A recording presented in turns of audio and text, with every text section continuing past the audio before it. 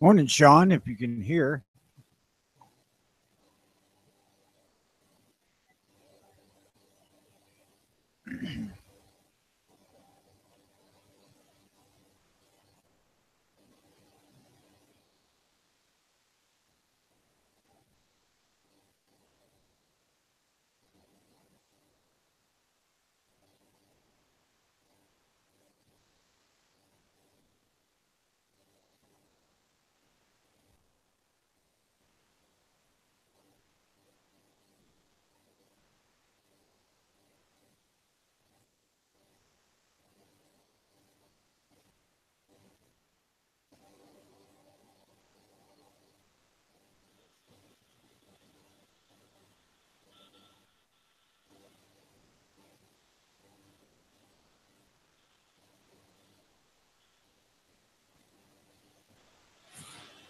Morning, Gunchannels.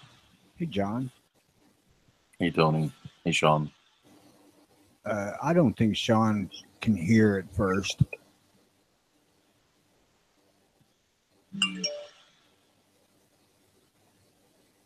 I think he might be setting something up.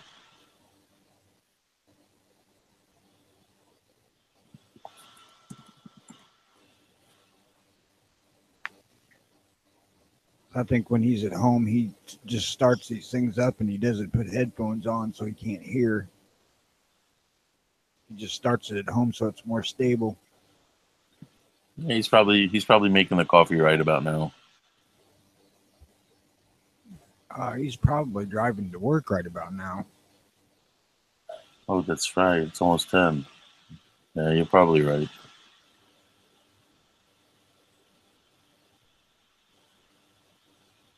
Yeah, Smeg says he doesn't know what kind of data he's got for gas mileage. I imagine some bitch get 20 miles a gallon.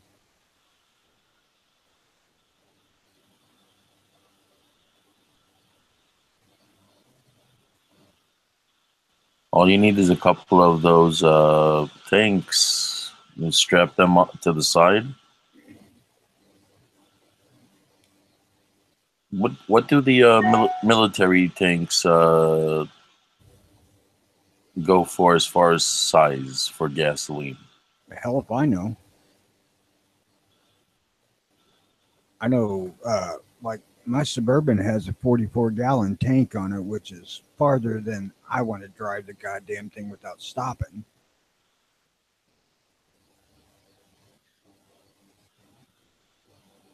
I know that I can leave here and drive 300 miles to uh, where I grew up and do whatever piddly ass running around I want to do down there and drive back home and have gas left when I get home. Oh no, I was referring to the reserve tanks that I you don't know. buy. Them things are a huge fucking pain in the ass most of the time. We used to run those 100, 150 gallon tanks in the back of pickups when we would pick up trailers. Yeah, but with a van, I think you can make like a. I've seen people make the stands either on the side or the back doors, and they had like two tanks or two tanks on each door I would instead of the not. wheel. Oh, you mean like a jerry can? Yeah, the jerry cans. Yeah, Oh, but those things are like 5 or 7.5 gallons. I think most of them I've seen are 5 gallon. and that's enough to get you going if you should be running low. 4 or 5 of those, you'd be good. That's my old pickup that I had. I drove all the time before I bought this Suburban. Had a God 20 20 something. It was a short bed truck, so it didn't have the 38-gallon Chevy tank. I think it was like 24, 26, something like that. And Jesus, this Suburban shocked me when I pulled it up to the fucking gas pump and filled it up. Man, I'm gonna go bankrupt feeding this bitch. How much did it cost you with the prices where you are? Back when I bought it, it was 2 years ago, and I think I spent $90 filling it up the first time. Yeah, that's about average. That's what most people I hear with trucks, they say anywhere between $80 and $100, depending on the size. It had half tank gas in it too. Holy cow! So that would actually be more like a $1.20, $1.40. I don't know. I rarely let it get that friggin' low on gas. Yeah, $90 at half a tank. Yeah, that's Well, at that like, point, gas was $3 a gallon. So, 30 gallon of gas. The some bitch holds 44, and obviously the gauge wasn't calibrated to be exact for whatever fucking reason.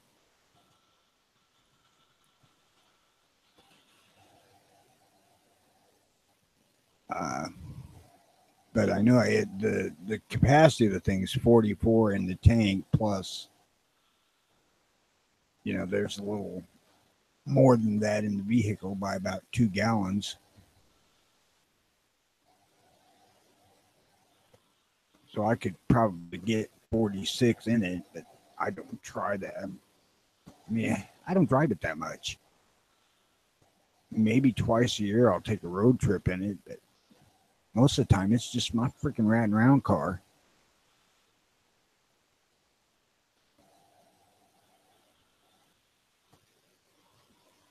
well, at that point you would end up saving. You would actually end up saving a lot.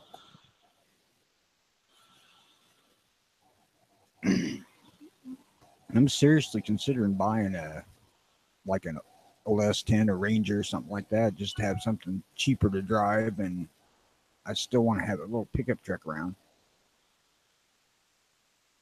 I would have kept my other truck, but I wasn't driving it, and I really needed money at that point. That was part of that 3 year period where I had no fucking income whatsoever.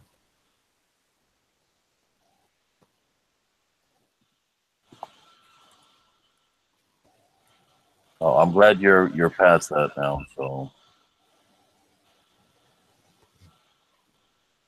And I sold it to my dad, so if I desperately need a truck, I can go use it.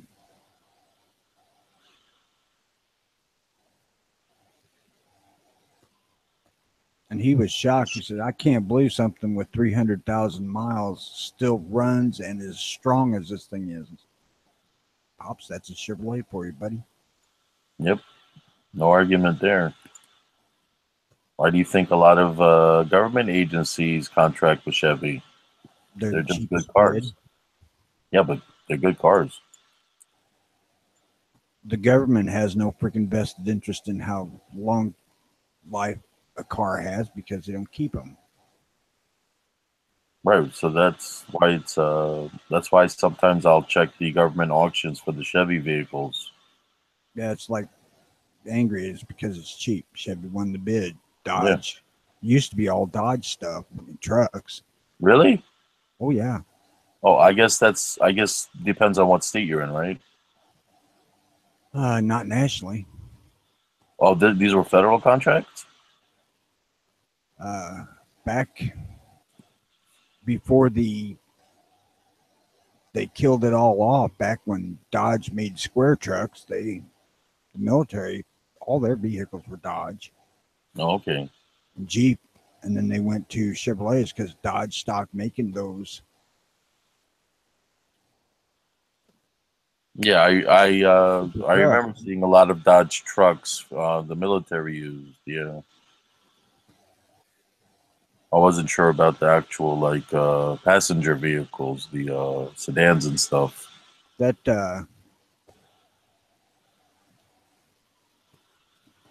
Dodge Ram Charger that the military was really fond of was probably, and the Dodge truck too back then, probably the stoutest four wheel drive you could get back in the day. I still see some agencies around here in the city, state and the city using the Dodge trucks for like the parks department and whatnot. I don't think it gives a shit's bit of difference on what you buy today. They all have similar lifespans, and it's not Ford's clearly better than Chevy and clearly better than Dodge, or Dodge is not clearly better than anybody. Dodge had the best diesel motor for the longest time, but I don't know about that now. I haven't had any experience with them for a couple of years. And that Ford 6.0, a lot of people railed on that, but that son of a bitch was a hell of a motor in the ones we had at work. Um, so I've never seen a motor that had the longevity of the early Cummins, but that's just a shrunk down semi engine. I mean, it's meant to be that way, and I don't know what the newer, more uh, environmentally safe versions are like. I'm sure that most vehicles out there will do 300,000 miles if you take care of them Oh, today. absolutely. Like you said, 300,000 miles. That's you've pretty much made got your money's worth on that. Yeah, my old truck, I bought it. It had 200,000 on it, 230 actually. And I bought it off a lady who was going to junk it because it wouldn't run. I bought it for $100, put 5 gallon of gas in, so it started right up. Nice. Well, hell yeah, it was. They had a friend of theirs put a fuel pump in it, and nobody ever put any gas in the damn thing, and it wouldn't run. And she went and bought a new truck, so she didn't give a shit. She wasn't going to spend any more money on the old truck. And I bought it, and I drove some bitch for like 7 years. And Wow. then when I uh, bought the Suburban, I decided I was going to put some money in the old truck because hell, it had 300,000 miles. It was time for new brakes and all that bullshit. Uh, and I spent about probably $1,500 on the thing, replacing all the shit that needed to be done. And this included a set of 4 new tires and the whole all new brakes, brake lines, fuel lines, new fuel tank, new fuel pump sender, all of it. Well, just an FYI, Angry says gasoline is an important component. And I didn't drive the damn thing.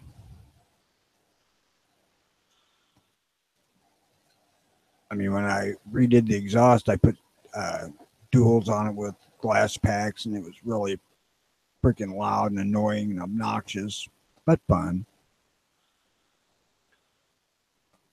But I just, you know, I bought the Suburban because I couldn't put the kids in the back seat of the damn truck without hurting myself. So I wanted something with 4 doors. You got the Suburban is a regular SUV, not a like truck with those cab doors in the back, right? Right? Yeah, it's regular uh, 7,000 pound station wagon. Station wagon, that's it.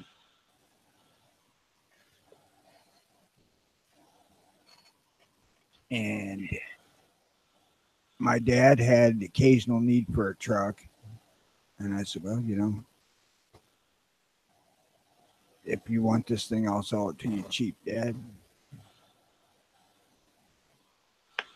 And I did. And I do kind of regret it, but I don't. Because it's just be sitting here. But I would get it started up and take it out once a month, just make sure somebody still ran. But Well, you need to run your vehicle on the road at least to help it keep the internal system cleaner. If you let it sit, God knows what could build up if it's too long.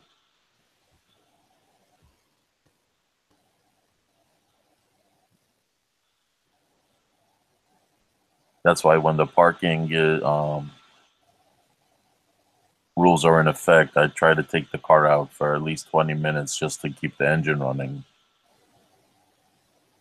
Oh, I would, like I said, I would get this thing out and run it once a month, just to make sure the battery stays charged and that it ran. But Oh, I've that had, reminds me. I had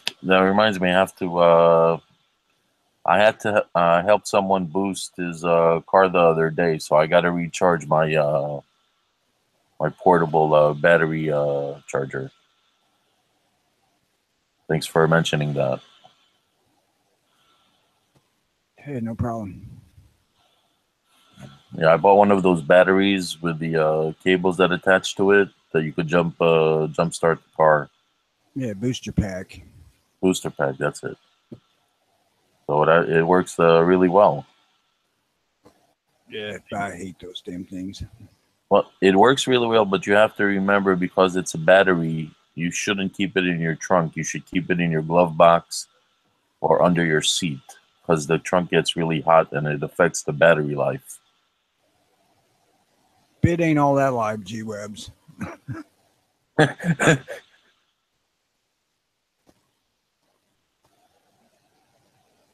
I don't know. Is it, I didn't even look. Is it live? Yeah. Yeah, we are. We've been live for the last half hour. But I don't. I watched the freaking Gun Channel page, not the tab or the Okay. Hangout.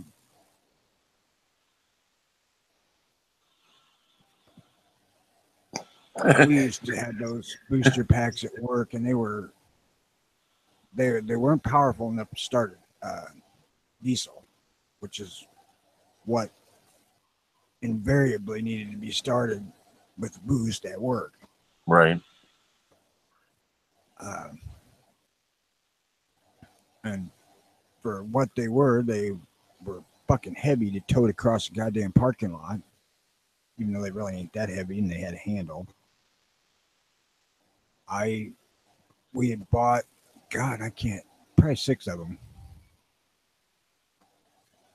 and they, because of the way we used them, they had short life. Just went and bought freaking stuff to make up short leads for a regular battery. Just we have deep cycle batteries because we had trailers out there that required batteries to make the hydraulics work and shit like that. And I made one up out of a deep cycle battery, and it would start diesels when it's cold and stuff like that. So, and I just had a 4-wheeler or a fork truck around to haul some bitch around on. I wouldn't carry it because it weighs, same as a fairly large car battery. If I had a truck, I would definitely have one of those. But since I only have a sedan, I only need the battery style one. Well, that little The handheld battery. that little small pack thing is intriguing as hell. I don't know Oh, how they that's get what I that much use. power on a little bitty thing. That's what I use, and it worked. The ones that we had were like basically what they did was they put a freaking motorcycle battery inside a box that you can carry with 2 leads on it. I mean, it's a sealed battery. You can't add electrolyte to it, but I've had several of those fuckers apart.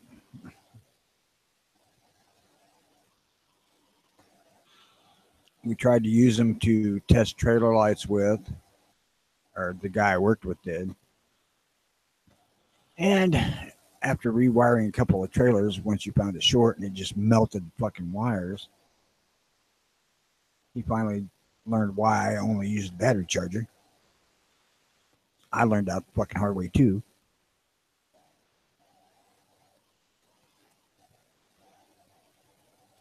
You put enough voltage to a wire that's shorted, that wire that's shorted is going to turn into a fucking red hot freaking probe that just burns everything around it. Then you get to replace it all. Yay! That's the fun part. Yeah, well, it's not so fucking easy replacing fucking wires inside a goddamn trailer. People have no idea how hard some of that shit is, especially on a fucking camper. Where, for one, if you gets short in the wrong place, like somebody's put a screws through something in the camper part of it, it just burns the fucking camper out of it. But on some of these things, they put the wiring in, and then they put other shit on around it, you know. So they laid the wiring in to start with. It ain't easy to get it back in there. I wonder if someone sells something as far as like a package goes to keep in your car that not only has tools but also has wiring that matches the same gauges as some of the wires in your cars, along with some hoses in case you need to do a repair on the road. I wonder if someone has like a package like that. I would imagine so. It's kind of common on trailers to have to do wiring work fairly often. Plugs and shit go bad. I wonder if there's a company out there that sells them for regular cars though. I doubt it. I mean, it would be like a trailer package or some shit like that. But there's, for one, there's not much fixing wiring in a modern automobile. I mean, that the average guy could do. It's just so fucking complicated. And the wiring is tailored in resistance to the system of the car. So you can't just take a piece out and put another piece in without the risk of affecting shit.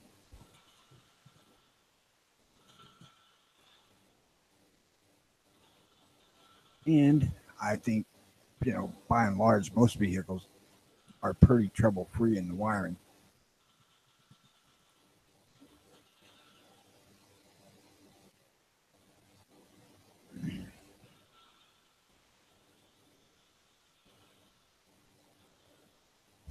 Yeah, so I have like a basic toolkit in my car, for the car itself specifically. And I just recently started um, adding the hoses and wiring to the kit, Now, just in case. if you have a Dodge truck from, say,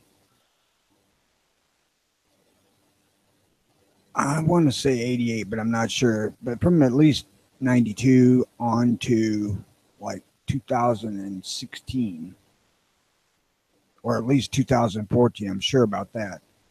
You might want to keep some wire and some connectors in there, because that fucking plug behind the driver's side front wheel well is gonna fuck up at some point. Right, because it's more exposed to the road and the weather.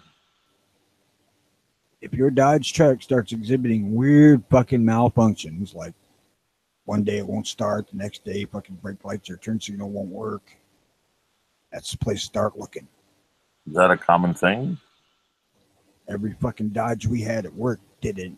Oh wow. Every damn one. Every one of the newer body style from 88 or whatever up, 92, whenever the hell they changed over to that.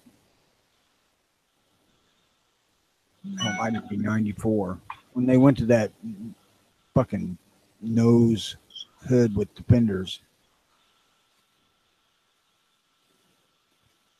Yeah, Angry says early to late 2000s.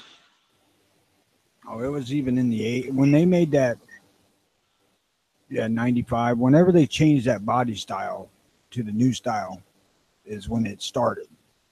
And they put that fucking connector behind the goddamn driver's side fender well. It's kind of a dumb idea on Dodge's part. Have they fixed that in the newer models? I don't know. They hadn't fixed it as of 14. Oh wow. And it may not be a problem in areas that don't use salt and calcium chloride. That I don't know, but we use both here, and every fucking truck we had would have problems there.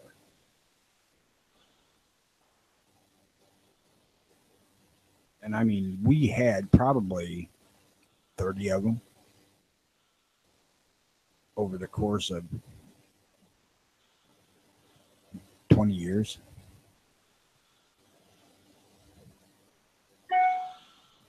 I mean, I'm fortunate that was my main job there. I was work on trailer wiring, so tracking down issues wasn't a big deal. But on a Dodge, if that some bitch is having problems, that's the first place I go looking. Hmm. I can't understand why anyone would put an actual connector so exposed rather than putting it up further up on the towards the hood or towards the cabin side.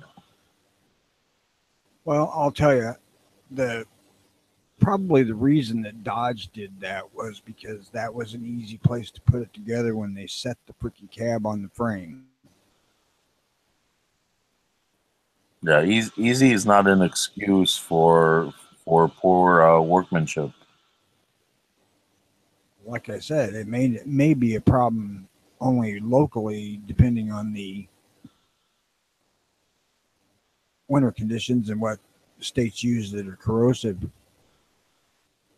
to keep the roads clean. That I hadn't really thought about that.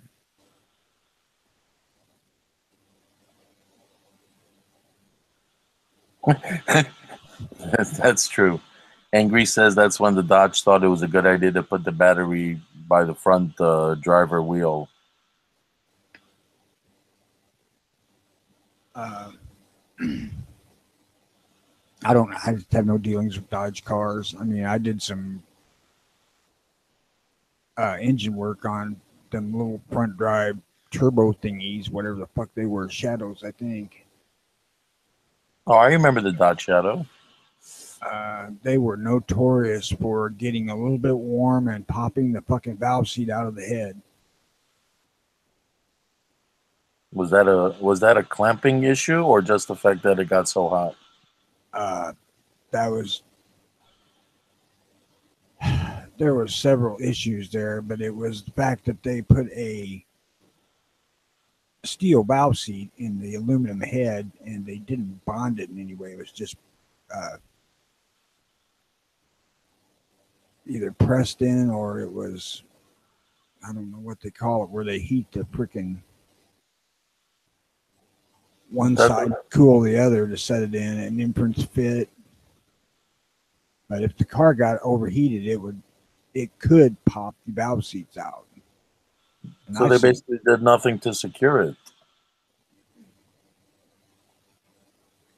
and if you never got your car hot, it probably wouldn't matter.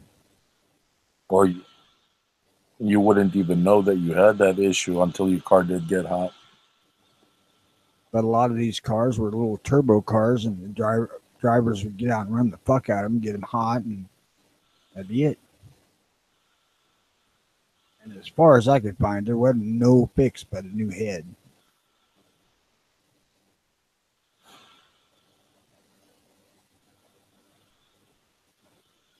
I made a lot of money working on those though, because it was fairly easy to do, and I could do one in the evening after I got off work. I did that for several years. I was doing one or two of those things a month.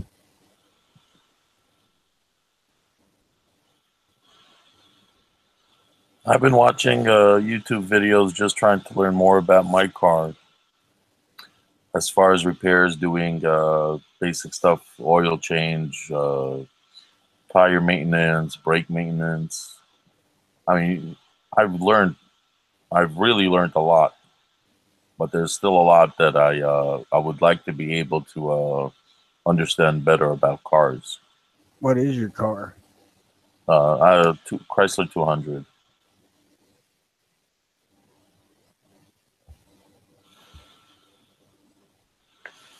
Well, the most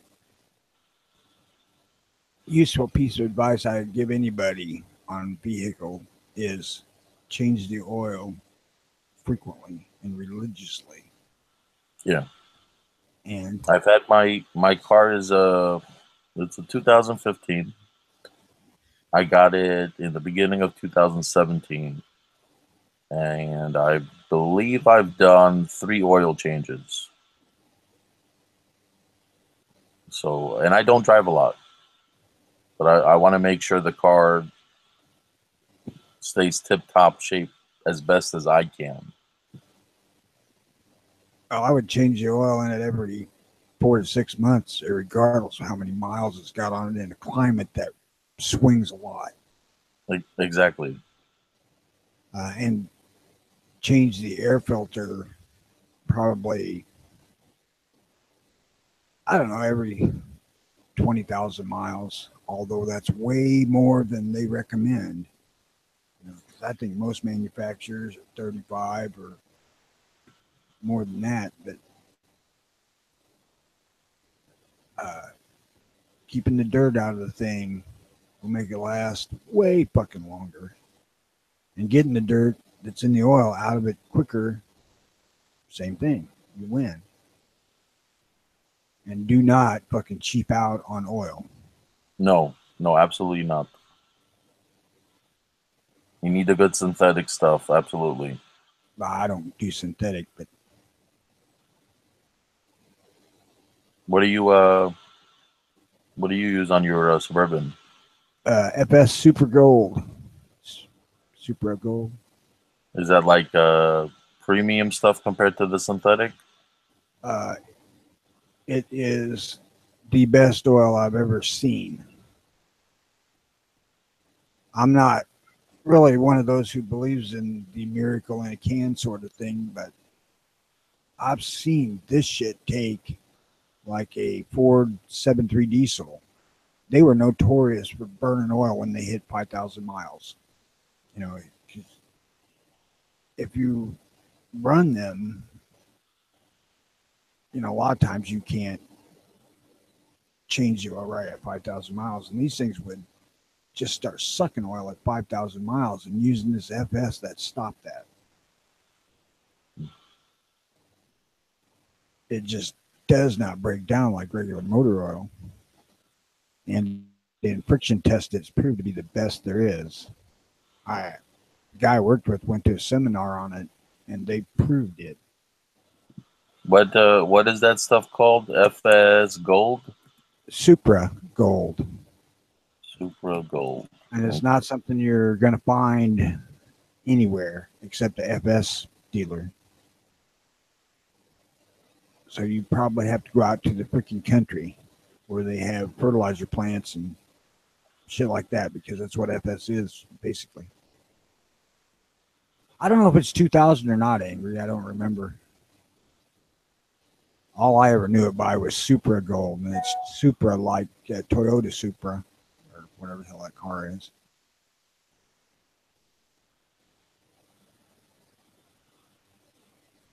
Oh, it's a Pennzoil product, right?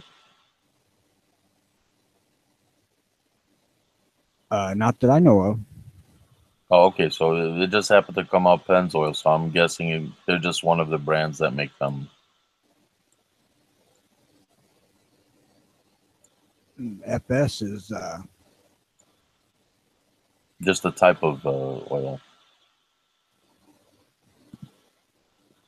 FS is a brand here, but I think the FS is actually abbreviation of Farm Services.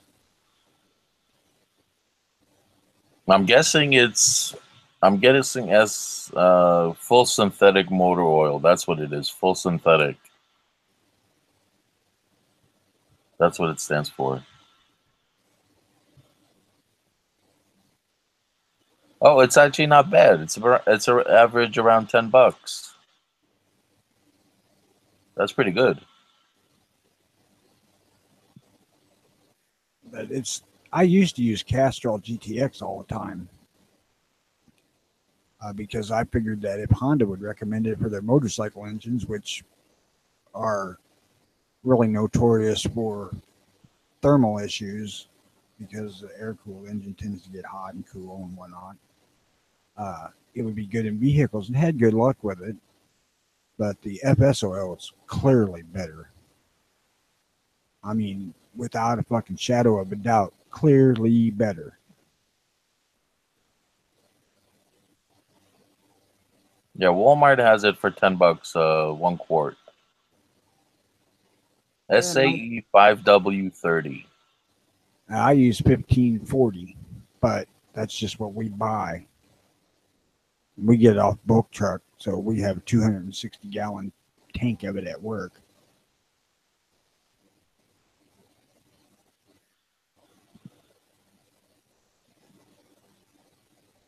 I don't I don't oppose GTX. If I was hard pressed, I would use Castrol GTX, but if I can get it, I'll use the FS. If I use GTX, I would stick with changing oil at 3,000 instead of 3,500 to 5,000. No, this is the stuff I'm finding now. I put the link in the chat. This is the stuff. It's a 5W30, but it's called Castrol Edge.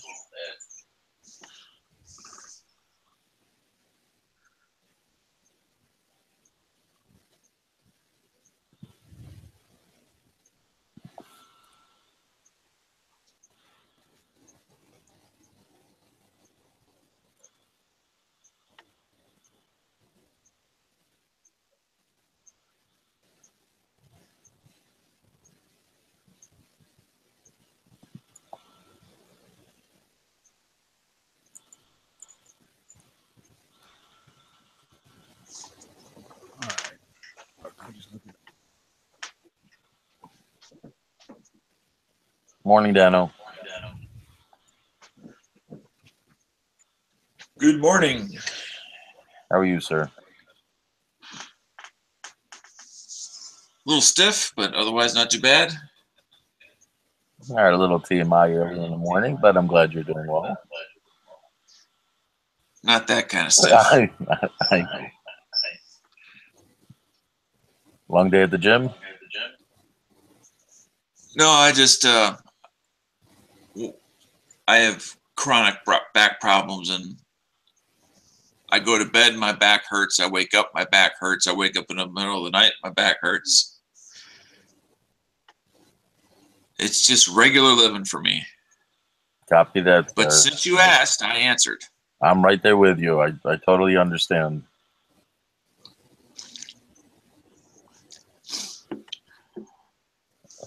Hope you're doing better though at the moment. I have my monthly doctor appointment today. Oh, I did mine yesterday. Always exciting. I did mine yesterday. Not that it's gonna do anything for me, because it doesn't. No, it's a legal requirement. I just posted in the chat what I'm talking about. And it's Suprex, not Supra.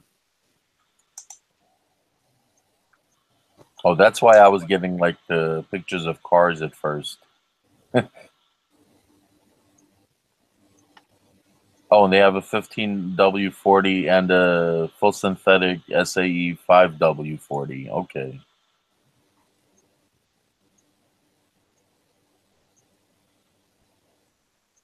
We started, 10 years ago buying it in bulk with a bulk tank, a 265-gallon tank, which made it easier for me to rip off oil when I needed it for my own because, hell, who's going to notice 5 quarts missing out of a 250-gallon tank? And my boss said he really didn't give a shit anyway.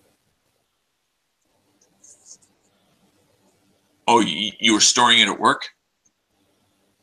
Yeah, or it was for work? It was for work.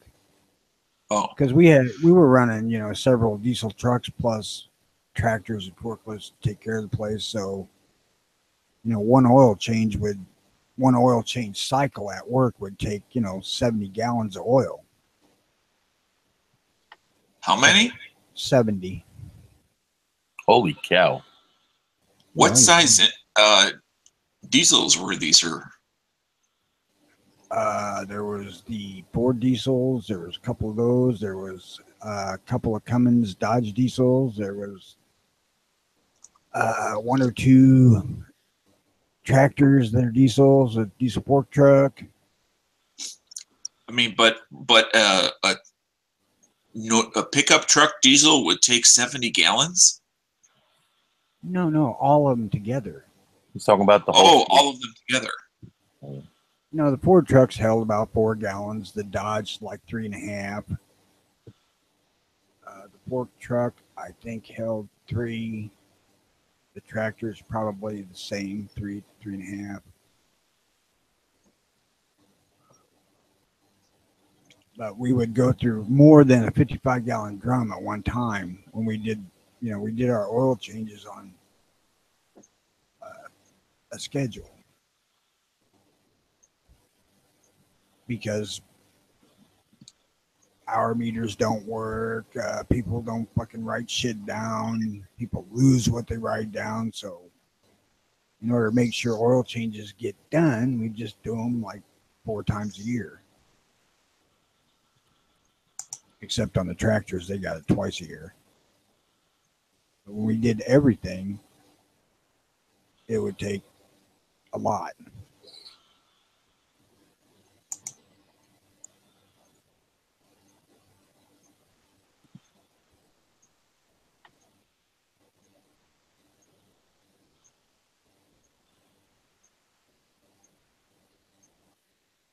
So instead of having 55-gallon drums around there, we had brought in a bulk tank, but I think it's 265 gallons. And that lasts us a couple of years.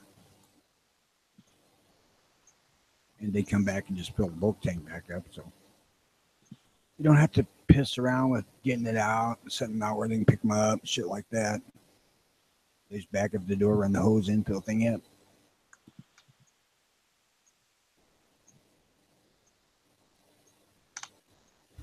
Last I knew, it was costing us like $4 a quart that way.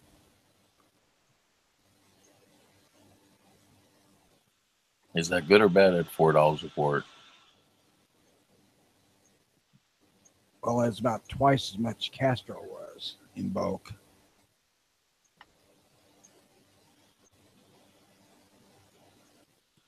It's expensive oil. And hell, that's been 5 years ago, I suppose, that I've seen a damn bill on it. So it may well be $7 a quart by now, bulk. If it gives your vehicle more life, it's totally worth it. I'll tell you this much, and this is, people can take this one for whatever it's worth, but after we switched to from Castrol to the FS, we never have blown an engine. Yeah, I would say for the extra money, that's worth it. And before that, we would probably blow a motor at least every couple of years. We'd blow 1 or 2. Now, I never did because I'm not stupid. I know what fucking oil pressure gauge and a dipstick is, but it happened, and it did happen a fair bit. No, not everybody's as smart as you, Tony. Well, when it comes to company vehicles, there's always a certain percentage of people that view, well, it's a company vehicle. Why should I give a crap? There's fucking 3 of us that work in a goddamn company. I mean, there's the owner, his brother, and me. So it's easy to find that culprit. No shit, I care because I'm the one that has to fix the son of a bitch when they blow it up. The owner cared because he's the one that had to pay for it. So guess who blowed most of them up? I guess you figured that out then, right? Actually, it was the owner because he was the one that really didn't pay any attention to the fucking dipstick and oil pressure gauge. Yeah, he may care about paying, but if he's not very bright when it comes to machinery.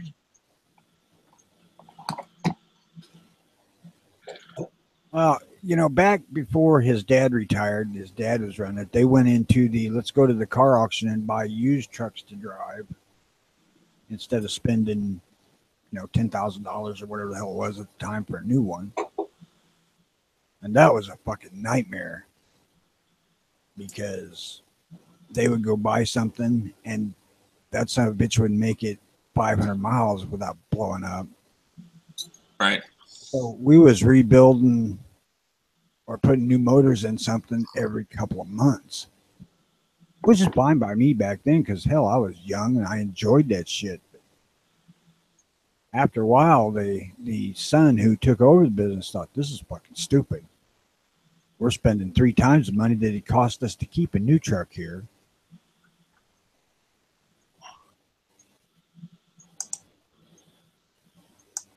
If you take care of it properly. Right. The dad didn't consider the labor of fixing them. That just never registered with him. Mm-hmm.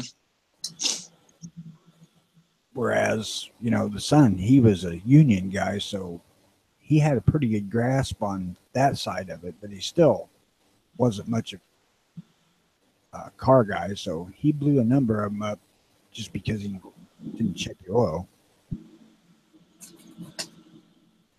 And then the other brother, he'd blow them up because he's just running them as fast as they would fucking go. Yeah, sadly, I've worked for a few companies where the people's attitudes were, "It's not mine. Why should I care?" That's unfortunate. I'll tell you Yeah, what, that's what I was referring to. I would give, you know, we hired day labor occasionally, and I would give anybody fucking all kinds of shit for that. Because I'm the one that's going to be fucking days fixing that crap for you being fucking stupid. Now, me being stupid is different because I fixed it. And in the whole 27 years or whatever the hell it was I worked there, I never blew one up.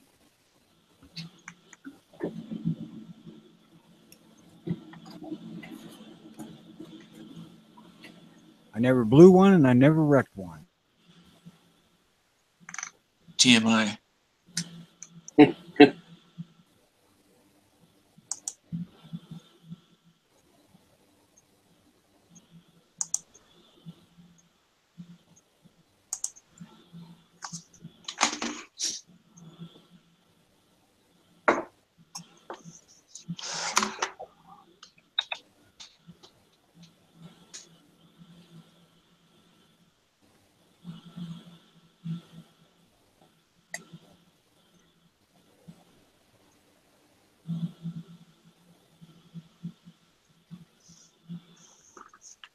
Now, that doesn't apply to guns. I mean, I didn't have my fucking new Ruger for a month before I blowed it up.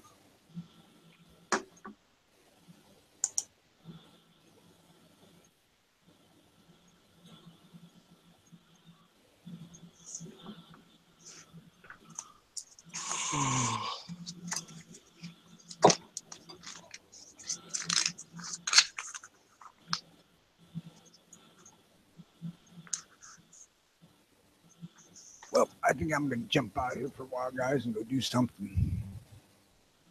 All right, Tony. You have a good day. You guys take care. See you later, Tony.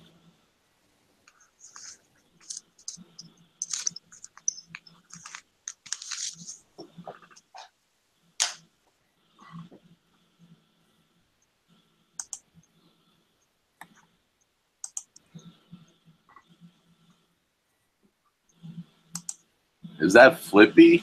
I see.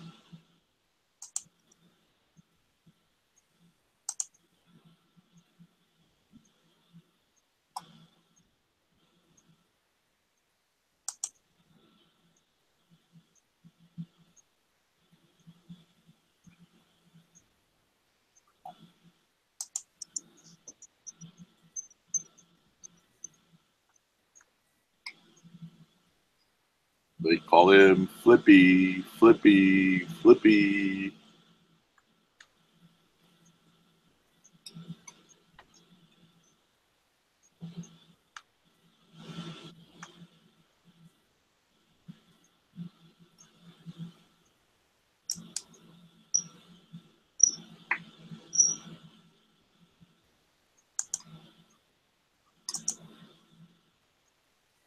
Guess he's occupado. What's new with you, Dano? You pretty much got it when I first got in here. Is having my coffee. Waking up before I head off to my appointment.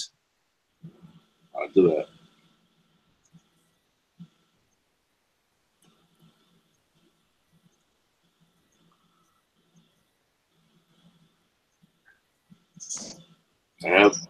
Hopefully it's my final one, but I have my my final hearing.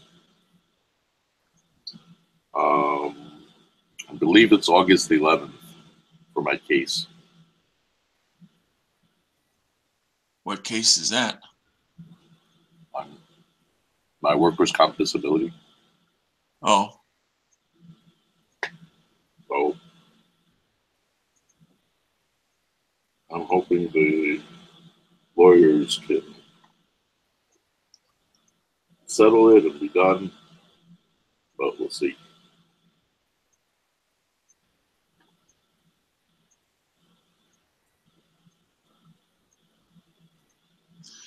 Has it gotten to the point where it's already gone to court?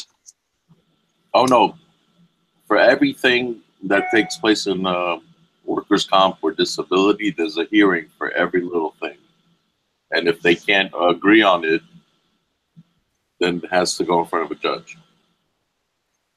Okay.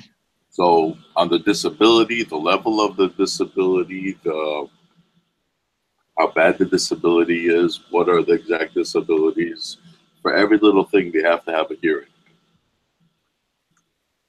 So I'm hoping this final one is actually the final one. We'll see.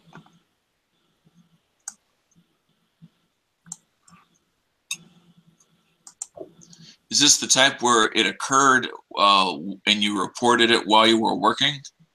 Correct. Okay.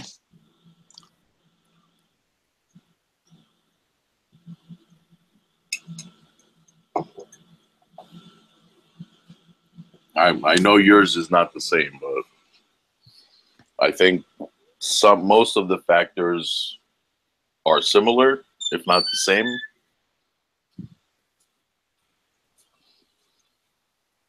Not as in what happened, but whether you're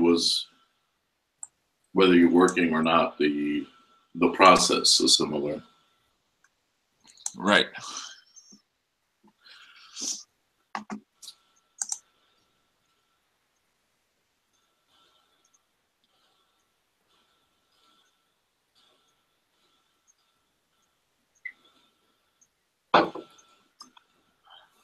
Oh, so yesterday, on the way home after the doctors and lawyers, I'm walking almost at home, and I hear there was a car accident. This young kid driving a nice fancy car, pulls out as a big truck is passing by. This truck turned the corner very fast, going down the school street, and the speed limit is 25 miles an hour. So when you get to the school, you got to go slow down to 15. He was rushing. The kid was rushing, pulls out, hits him in the back rear tire. I had to stop and help the kid out because I could tell the second he got out of that car, that was his first accident. He had no clue what to do. Right. And the guy in the truck, older gentleman, was pushing himself on the kid. Yeah, just give me your stuff. We'll fix it later. Just, give me your information. Yeah, exactly. So as soon as they separated, I went up to the kid and I said, listen, get on your phone, call 911. And as soon as you're done with that call, you get on your phone and you take pictures before you do anything else. And after that, you call up your insurance company or you go on your insurance company app if you have it on your phone. I told him you do it exactly in that order and you do it right now. And I just stepped back.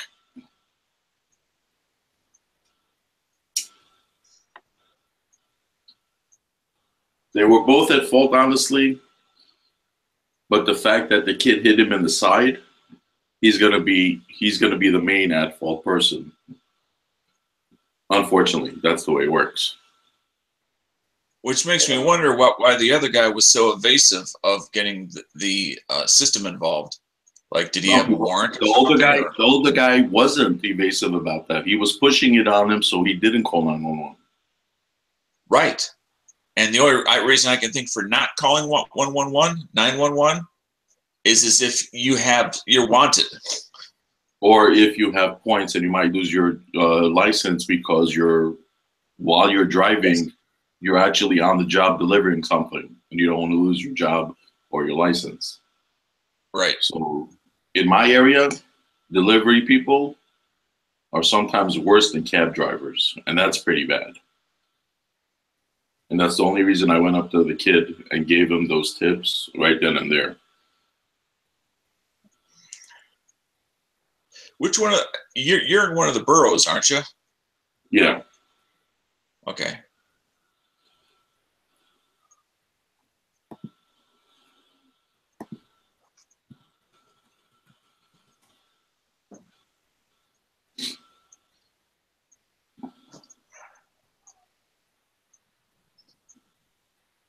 But some boroughs are better than others as far as with the driving, but right.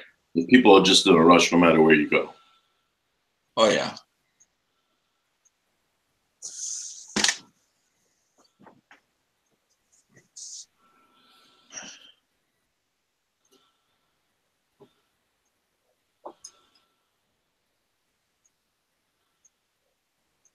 A day or two, I saw in the news, this guy was turning his car and he was doing it very slowly. And this kid, I don't recall exactly because I didn't see the picture clearly on the video.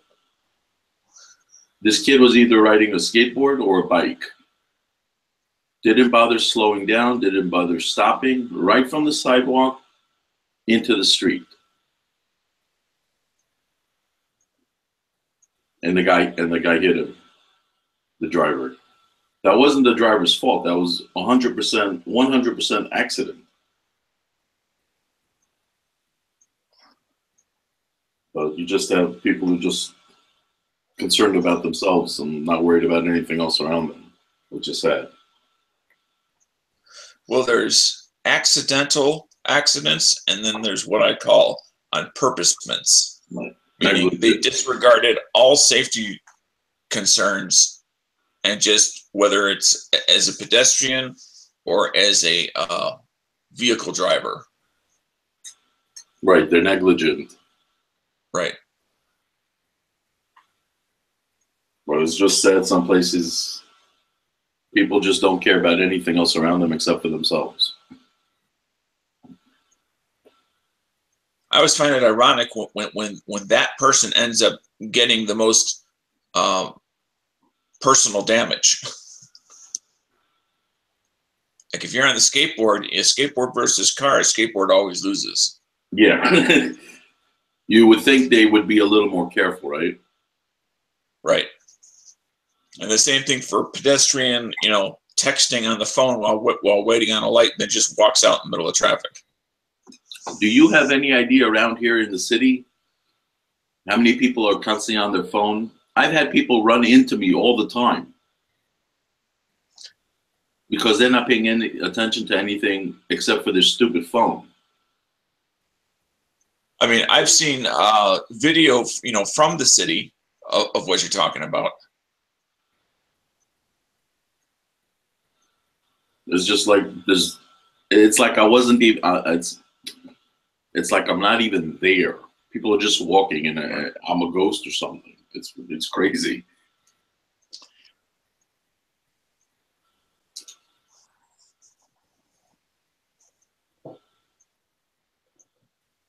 Yeah, that's the type of I'm gonna use the word symptom, although I'm sure there's a better word, of a city that has gotten too large. Exactly. Where it's, but also people's priorities. Yeah. It's all about me, 24/7. Exactly.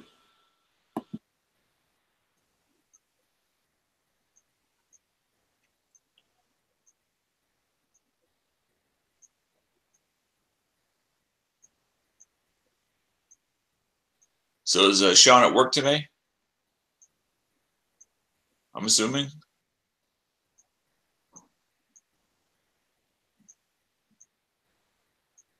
The guy hosting this?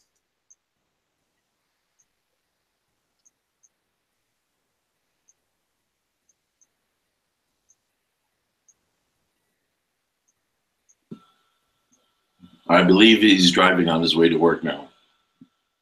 Oh.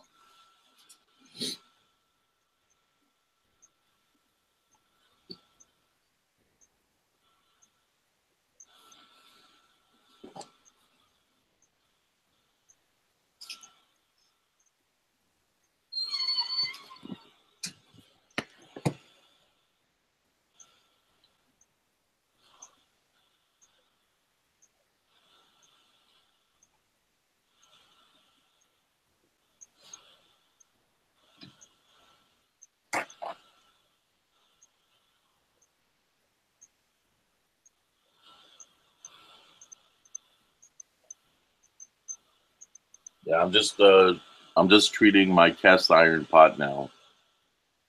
I forgot what they call it, where you have to put oil in it, oil it up, and you have to put it in the oven. I forgot what the term is. I know what you're referring to, but I can't remember the term. Yeah. I'm just waiting for that to finish cooking, so to speak.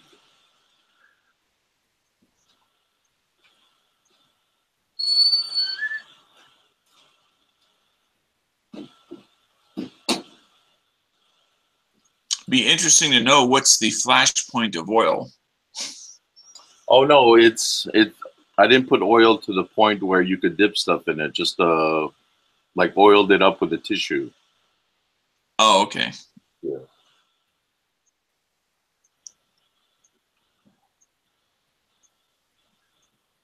I'm just surprised how well it works. A paper towel or an actual facial tissue? No, a paper towel. I put oil on a paper towel. Okay. And then it's basically like you're lubricating the pan, like you lubricate your gun parts. Right. Right. No, I was just thinking in regards to little pieces of paper that would be shredded from if you actually used facial tissue. Oh, no, just a regular paper towel roll. Okay. Yeah.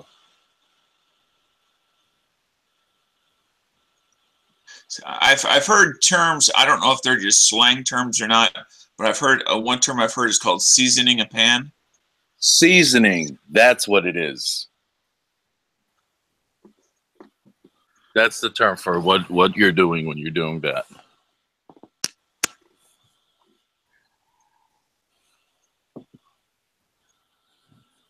So I bought a 2-pan set. One is a large pan. One is I'm guessing it's around a 12-inch. The other one is maybe a 20-inch pan, and they're pretty deep.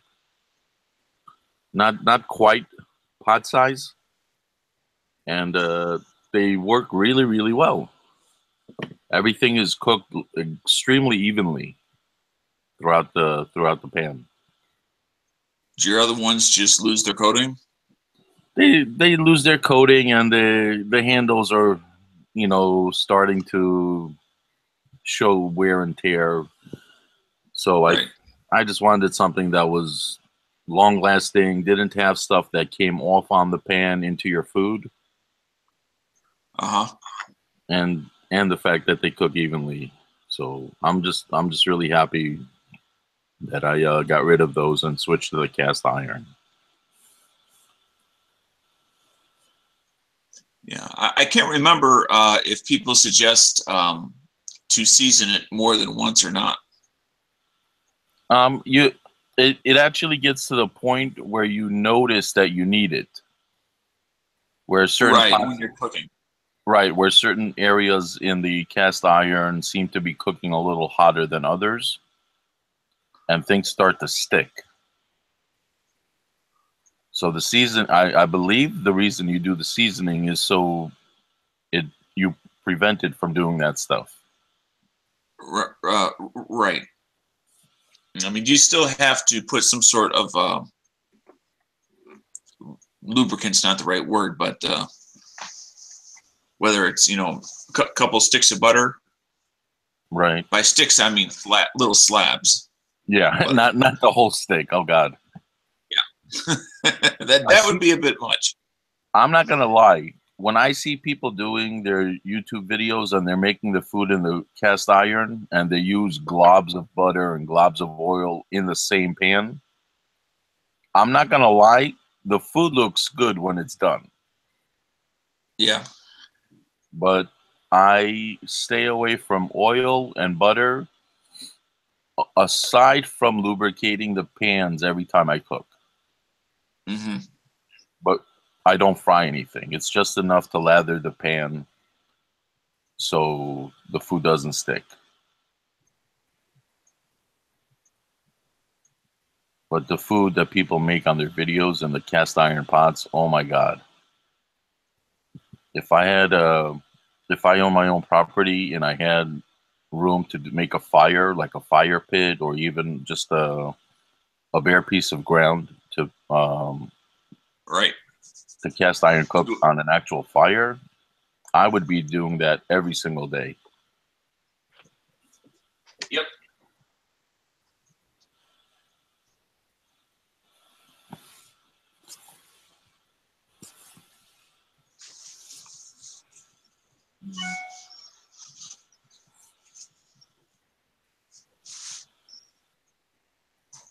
I recently saw someone do a video. He was making ribs and he was using, it wasn't a barbecue grill, it was actually a cooker. What do you call that?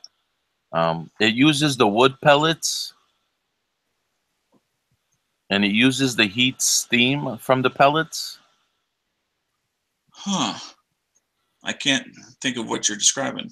It's like the actual pellets go in a box that's attached to the thing where the meat goes in. And there are knob controls to, I guess, how much air or how many pellets can burn. Well, are those pellets fuel or are they simply to retain heat No, like rocks? the pellets are fuel. Okay. They are the fuel. But I forgot. It's not a barbecue grill. It's what was that? Let me Google it for a second. Let me see if I can find out what it was.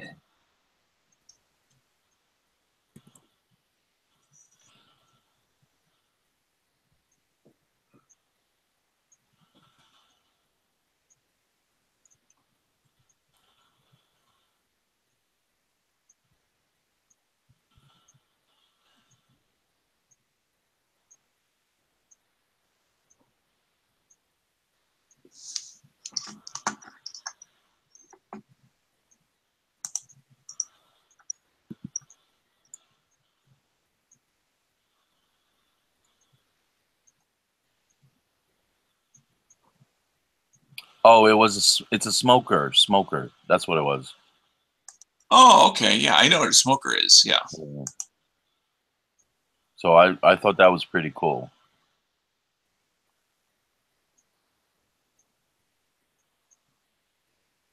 So you have the grill part of it, and right on the side of it, it had the box to put in the pellets, the fuel, so to speak.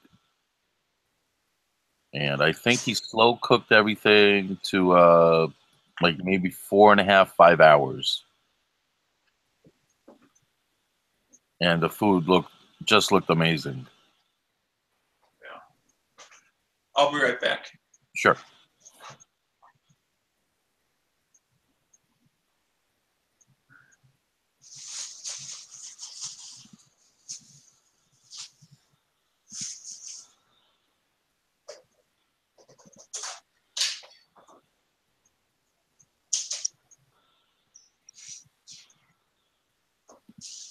Do it! Do it! Come on! Do it now! Do it! Do it! Come on! Do it now!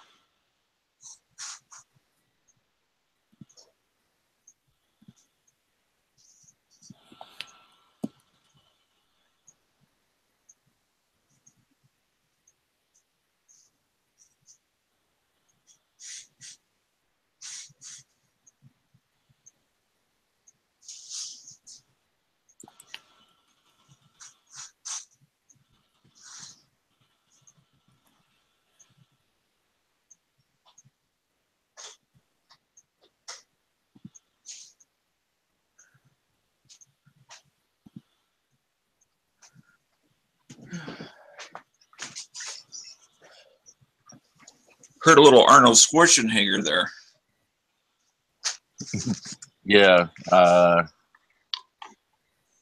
Angry said video footage of John telling the kid to do it.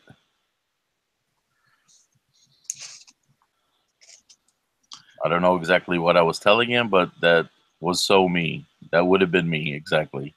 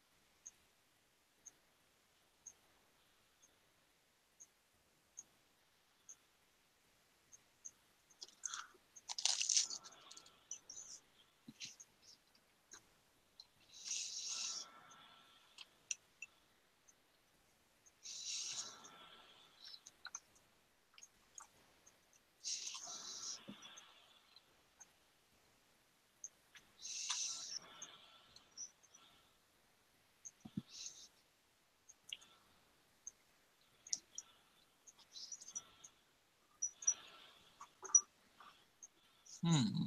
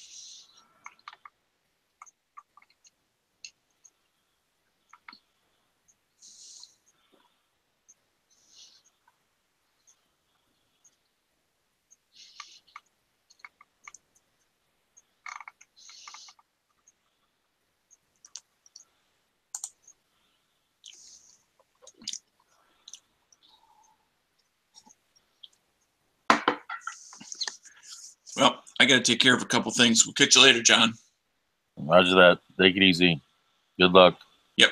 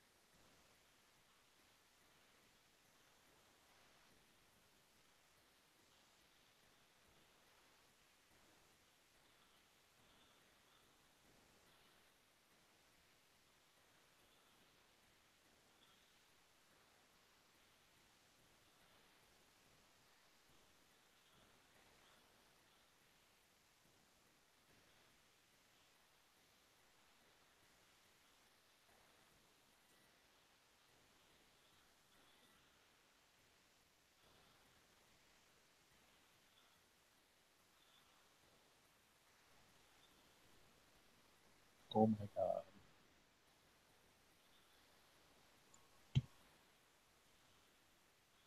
Hello?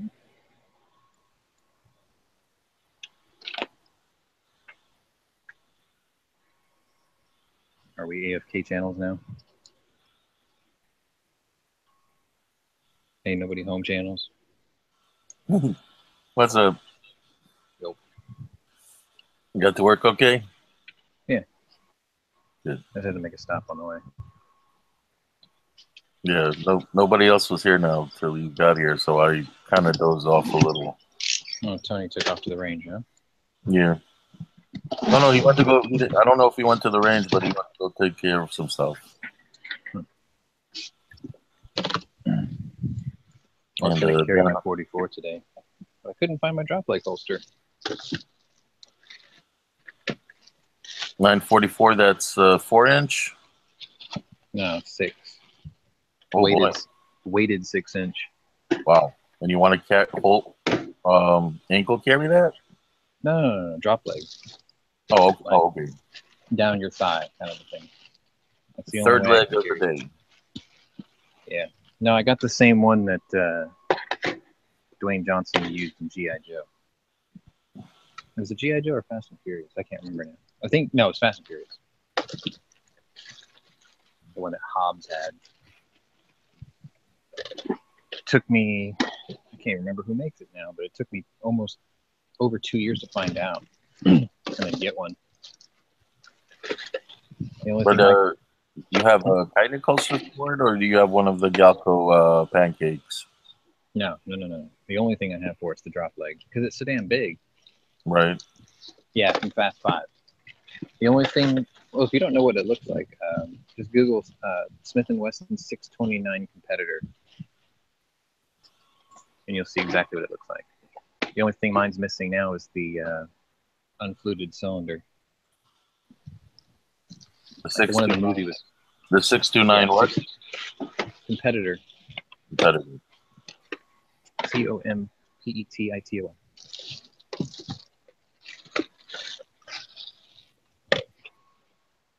I was gonna cram it in my bag today, and I thought, nah. Oh, that's a performance center. Yeah. Wheel. Oh, nice. Oh, yeah, you've shown us before. I sold a car for that gun. Nice. Yeah, you've shown us this before, yeah. She is pretty. I'll give you that.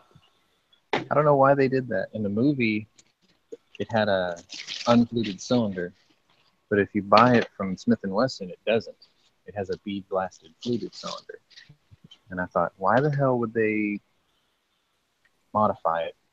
You know, I guess to make it different than everybody else's. I don't know. I'm tempted to send it in and then have them replace the cylinder. Right. And then while they've got it, I'm thinking about having a melanite the whole frame. And because if I get an unfluted cylinder, it's carpenter steel. It'll polish out real nice. And then have melanite the frame. How much do they charge for that if you send it directly to them? Oh, I'm pretty sure if I sent them that, well, I gave a list. I told them the jeweled hammer and the trigger, and then put like an excess or like a Trigicon night sight on the front because I don't like the front sight anyway. And then melanite the whole frame. And I'm probably looking at like, realistically speaking, I'm probably looking at $1,000. Oh, wow. Which is crazy because I paid $15 for the gun, and now I have to throw another $1,000 in just like cosmetics. That is crazy. Wow. Yeah. That's why I haven't done it yet. Like, I'm on the fence. I just sent them a list, and they're like, we can do that. So what are you looking to do now? You want to get like a matte finish, a super shiny finish, a totally blacked out finish? You ever see a M&P, like a Shield or a 9C? That finish. Oh, okay. Kind of slick to the touch. Yeah. You want like the super blacked out version. I thought about it. Because I mean, the only other thing that I've seen done to one of these is the slab sides where the words are. I saw somebody actually polished out the glass bead blasting on that, right. And they polished that the sides, and it looked okay. But I'd rather have like contrast. That's like one of my I'm never going to trade this guns kinds of a thing, like ever. Because I had to give up too much to get it. You're talking about this? Yeah, my competitor. That one and my Night Guard are the two guns I'll never sell. Ever. Like, even if I was hard for money. I don't think this looks good. What? You see the screen share? Oh. Looks neat. Ugh. I don't like that. I like this better. Or you could do a matte. Hunter.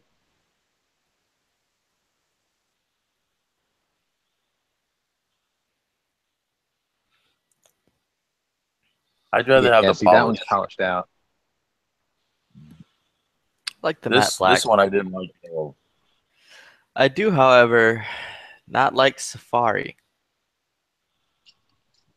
and the apples. I don't know if I want to polish it.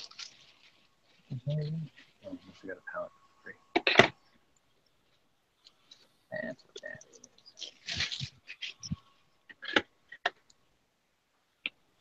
See, this looks really good with the wood grips.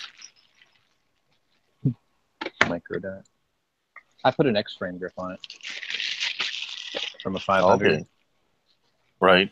Because my that 44 was the second gun I ever bought. It's funny. The first gun I ever bought with my own money was a Walther PPK. Not surprising, I'm sure. And then I got the competitor. Went from 380 to 44 Magnum.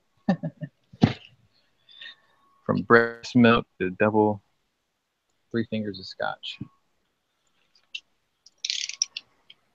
But when when it had the end frame grip, the back strap was exposed, and I can only shoot like 150 rounds, and then my hand felt like it was in a wood chipper. So I got the X-frame grip for it. It was the first gun that I converted over to a 500 grip. And now I could shoot, well, the most I ever shot out of that gun in one sitting was like 600 rounds. It was like an all-day thing.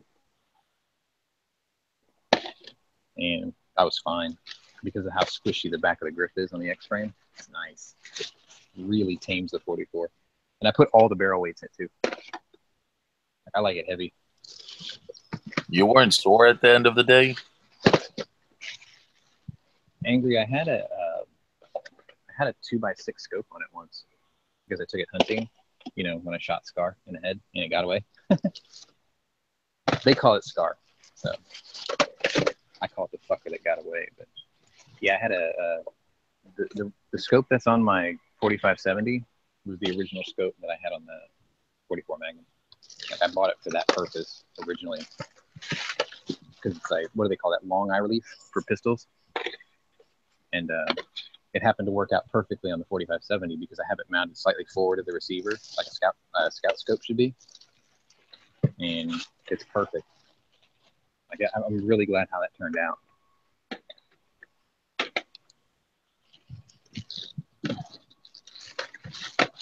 The reason I took it off the 44 was because the end of the scope stuck out almost a full inch past the end of the barrel.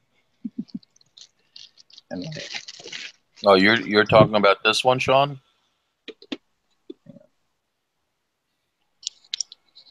Similar, yeah. Yeah, mine Okay. stuck out. Mine stuck out just like that. And he didn't think there was lead in your bullets, like deposits of lead in the air. On a pistol like that and shoot like 30 rounds and see what happens to the underside of that scope. It took me a full day to get the lead particles off the underside of the scope. Like I had to scrape it off practically. I used a brass wire brush to scrape it off. I had to because I mean it was little bits of lead particulate and it was getting stuck to the underside of the scope because the scope was bead blasted. So they like filled in all the little voids. And then every time I shot another shot, the new layer of particulate would stick to the old layer and fuse together. So I had like a layer of lead skin on the underside of the scope. And it had like this cone underneath it because you can see how it spread. It took forever to clean off. I was sitting there thinking, man, I was breathing in this shit. Or, you know, if I wasn't at a real well ventilated range, I'd be breathing that in. Turned out okay. I'll use the last box later.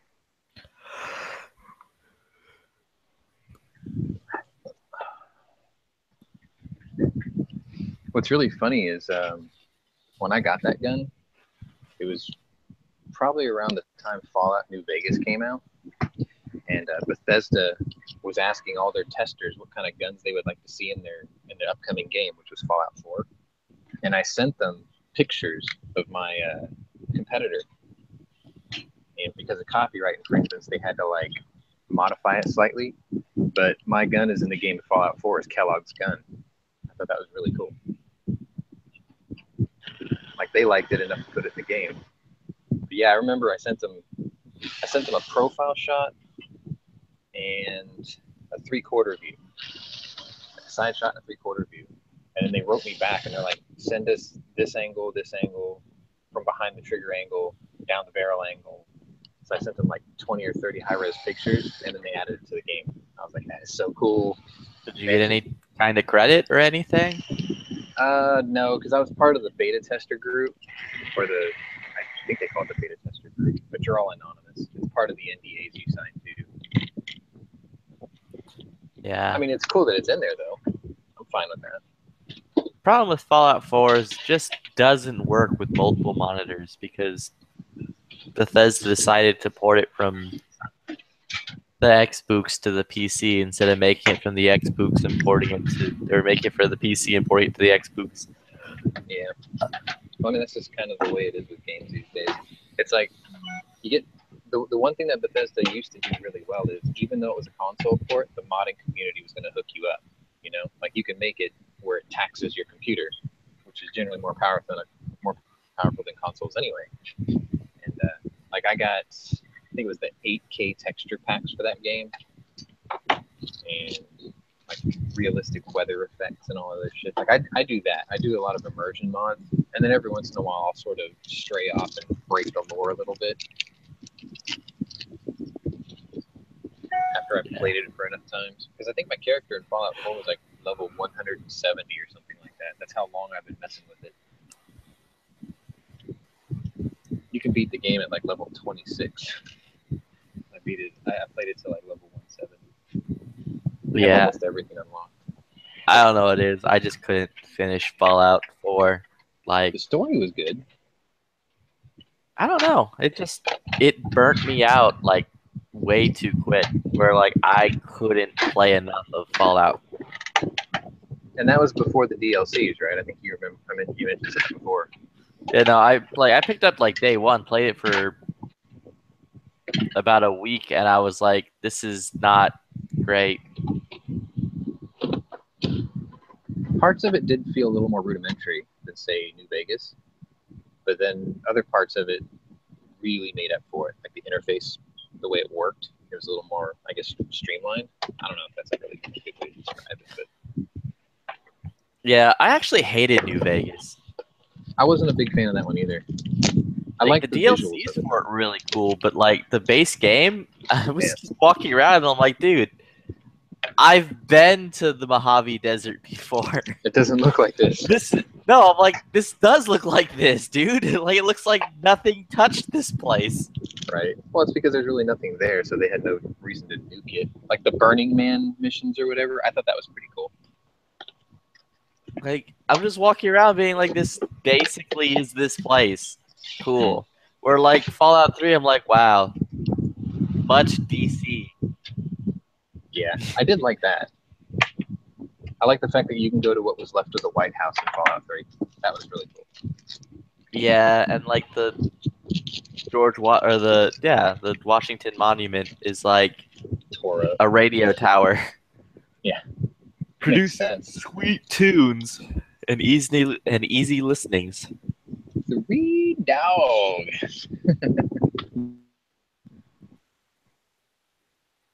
Oh, that was it Bill Bellamy? I also like the horror game mixed to Fallout 3. Like anytime you go in the sewers, it was just like dread. scary as Yeah, fuck. 'cause, like I'm about to get hit with like 80 glowing zombies, and then a bunch of zombies that aren't glowing. I think my favorite scary mission like that was when you went all the way to the southwest corner and you went to the Dunwich building, and then you were picking up all the holotapes about the guy who was like, you know, hiding out in the building with his coworkers, and then they all turned into ghouls, and you could slowly see him like change when he, through his journal entries. Oh yeah, and And then then just you like, find him in the basement. Holy shit! and it just basically goes into like itchy, scratchy, tasty. That dude is scary as fuck, man. I was like sitting there in the basement, all of a sudden this gigantic green glowing one came out. I'm like, oh my god! Whoa! Yeah, what are you doing here? Get out of my house! Man, I was watching League of Legends videos one day because, whatever, loser. So like, one of the funniest things is like there's this dude just playing, and just like one of his teammates is just screaming, just like out of nowhere. He's just like, "What? Get out of my house! Who are you? Get out!" Like everyone's like, "Wait, what's going on?" I'm like, "Yo, bro, are you getting home invaded?"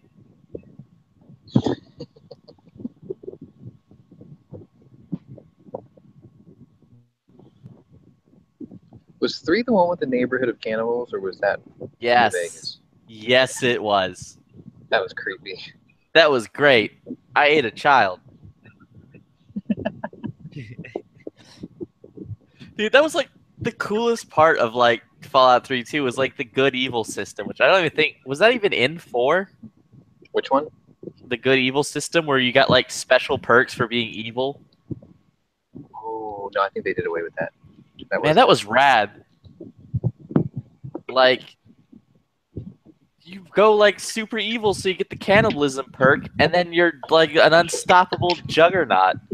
See, in 4, that was just a skill you can unlock, whether you want it, if you wanted it or not. You can just go ahead and get it. And then they had this other one where you can like grow gills and swim underwater. I think they had a few. I didn't know that the link wasn't being shared this morning. Sorry. Yeah, they also had the blood drinking perk because if you ran into the vampires, they'll teach you. Although I never understood, like, there's all these melee weapons. Why would I, in a world of guns, why would I want a melee weapon? Well, who wouldn't want to turn a giant car bumper into like a sword?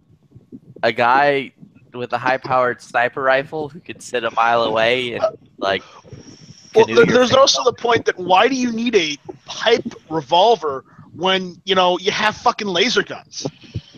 Because some people are too primitive to find a Because Sean wants to roleplay here, alright? He wants to pretend he's in the apocalyptic future of Fallout. I love the fact Right. that they put a 4570 in Fallout 4. It was part of the DLC. Oh. I heard there was Fallout chat, so I stopped playing 4 and jumped in. Yeah, 5 Texas. Battleship Texas may actually be in it, which I thought was cool. But they're making a 5. Yeah. They were gonna Oh do. dear God, fucking games, shit. They were gonna do the. Hey, well, you weren't here to control the conversation because you decided to wander off to the range. Hey, that's a sword that Ichigo uses in Bleed. No, I didn't wander off to the range. I wandered off to the bank. What are you buying? Same thing. Nothing. I put money in my daughter's bank account so she had money while she was on drill. Man, I want an MP5 SD. That seems rad. Didn't you have one? No, I have an MP5K. Oh, that's right. You've got the Zenith knockoff, right? Yeah, but it's a K. It's not an SD. I thought you got over your MP5 kick. Wait, what? I thought you got past your MP5 kick. Nah, I'm trying to get rid of it. Nobody wants it, huh? No, people just want too little for it. Yeah, it's not an easy gun to sell. Just like Morning, revolvers fellas. with more than 4-inch barrels, they're hard to sell. So what's new with you?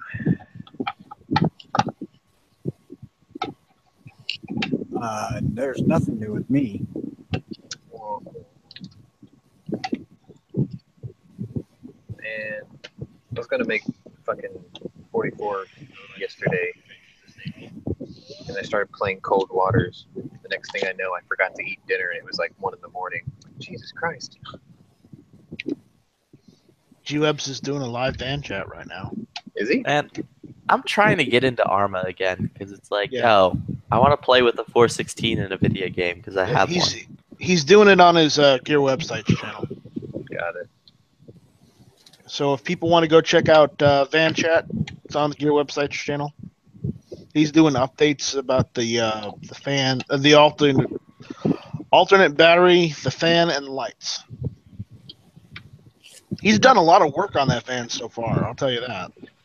Yeah, the installation job came out pretty good. Yeah. So if you're gonna do insulation like that, you still have to put like pink insulation over that. Fuck no. You know, R16. My buddy did. This dude was. I mentioned this yesterday. This dude was an actual rocket scientist. He works for NASA. What he does was he buys cargo vans and then outfits them for different roles. Like he's got 3 or 4 of them, and he almost does the installation the same way every time. It's expensive though. He dynamats the entire interior and the firewall. Then he puts Mylar down. Then he puts that insulation like G's using, and then he puts another layer of Mylar down, and then he's done. And he's never had a van that had rear AC because he never needed it. It actually worked every time. It's like really cool and really quiet too.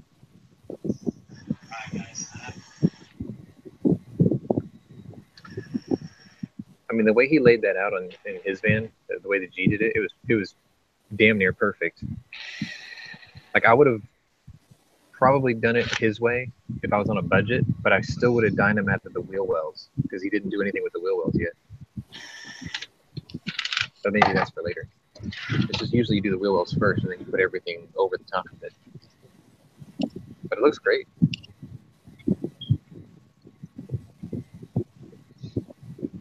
That shit's not cheap.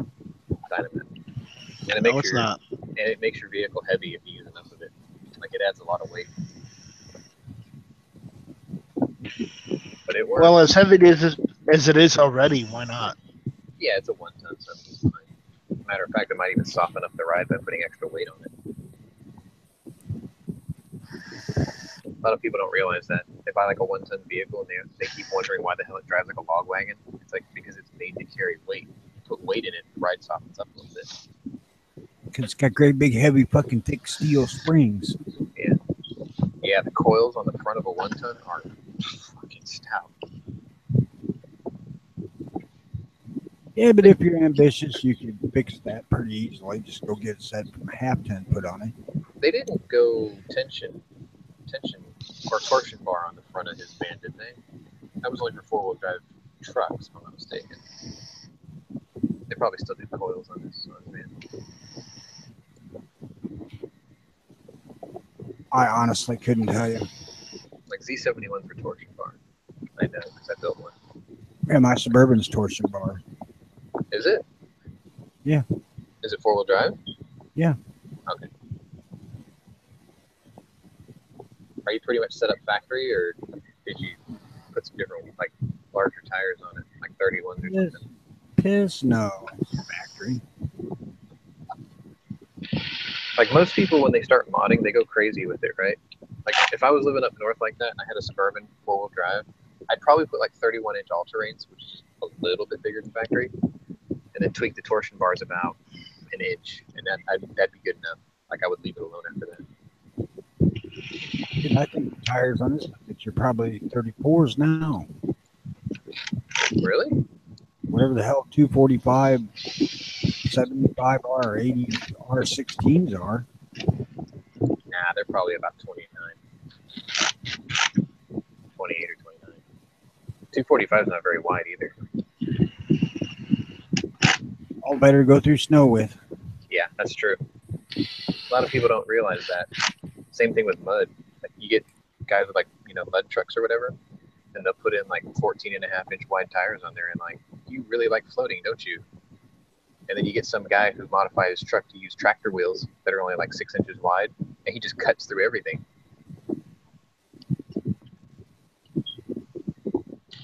I actually never intend to take this Suburban into the dirt, so. And they are a bit heavy.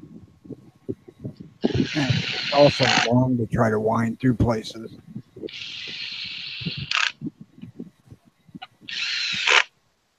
Yeah, I was that crazy dude who took a Wagon. full-size truck into little Jeep trails. Well, I did that too back when I had a 77 F-150. My favorite off-road vehicle forever has been a Bronco 2. They're capable. As long as you don't try to go up something too steep going forward, you're all right. Oh, was yours carbureted? One of them was electric, but they will flip over backwards too if you get them too steep because Oh, I see what you freaking short. My buddy got over that idea by putting a piece of train rail steel on the frame rails. I think I told you about that. Because it was a channeled frame. So he set up like this rigging in the truck where he had a handle on each side of the driver's, on either side of the driver's seat. So he could pull on a lever and shift the center of gravity. He would move a 12-inch piece of train steel up and down the inside of the frame rail. And then when he was going up really steep inclines, he would push both levers completely forward to keep all the weight over by the engine. Very clever.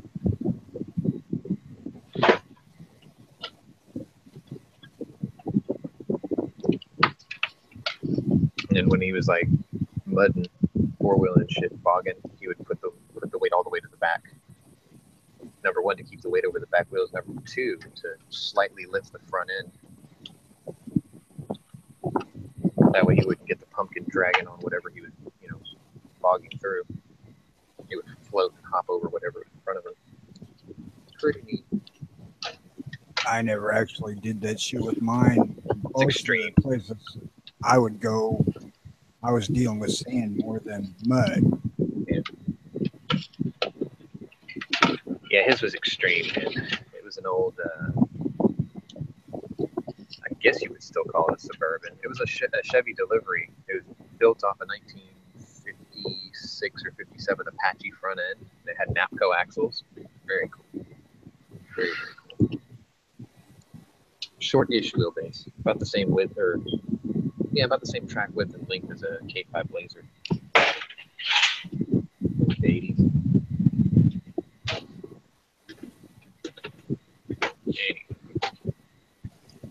Yeah, I was going to carry my 44 today to show you, but I couldn't find the holster. I carried my 44 to the bank.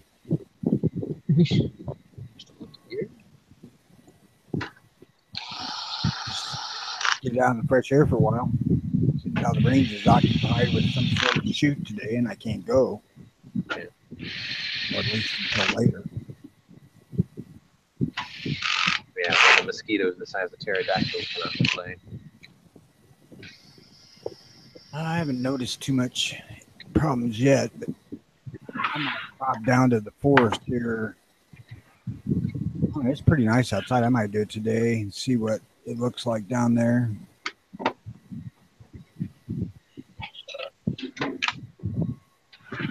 I don't know if that's going to be a problem small.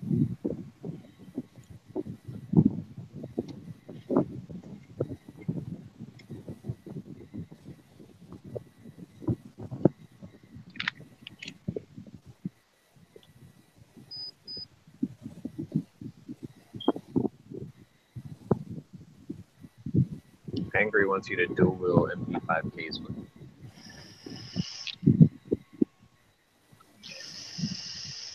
That'd be a little What? fun. Stop dual wielding MP5 pace? Yeah, he wants you to get a second one so you can dual wheel. Now, I could dual wield 7.5-inch Rugers, but I'm going to need some energy bars or something. Cocaine, man, fixes everything. Or I could dual wield 30-06 Remington semi-automatics. But I would like to actually dual wield though. It'd be some 416 85s.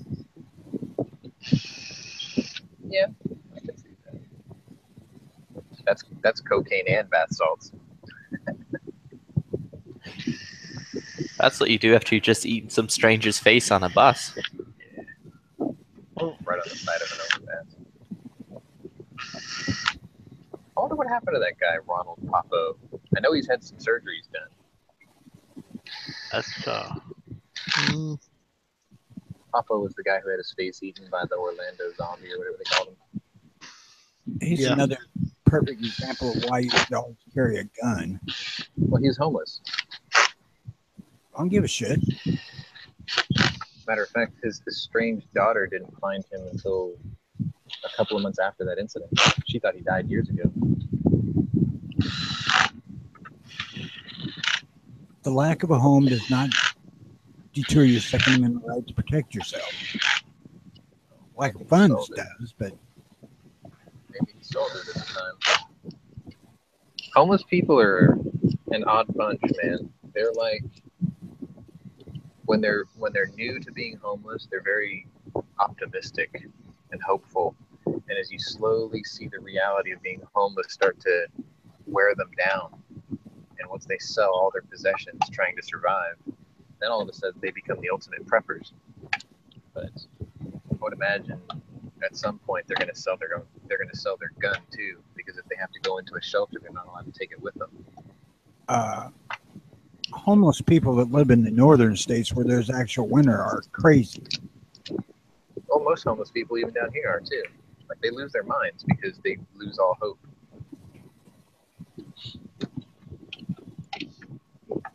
I mean, homeless in the South, at least, I mean, you don't have to worry about freezing to death. Just alligators and shit like that eating you. You ever wonder if, like, say a group of homeless people got together, right? Because they generally congregate after a while. And then they start working together or whatever. They like communitize. I think is a good way to put it. But say like you were in Northwest Texas. And you gathered a bunch of homeless people and you started wandering northwest and you ended up in like Wyoming out in the middle of nowhere. And then y'all just started, you would panhandle for money and you would start pooling your resources, and if they started building like their own homeless shanty town out in the middle of nowhere. Like you have to wonder if people may have had enough ingenuity to do that until they got caught and then they were like run off or whatever, I don't know. I don't see them heading to areas where there's severe winter. Right. It's just I'm thinking that imagine if there was some sort of doctrine where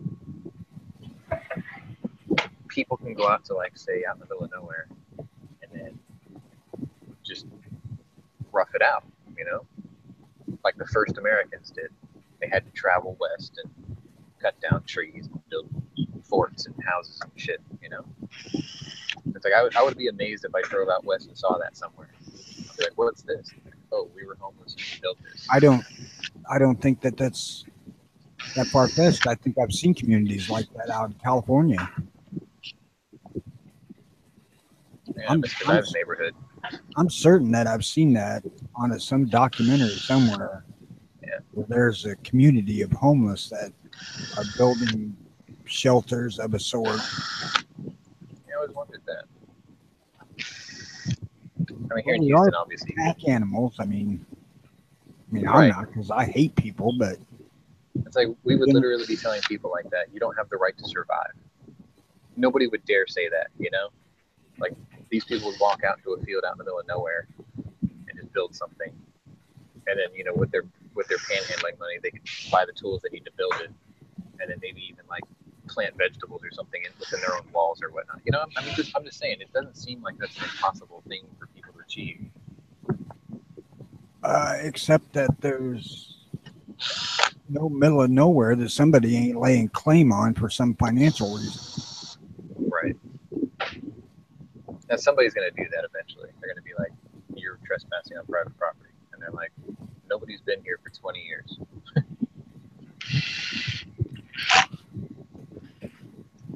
But you know what? If somebody did that and they were pushed that far and then they had that legality thrown in their face, that would become there would be a lawsuit in there somewhere, I'm sure. Like, we would have to check our moral compass if something like that actually happened. That's the only downside to capitalism is greed. Because, I mean, if the world really went to shit and money became useless, then we would all be like that, you know? We'd have to build something and start from scratch. And they would be, technically, they would have a leg up on us because they would have years or months or decades of experience that we don't. Being prepper-minded is actually just a civilized version of doing what they've been doing, you know, every day out of necessity. Well,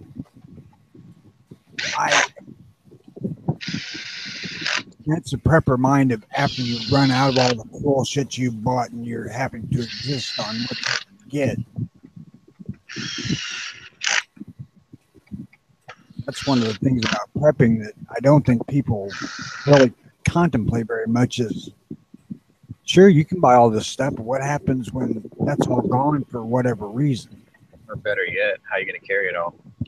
Well, I've said that exact thing to HBS. How do you carry all that shit? You know, me personally, I have no intention of splitting. I have no intention of digging in. You have to go where the food is, or you have to go where you can survive. I mean, obviously, you can have canned goods and dry goods and all that kind of shit, but eventually you're going to have to move along and start hunting your own food. If it goes long enough. Freaking hog farm about 3/4 of a mile from me, so I got a ready supply of bacon. You don't think that's going to be the first place most people hit? Or are you going to be the day one guy that goes and hits it before it all goes to shit? That's what I'm saying. Or if it was a farm and there was some form of organized government still, militias or whatnot, that'd be the first place they would take. They'd commandeer that shit. They'd be like, you know what? We're going to help protect your shit, but you're going to have to share it with us. That's exactly my fucking plan. Form a militia of your like-minded men before the world goes to shit. I read a really haunting statistic today. What's that? In the 90s, the Chinese were building 16 submarines a year. That number has tripled since then. They're Yeah. still building them. Their navy is massive now. Like, we need to make with the nice very quickly. No, we don't. You don't want to take on a navy that big. I think our Navy's still the largest in the world. Our Air Force is the largest. Not anymore. Air Force, maybe. I could see that. Do you realize that I was Our watching people that? are better trained than their people. That's true. That is true. But By a so, you lot. know what? The Germans were better trained than the Russians. Germans had better tanks than the Russians. Russians still outnumbered them. Nah. That No, there's some other T-34 is factors probably to the that, best too. fucking tank in World War II. Huh? That T-34 is probably the best tank in World War II. Yeah, and it was considered rudimentary and crude compared to the Tiger, but because of their sheer numbers and speed, they crushed them. And they weren't better trained either. No, I'll give you that one. I don't know. I'm one of those people that say never underestimate your enemy. If Hitler had not went into Russia, this world would be considerably different today, and most of us would be speaking German or Russian. Oh, yeah.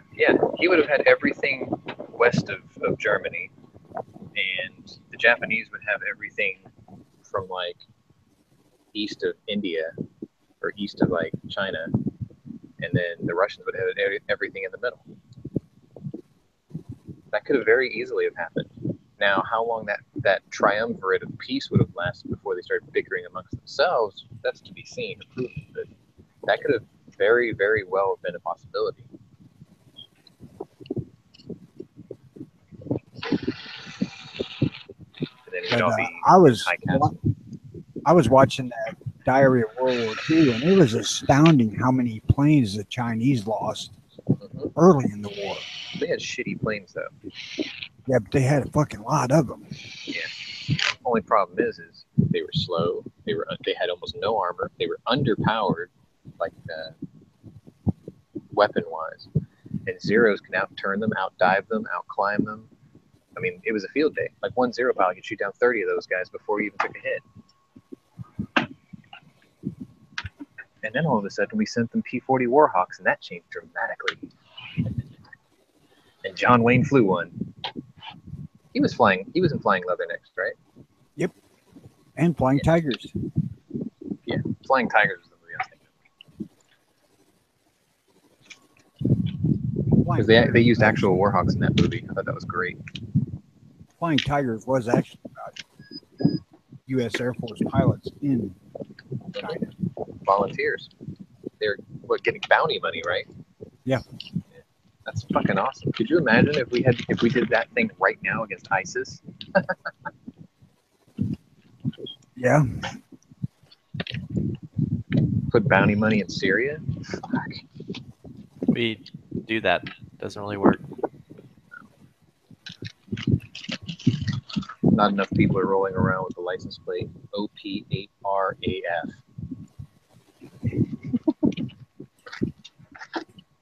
I saw somebody with that here in Houston. I was like, no, you're not. No way. Just a bumper sticker that says your rag head is worth $250 dead. Operator AF. I don't know. If somebody approaches me and says they're an operator, I think I'm just going to fucking drop them. You can usually tell if they are or not. The way they carry themselves, the way they look, the way they behave, the way they interact with people. Yeah, well, they're not going to go around saying they're an operator neither. Exactly. They don't brag. Not the good ones, at least. What was it? If you're in the Be same polite, room with me, be courteous, but have a plan to kill everybody in the room. Something exactamundo. Yeah. So if Mad Dog wasn't you're too in the far off. same real estate as I am, don't come up to me and say you're an operator because I'm going to fucking shoot you. This is Oh, no, if the it's- world's it's- going bad. I mean, I might not do that today. I might. Depends on my Be mood. polite, be professional, but have a plan to kill everybody in the room. I think that's what it is. Professionalism is. Discard all that other shit. Just have a plan to kill everybody in the fucking room. Mattis's version of diplomacy about being courteous and professional. I tend to be courteous because manners are cheap and they pay big dividends, but Well, yeah. I mean, we play internet tough guys here, but I mean, I'm sure if we were all in the same range, we'd have a great time. You know. I mean, I would smack my kids if they didn't use manners appropriately when they were growing up. I mean, I tried to physically beat it into them that, manners don't cost you nothing.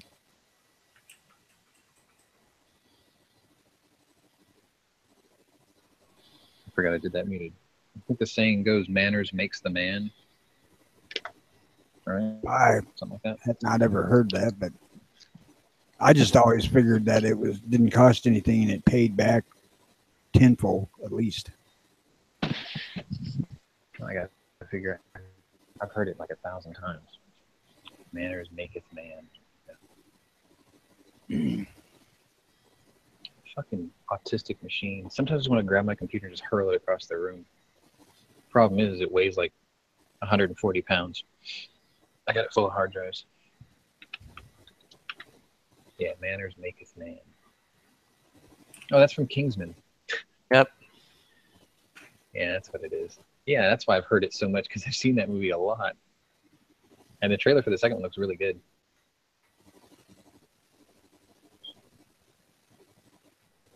I don't exhibit so much in good manners in these chats, but that's just because I play a role.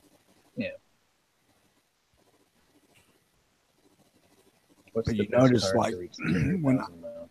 I ask for a link in the chat or something like that, I always say please and thank you. Yes, courteous. Mainly because you already have a plan on how to kill everybody in the room. 44, baby.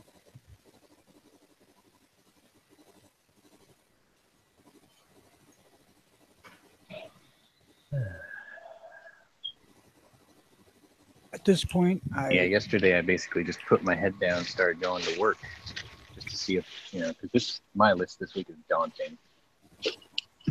And I think I'm probably going to be able to do it. Apparently I got a lot more done yesterday than I thought.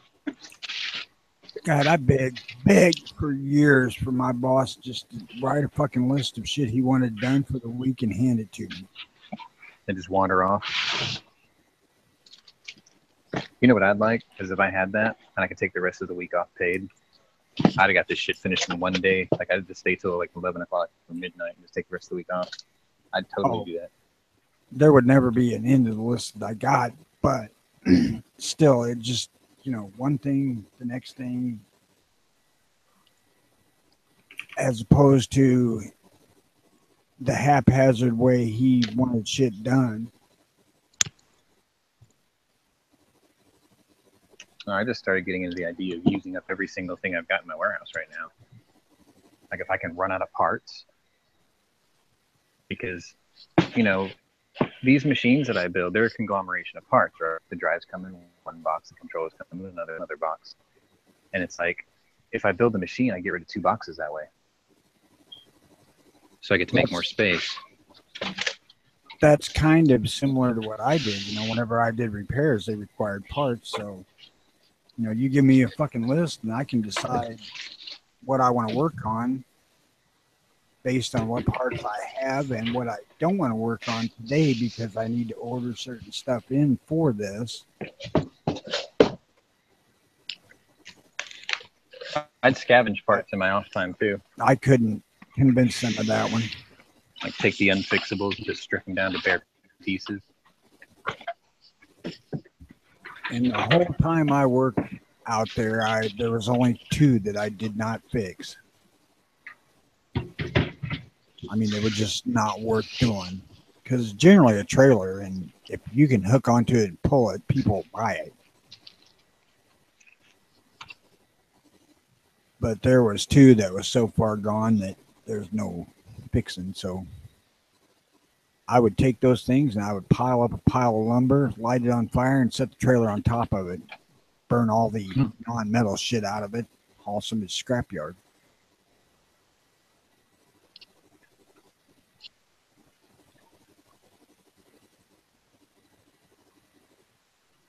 I've seen a couple that had the axles rusted out, which at that point, you're not going to spend $600 or $700 putting a pair of axles under a trailer that's going to be worth $5 when it's done because there's just nothing left.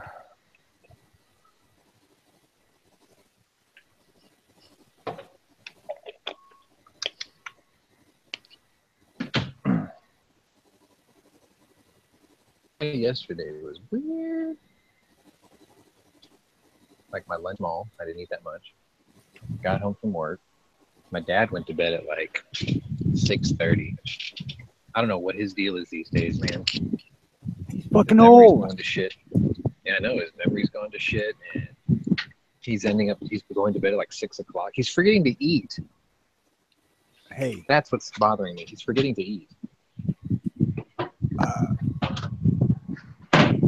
Until he starts getting really skinny, if he's maintaining weight, he's eating enough. He eats big breakfasts, really big breakfasts.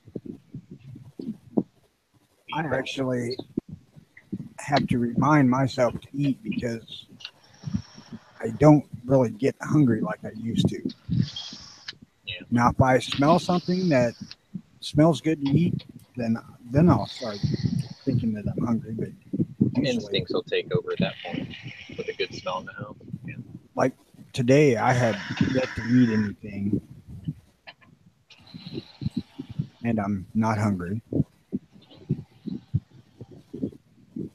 I almost stopped and got me a triple steak burger at Steak and Shake, but I didn't. Holy shit. I love the things, but I really wasn't hungry, so I thought, well, fuck it, I don't want it. My pub makes this burger called the Chimay burger. They actually use Chimay blue in part of the marinade for the meat before they make the patty. It's epic. Like super epic.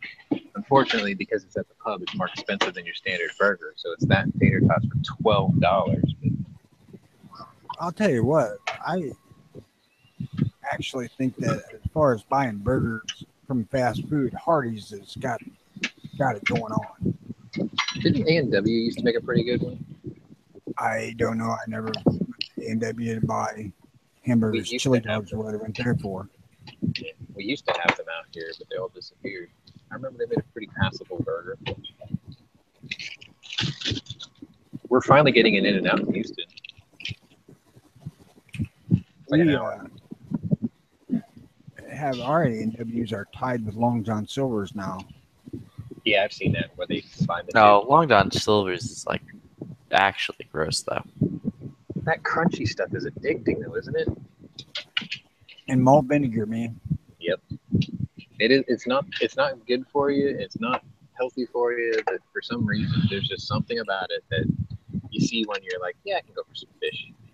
Yeah, it's not good for you and it's not healthy. There you go. That's why. The hush puppies are kind of questionable though. Not a fan. So I'll barely eat fish. I don't like onion in my fried cornbread. It is.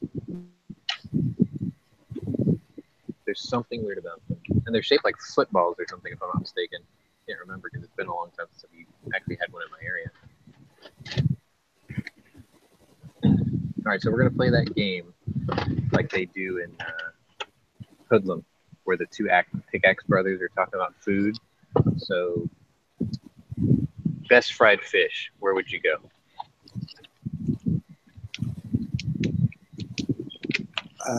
Shit. I would go to my aunt's house. Well, I just meant like out to eat type places. Family. It's hard to beat home cooking, obviously. But I'm not a huge fan of fried fish. Best fried fish sandwich is double fillet of fish at McDonald's. Because it don't taste much like fish. I sort of have to agree with you. I do like it. It's ridiculously overpriced for how small it is, though. They use Atlantic cod. Best friggin' hamburger. I don't know, man. That's a kind of a. It depends if you go kind of upscale. TGI Fridays, that Jack Daniels burger is really fucking good. Yeah. I had one at Chili's the other day that was pretty good, a Southern burger.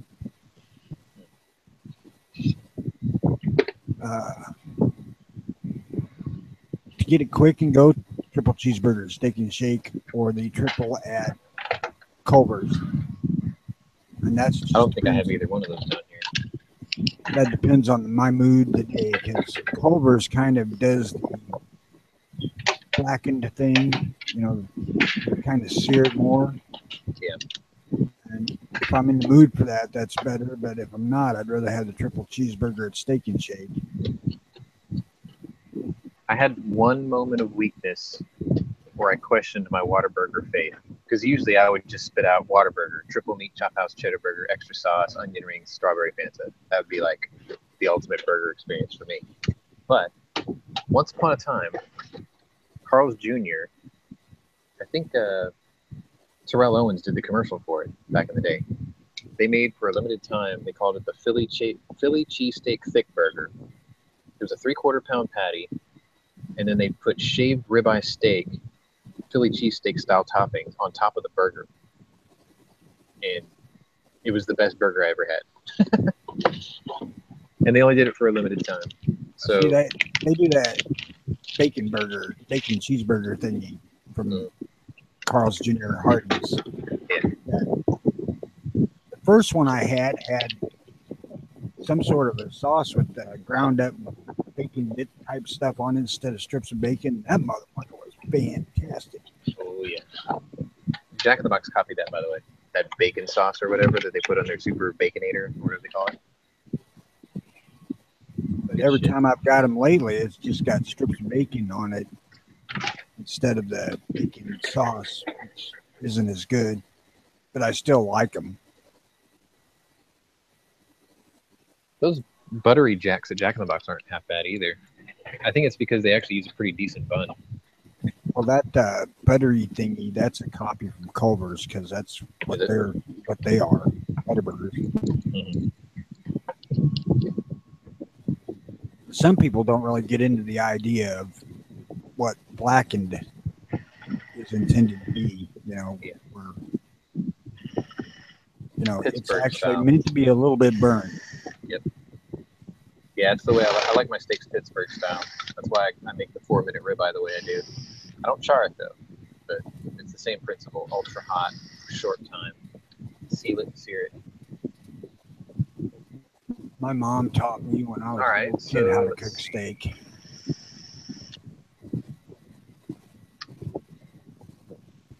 She worked in restaurants for hell from the time she got out of school until we moved down to Missouri, and there wasn't anywhere to work at. And Best Italian. best Italian I have had around here is Avani's, but I'm not much on Italian.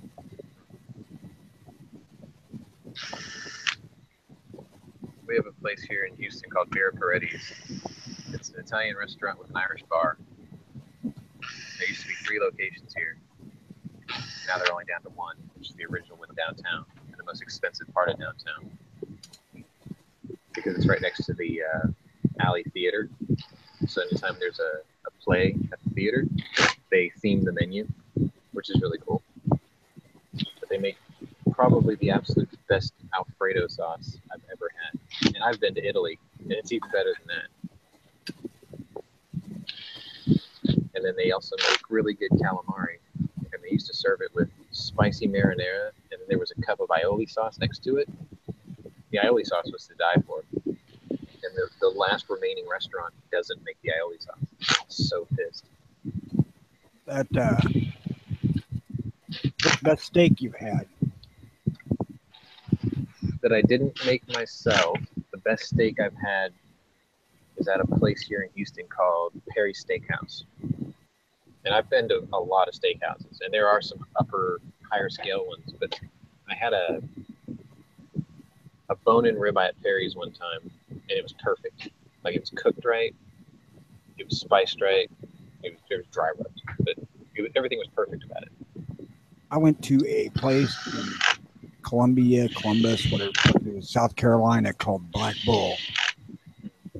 It's a Greek restaurant, and had the best steak I have ever had, other than shit I've cooked myself. And it was completely just unexpected. I have never really went to a Greek restaurant before, and I really never even considered it. But I ordered a blackened steak, and I don't even know what the fuck steak it was anymore. I think it was ribeye. And the seasonings that they use with that, plus the fact that they cooked it with peppers and onions, and then they served it with hummus, which really went together really well. Yeah. That thing was fucking great. Was it warm or was it cold hummus? It was warm. Okay, yeah, I can see that would probably pair real well. And it was warm, spicy too, or something. It was. I don't know. But that was one of the better steak meals I've ever had out. Well, you just raised my next question then, because you're originally a Southern man, so this is going to be easy for you. Best chicken fried steak. I don't. You've never done chicken fried steak? I don't much like it. Wow. So I haven't had it since I was a kid.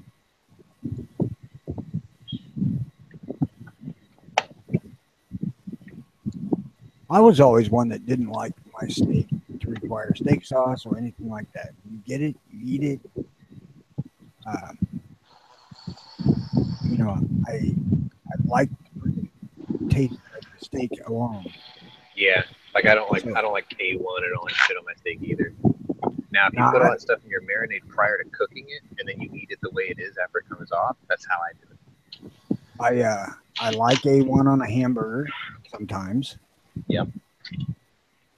But I just assume not have to have it on a steak. If the steak isn't cooked good enough by itself, then it ain't for me. Yeah. Now I don't like Some people Angry just said put salt and pepper on it, dry rub it in there, and they're done. You know. Angry says he likes his steak not moving, but not much older than that. I like my steaks well. And that's one of the things my mom taught me how to do is cook a steak properly and get it well done. And the one trick that she put on me was never ever turn that fucker over more than once.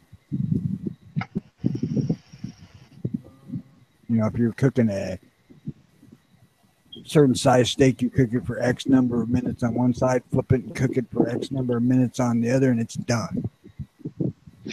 I do it twice, but I understand the principle behind it.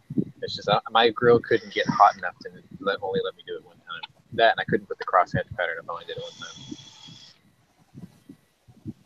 time. But that's more for skillet frying on the stove where you have good control of the heat.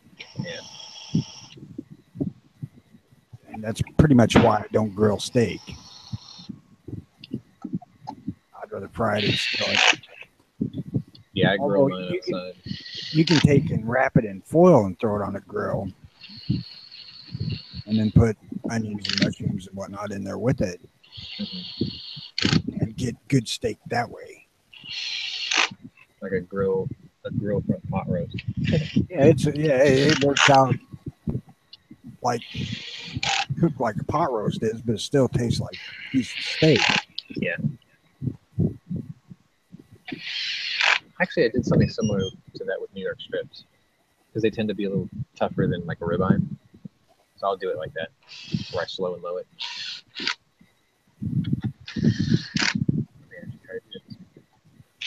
My marinade's complicated.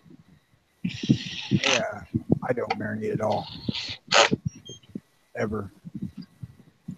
I do it mainly because my dad likes spicy things.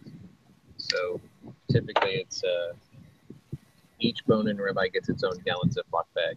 And then each one gets Worcestershire sauce, Montreal steak seasoning, cayenne pepper, ghost chili pepper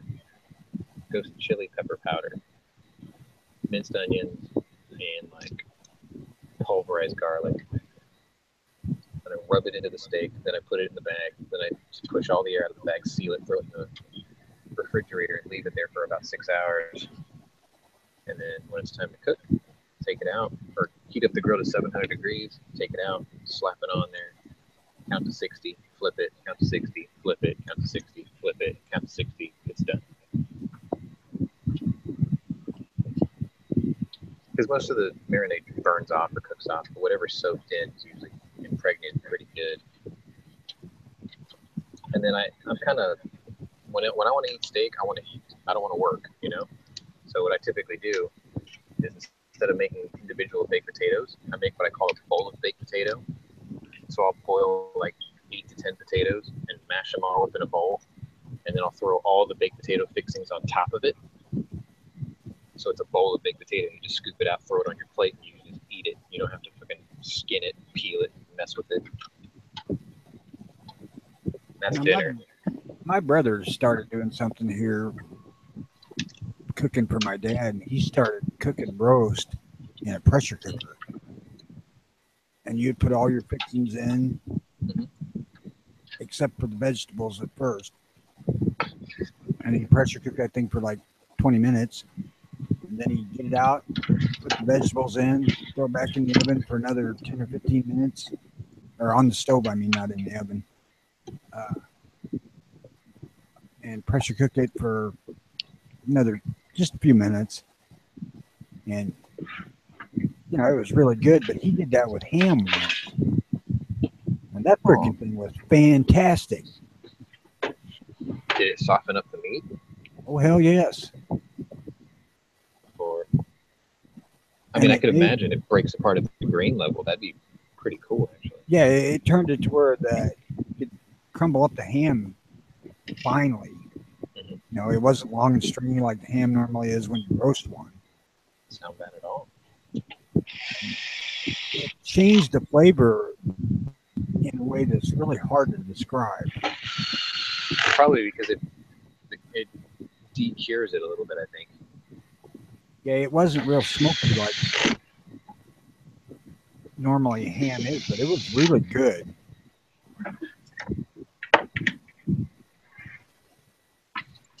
I still prefer hanging ham over an open fire.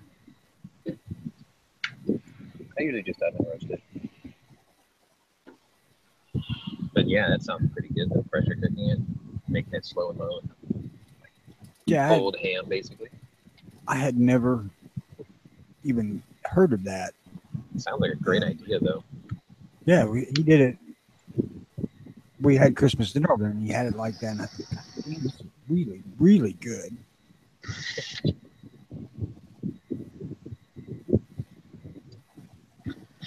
Best fried chicken. Back when they did it, Carl's Jr. Hardee's. They did fried chicken? Oh, yeah. I'm fine. I like KFC's extra crispy. I'm still a Popeyes guy. Oh, brothers are- Popeyes is garbage. My brothers are all into Popeyes, but It's not. Is it better than KFC or is it worse than KFC though?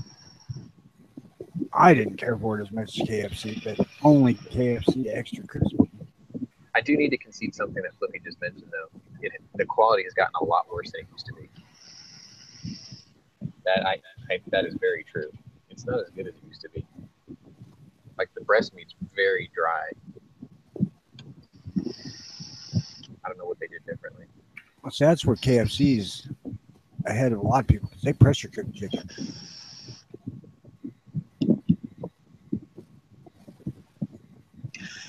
We have a place out here called Frenchie's, which is supposed to be really good. Their gimmick is they marinate the chicken in Italian dressing before they batter and fry it. Sounds good. They opened one by my house, but I never went, and it's already gone. It only lasts like 6 months in the area. The actual Yeah, it doesn't sound like it's good chicken if it's already gone. we Well, I mean, used the to have franchise. a local restaurant here in town that made really, really superb fried chicken. But that's gone too. Hardee's don't sell it no more. And they were really better than KFC, at least to me. We had this one place called Hart's Chicken Buffet, Hartz. Apparently they were nationwide at one time, but I just remember it was all you can eat. I went there one time and it was just really dry and really dusty tasting. I didn't like it. But some people swear by it. I'm not a big lover of chicken, so it's all about what's fried onto it to me. Yeah, batter's king of flavor.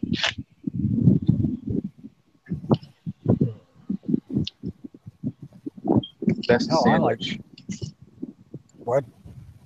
Best sandwich. Gun shop or shooting range. Oh, at the place you go to, they have a deli in there? No, they don't have a deli, but they make great sandwiches. They have a fully stocked kitchen. Yeah, you were telling me about that. They make steak and shit too. Pretty cool. I'm not much on sandwiches other than hamburgers. Actually, that sounds great. I think I'll go shooting today for lunch. There you go. I guess I should have been more specific. How about this? Best Reuben. Oh, I hate Reubens, dude. Really? Is it the Yeah. dressing? Just the whole thing. Like, when I was growing up, my mom would just nonstop make corned beef, and like I hate that so much. Yeah, if you get an overload, it kind of kills it for you. There's always like corned beef and cabbage, or like,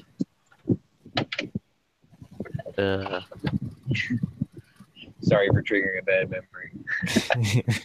nah, man, corned beef sucks. But I guess, based off what I've been told by other folk, I'll say the Gun Club again. They make it there. Yeah, they make corned beef there, or they make the Reubens there. Not surprisingly, best Reuben for me is Katz's Deli. We have one here in Houston. It's very good. my local pub makes one that's pretty passable too. Actually, the Reuben at Arby's is not bad. If I had an Arby's left in my area, I'd try it. But they're all gone.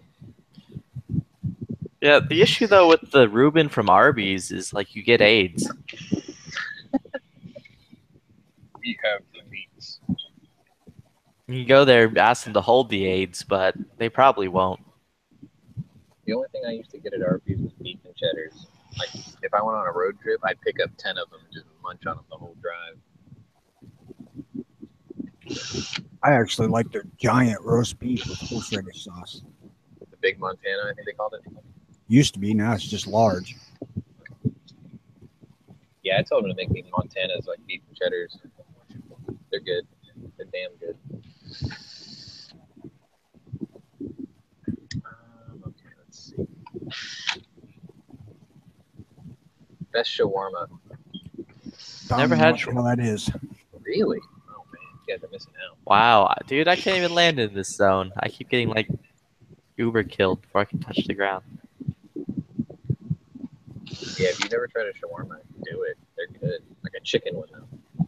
Play it safe because there's a lamb one too.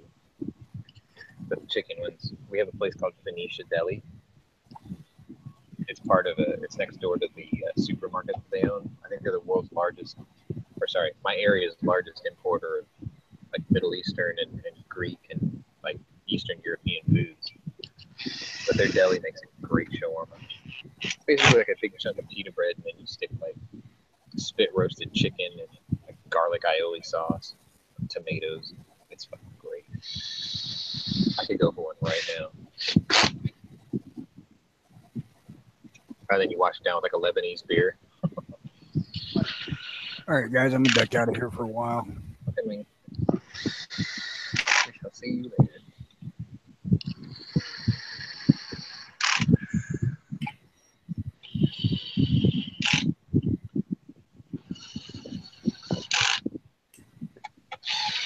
I'm debating on breaking my doctrine of not eating fast food and going to Whataburger today. It's been a long time since I had one.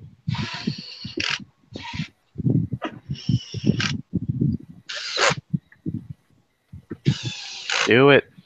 I haven't had a pizza since November. That is a funny feeling. Because I usually go to this place where the owner's known me since I was 6 or 7 years old. He's still there. He still runs the place. His sons and grandsons run it now, but he's still there. He's like, I remember you. Like, yeah. Seriously? Man, this game is not being... I'm trying to play Arma 3 and it's not being kind to me. I just, like, Halo dropped into this one spot. As soon as I deploy my parachute, I'm, like, 5 feet from the ground. I look up, and I'm, like, 10 feet from me on the ground is, like, a squad of dudes all looking at me. Hey, what's going on? Zap. Yeah, it was just like, oh, why, hello there. Don't mind me. Just trying to parachute in under the cover, Halo drop in under the cover of darkness. And it's just not working out for me. You have to imagine that happened to some of the guys in the 101st before D-Day. Like that must have happened to at least a couple of guys. Shitty luck at the drop. Just like look at them, it's like, wow, I really missed my landing zone, eh? Friends? Yeah. Wunderbar? Like, hey guys, can you point me in this direction? Here's my map. Hold a grenade underneath the map.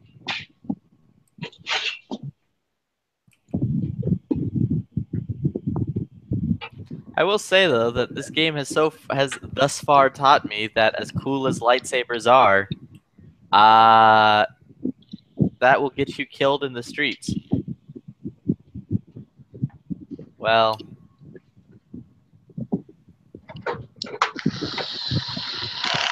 we have a blacksmith here in Houston. They did a story on him yesterday. He's forging himself a sword to carry for September 1st with a 36-inch blade. Nice. They started asking him about it. He was like, I'm a blacksmith. This is what I do for a living. He was like, I'm just doing it just to do it. I'll probably only wear it on the first day and never do it again because it's too heavy. Be right back.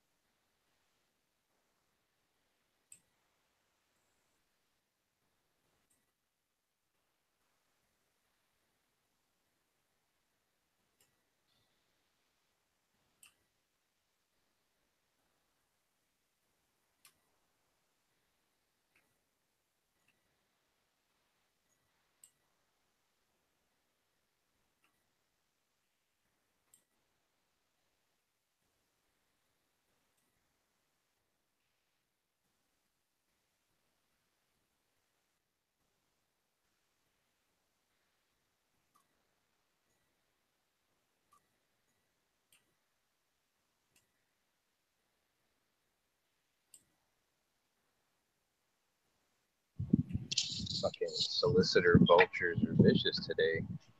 One after another. Wait, what happened? Today apparently is solicitor day on the phone. I get to be rude to them too, which is cool. Like, I'm usually a really nice guy when it comes to like customer service type issues. When it comes to vendors, I usually try to let them off easy. My boss is like, don't do that. He was like, you try to be nice to them, they'll keep calling. He's like, just be a dick. I'm like, all right. So I have to break from my norm to do it. But this dude called and I was like, where are you from again? He starts saying his business name. And I'm like, do you happen to have a surveillance system or a duplicator system? He's like, no. And I'm like, then why the fuck did you call technical support, you dipshit? Who the hell wants to do business with somebody who can't even work a fucking phone system? Then I hung up on him.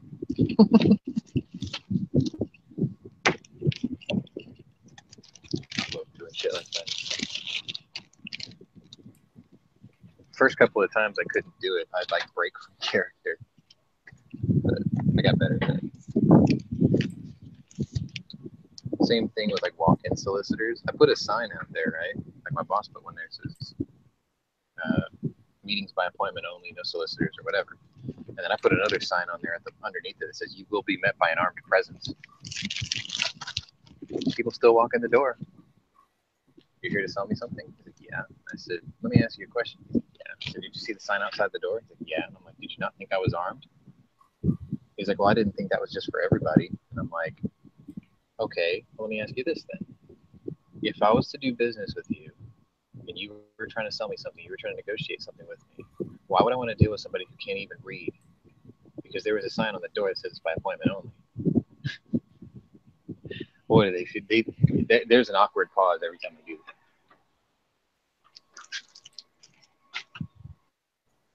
First time I did that, my boss was running out after the guy left. He was like, I'm buying you lunch. I'm like, really? He's like, that was amazing.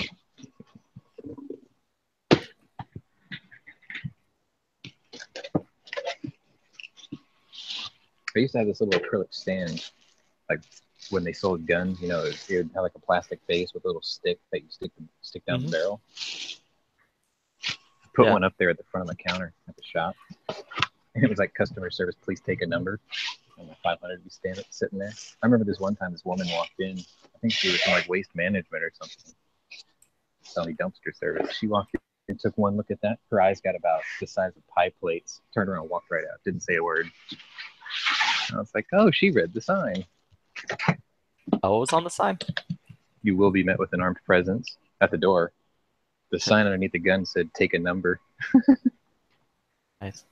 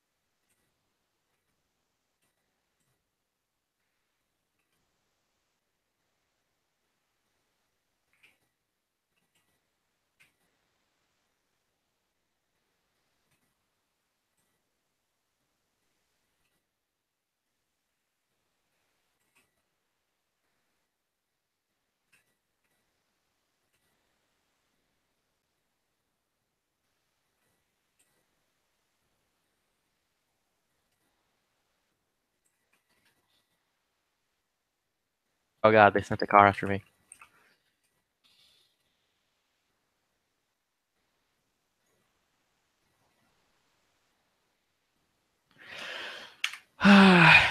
Well,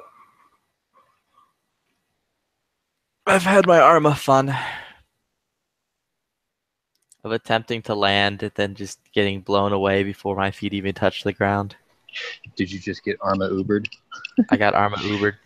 They sent a car.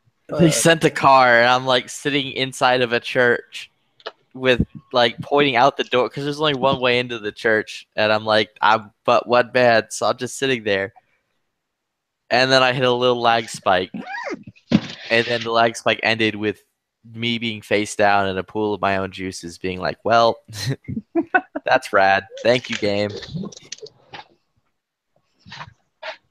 Flag spikes are the devil.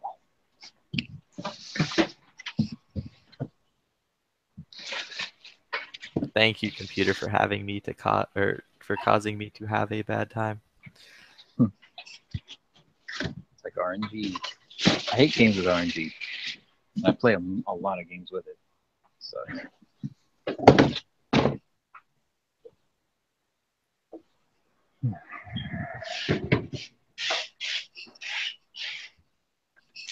Almost there. Might actually be able to make it through this today.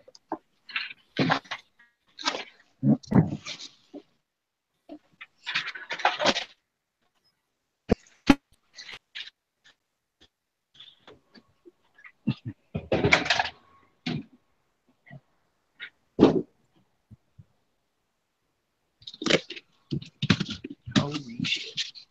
I'm gonna have to get to the news here soon too.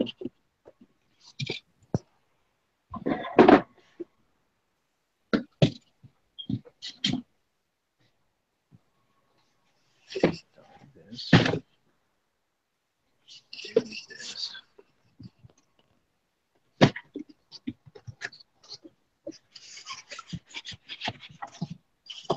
God damn it. Somebody took one of my drives. Great. I took one from my hot ass warehouse today.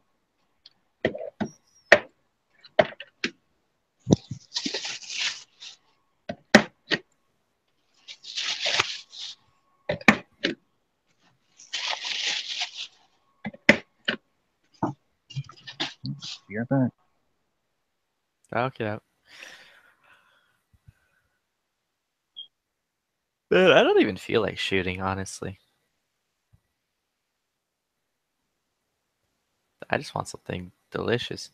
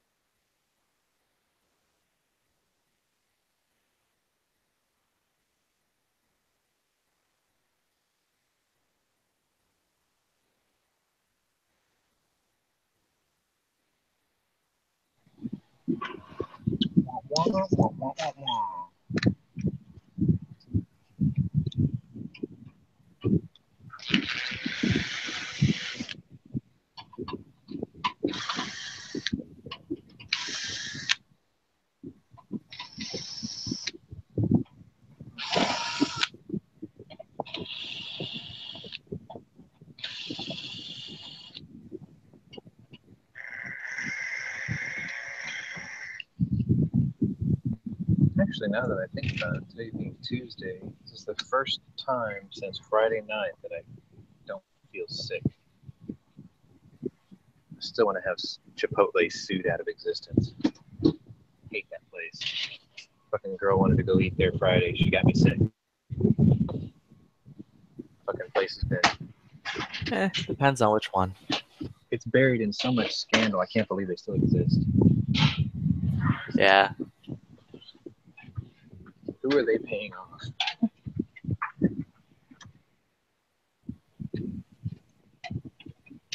Yeah, I was down most of Saturday and Sunday.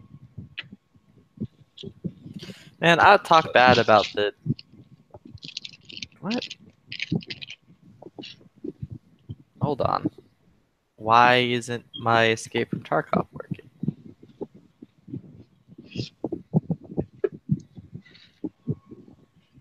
That's weird.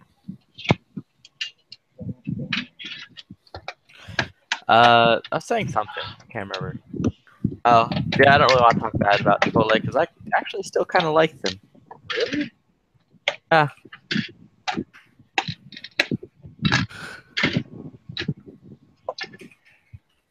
At least I think they're good, and the only one I ever get sick at is the one my ex-wife works at. That might not be a coincidence, right? Yeah. I was gonna say we never got to it. Cody took. I was gonna say best Mexican food. Like that has to be split up into two different categories: best cheap Mexican food, best expensive Mexican food. Because we've got this. There's a small franchise out here called Taqueria Arandas, and Ruchi's. I don't know why I was thinking of meat market. Ruchi's, and I know there's 3 for sure. There's probably more than that, but they're great for cheap Mexican food. You go there either you go there on a boxing fight night, or you go there on a post after hours club kind of a thing. Great place. Live music all the time on the weekends. Really good enchiladas. Best expensive one, we get this place called Pico's. What's it called? Miko's? Pico's, yeah. Oh, Pico's. Something or other. He founded it back in the 60s. Fantastic place. Really upscale too. Valets, fucking everything. They make a seafood enchilada from like the Northwest or something, because they do it from all the different regions of Mexico. It's kind of their bragging point. It's $19. You only get 2, but they're really good.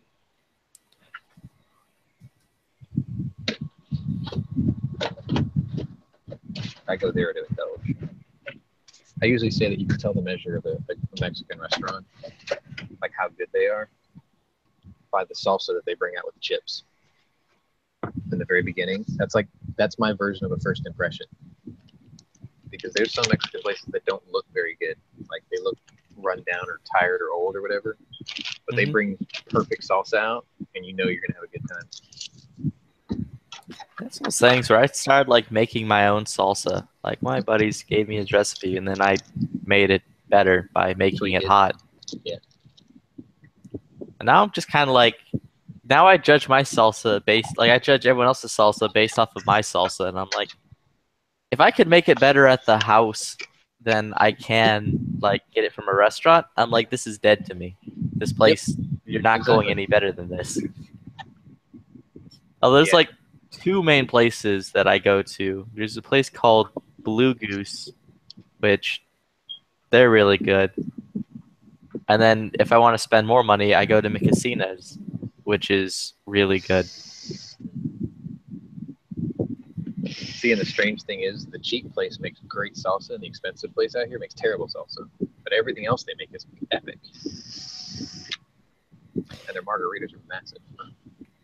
Yeah, I was over the weekend. A bunch of friends came over, so we were doing like a game night, watch movies, just kind of hang out, kind of thing. So I made chicken tortilla soup and Ranch King chicken,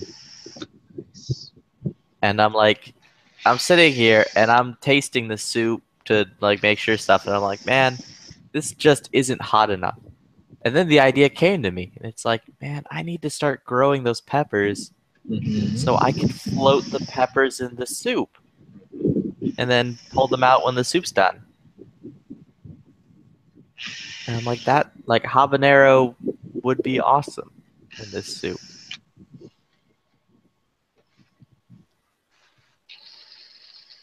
Chocolate boot jalokias are good too. If you don't want to go the full naga, they're really good. Nagas are the ones who just dip into what you're going to eat. You can float the boots, the chocolate boot jalokia. You can float those. You can eat those. I eat them. They hurt, but they're good. Yeah, what was funny was I was talking to the sushi people yesterday because they're great. I was explaining to them, like, man, I think you guys have actually ruined me. And they're like, what do you mean? And I'm like, well, with your constant experiments on trying to, like, burn me with something, now everything just isn't hot. Like, things that were, like, had hot to me before, now just aren't. That happened to me, too. Like, wasabi will kill your sensitivity to spiciness pretty quick if it's really good and really freshly made. Yeah, and it's just been funny, too, because, like, their daughter's like, she's like, I'm going to find something that burns you. And I'm like, okay, no, do it. Should I send her ghost chilies? Go ahead. What's funny is, like, I was talking to them, and they're like, just straight like, yo, I don't care how much money I have to spend. If I have to, like, whatever, we're getting you something that's going to be too hot for you. And I'm like, do it. The quest for the hottest pepper. I remember figure out where to put it in though. Well, I remember not Fuzzy, Torchies. Torchies did this like beat the heat challenge thing where like each week they would release a new taco that was like hotter than the last for like 3 weeks or 4 weeks. And, like the fourth week was like this ghost pepper like barbacoa kind of taco. And I remember eating like, because I had one and I ate one of them and I'm like, this isn't that bad. And then I ate the second one. Yeah, and man, it threw me over. Like I was just like, after I ate the second one, I just had this like look in my eyes, like I'm going to die now. Yep. I have just killed myself. Yeah, and like immediately. Like, I downed a gallon of milk, like, after I ate that, and then, like, threw up for, like, 20 minutes because I just drank a gallon of milk in, like, under a minute. And then just brought up all kinds of new hot, and I was just like, dude, that whole experience, like, just wrecked me. And after that, I was like, man, I need to learn moderation. And then, like, threw that out the window and went back to, like, trying to do the hot thing again.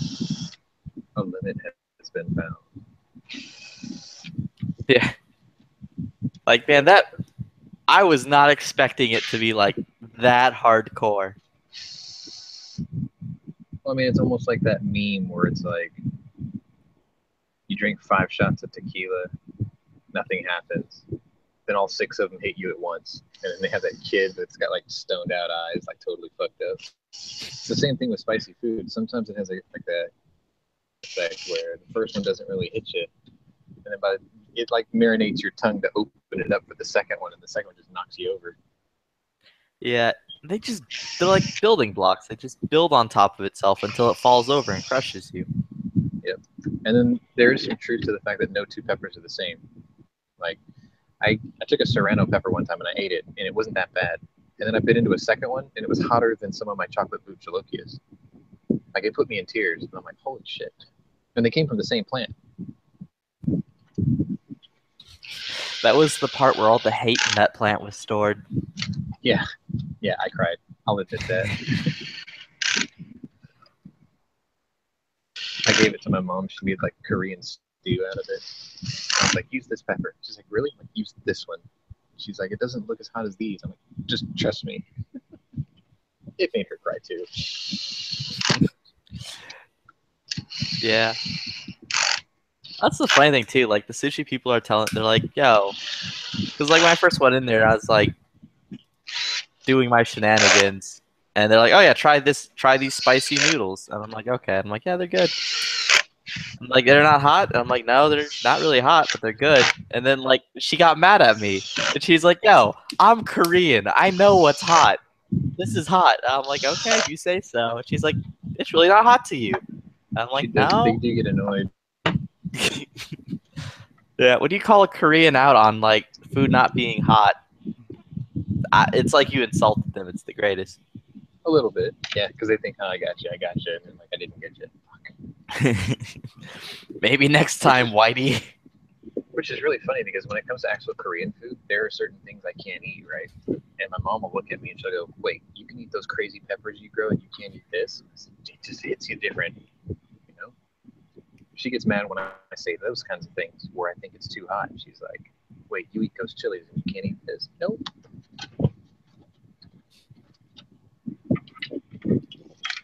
Yeah.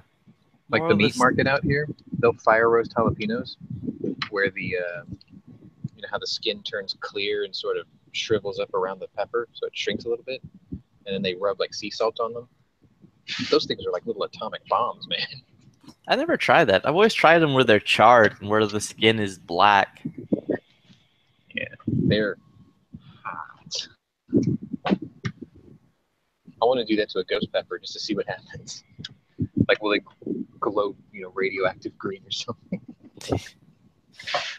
Oh, that's great, because then I always get like all these questions from them too. Well, especially like from their daughter, which is the funniest thing to me. Like she keeps asking me all these questions. Like, okay, so it wasn't hot going in, but does it hurt later? Like, is it hot later? I'm like, no. Yeah, sometimes they're really hot going in and they're not hot coming out. And sometimes it's the exact opposite. Yeah. They're not hot coming out, or yeah, they're not hot coming out, but they're really hot going in.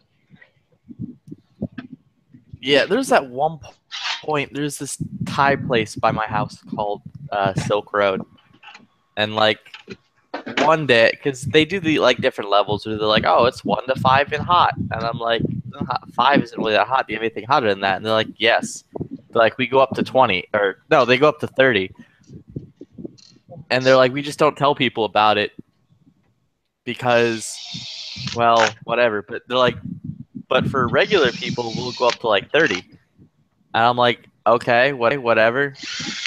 I'll do that. And they're like, are you sure? And I'm like, yeah. And like, okay. So they bring me the thing. It was like the pad key mao, like level 30. And I ate it. And it wasn't hot. I even had him like bring me that spicy chili paste, that like red gooey stuff that's great. Mm-hmm. And like, so I ate that. It wasn't really that hot. I'm like, all right, this is fine. They're all amazed. Dude, later that night, it was like the worst time of my life. I was just saying, like, this wasn't worth it, bro. Yeah. It wasn't even that hot. That happens to me sometimes. Thai food, Thai spices sometimes they can be incredibly hot. And yeah, that'd do the same thing. It's like I can eat it, it's fine. Might even be slightly sweet to the taste because it has a citrusy quality to them. And then all of a sudden you get home and it's like you turn into the Exxon Valdez. Yeah. Except the oil coming out of you feels like it's on fire. Yeah. Just hunched over, being like, why have you forsaken me? I told a friend about that one time. He was like, describe what this is going to feel like later. And I said, okay, imagine taking a piece of charcoal, putting it in a blast furnace so it's quite hot, taking that piece of coal and placing it right over your anus and branding yourself with it. He's like, no way. Your shit. He ate. He called me a couple hours later. He's like, I hate you so much. I hate you so much. It's like, yeah, I can live with that. I warned you before you ate it. said the first chili pepper I spiked him with, it was like a hot charcoal being put right on his tongue. I'm like, that's pretty accurate.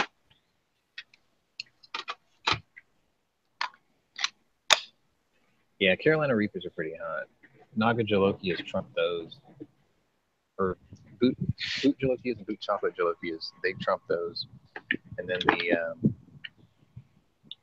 Naga Jalokia trumps that. And then there's another one on top of that. It's called like the Butch Tea or something. And then there's a one even above that now. I originally wanted to grow the Butch Tea, but the guy wouldn't sell me the seeds.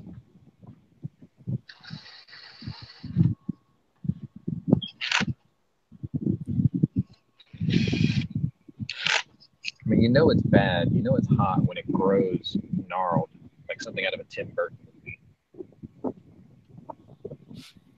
You know it's hot when it comes out of the earth, like speaking in Latin. Yeah, like wow. most ghost chilies, you know, you look at the jalapeno, it's smooth and tubular shaped, right? It's got a nice shape to it, good texture to it. You look at habanero, and it starts to kind of, it almost looks like a tiny bell pepper. It starts to like double in on itself. Yeah, it's like a bell pepper with a tail almost. You look at a fucking ghost chili pepper, and it's like Satan's nutsack. It's horrific looking. It double backs on itself, you know, several times with fucking S turns and shit. I remember when my mom first saw that, she goes, "Is your plant dead?" I'm like, "What do you mean?" She goes, "Those look really dried out like my red chili peppers." And I'm like, "No, they're still growing. That's how they come out." You notice any birds around here? Nope. They learn quick. There are no blue jays in my area anymore. I used to find a dead one every couple of days if they tried to eat one of my peppers. Then their heads swell, something funky.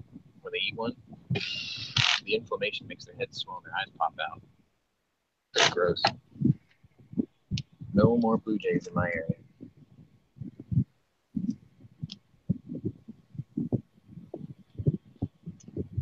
We're about to be graced by the presence of young G-Webs.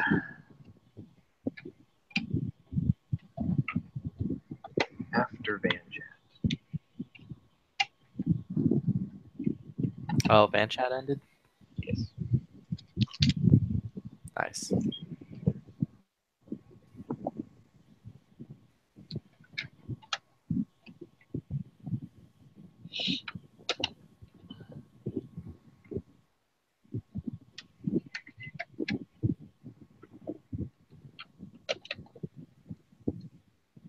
Okay, it's only 12.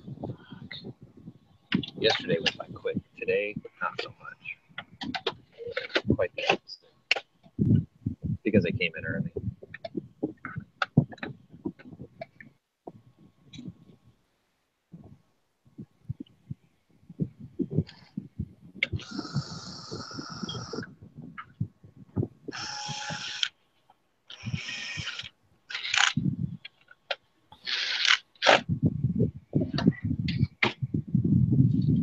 Got this place down. Well, it's on the other side of the street from me. But, it's like this old Stafford, little small town burger joint or whatever. Supposedly they make the best Philly cheesesteak in the area. Because the place that used to make the best Philly cheesesteak is no longer in business. And I've been on a quest to find a good one. But I can't find this place. They keep saying it's right off the end of the street. And I look for it all the time and I can't find it. I've seen pictures of it on Google Maps and things, and I know the surrounding buildings, and I still can't find it.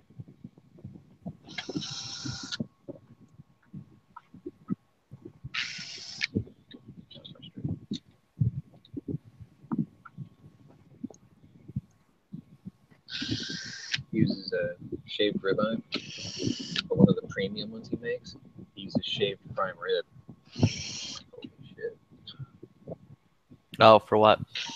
For a Philly cheesesteak. It's like there comes a point where the quality of the meat is too good for the thing you're cooking. Like sometimes you need the cheap meat. Like fajitas are a good example of that. Let's take a look.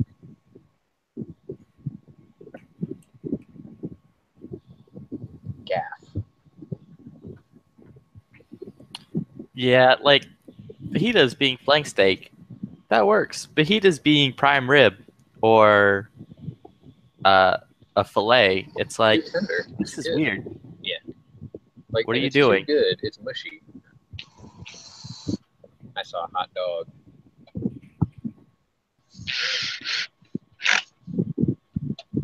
Yeah, it's really funny. Is the prepackaged stuff that they sell at like Sam's, where you just warm it up and eat it or whatever fajita meat. They use a really decent cut of meat.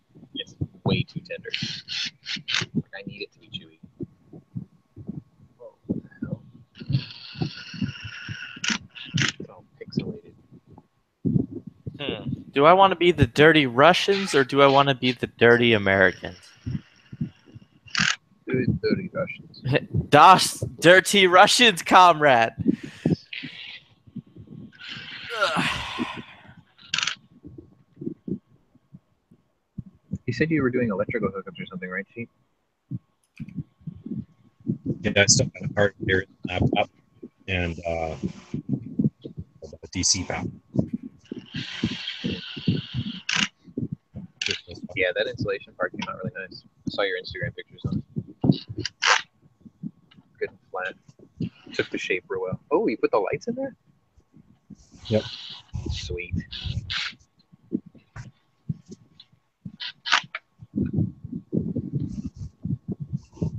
It's got ring modes. Gonna need shag carpeting on the bottom and a quadraphonic sound system. And these, I left this part metal back here, Mm-hmm. so I can mount stuff on it still. So I think, don't they make sort of burst out, like 2 speakers back here? Yeah. That'll work. This thing can do like 1,000 different colors, but I heard that yellow is good for getting rid of bugs. Oh, this one. Look at the yellow. This is more yellow. Anyway, hopefully one of these colors will get rid of bugs. It's just as cheap to get it with all these fancy colors than to get it clean. Yeah. It's all the weird red stuff. Tape? The big panels or the like that square on the door, you mean? That Yeah, that big square on the door. What's that about? This big refrigerator magnet that I stuck on there. It's like a bunch of weird bush and stickers on there. So, or not bush, but who was before bush? It's like years. Reagan? No, it was like Dole, whatever your Dole or something like that. Anyway, they were weird old Republican stickers. I didn't want them like every time I opened the door to be like I'm an old ass Republican or some shit. Bob Dole don't like that. So I took a big thing in there for now. Bob Dole. Bob Dole. Bob Dole don't like My idea is when we come to gun shops and stuff, right? Some of them are going to have stickers, you know, logo or whatever. So I'll stick them onto that big piece of magnet and then just trim it out, and then I'll have magnets for all of those stores, and I'll stick them somewhere that on there. That'll work. And then that way I don't permanently stick them anywhere, but I can still kind of, you know, accumulate them as the tour progresses. I think my decal remover will remove stickers quickly, so we try to get them stickers off there. It's pretty comfortable. It's like 90 something today. I mean, it's probably 70 here. It's cooler than my house. I had the AC going before. Didn't your last setup have like a little table-like thing on the left side? Yeah, I'm gonna leave this site clear this time. Before it had like a cabinet already in here that was like welded in, so I just added another one, and then I put it in the box. I'm probably gonna fill with the locking box in there just to have, you know, secure storage for guns and stuff. But I don't know if I want to go with shelves again or not. I really like it. It's how it's big and open. I don't know what I need a big open spot for, but it seems big. You should spray foam in there for insulation.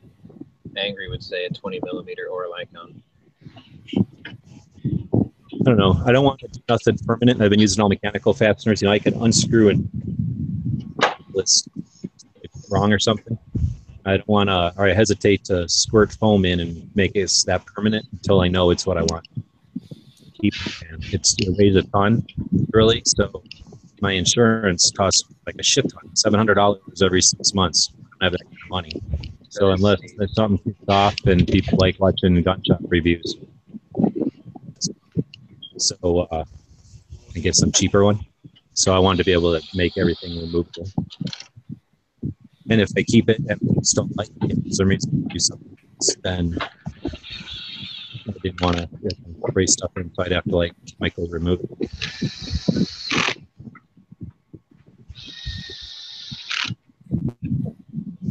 It looks like the dog approves. Yeah, he was driving around in it today. Seems like he's doing all right. Lead snotting all over the back. He's already pooped in here, so it proved to be easy to clean up. That's good.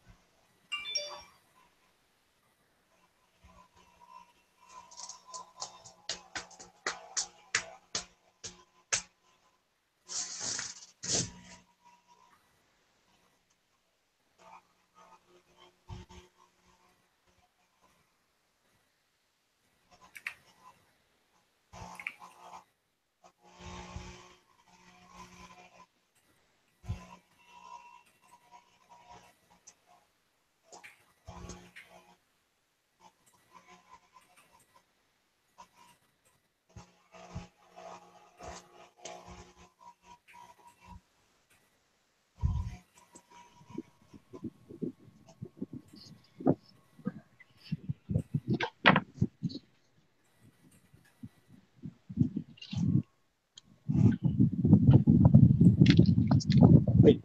Ow. Ow. Ow. Oh. Is he gumming your finger? Yeah. None of my business, and he's attacking me.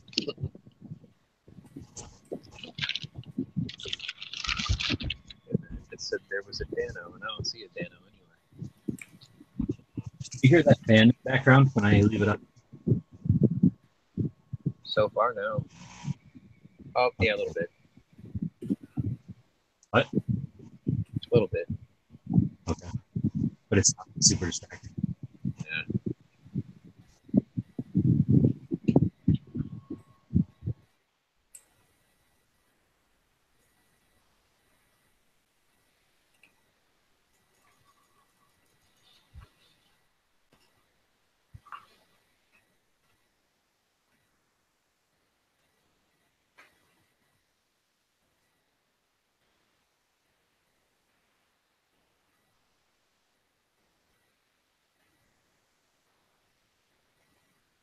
No.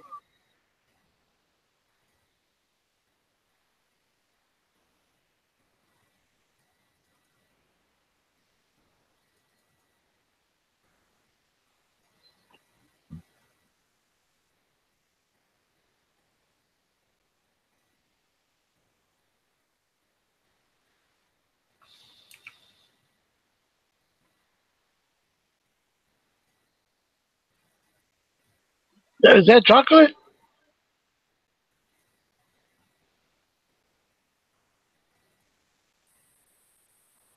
Chocolate chip pancake.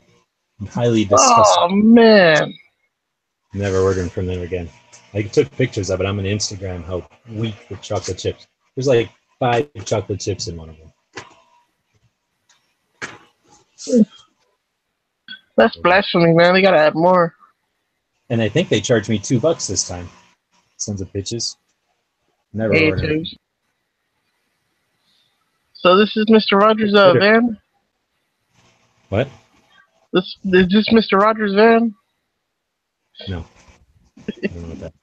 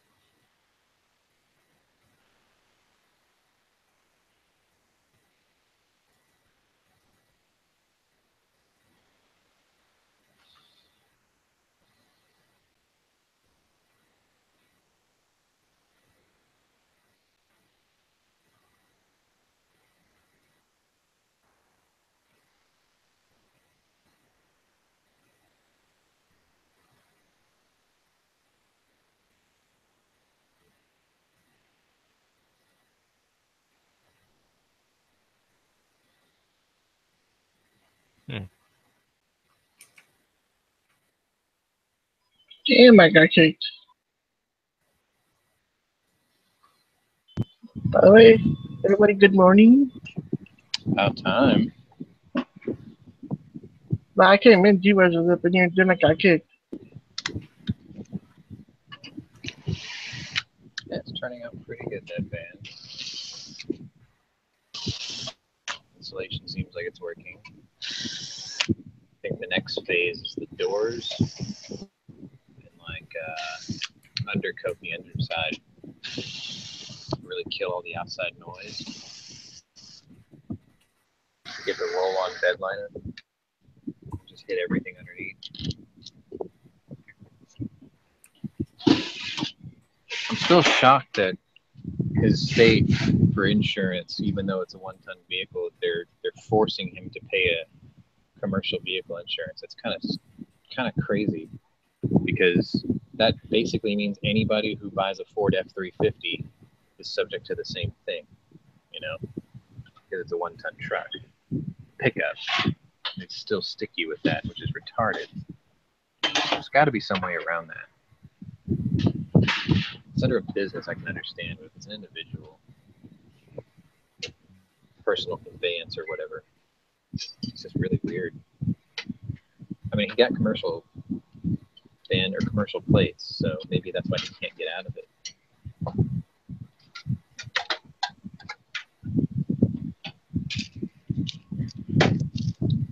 I wonder if he can re-register it as a recreational vehicle. That might work. Like, have it reclassified when you register it to the state. You might be able to do that. I know you can do that in Texas. People buy like decommissioned ambulances. They'll convert them into like sleeper cabins, and then they'll re-register it as a recreational vehicle. That way you can get low mileage insurance and all that shit, since you only drive it like twice a year or whatever. Go to like Haggerty Insurance or something. I was gonna do that, but then the car died, so it's just been sitting. My old one.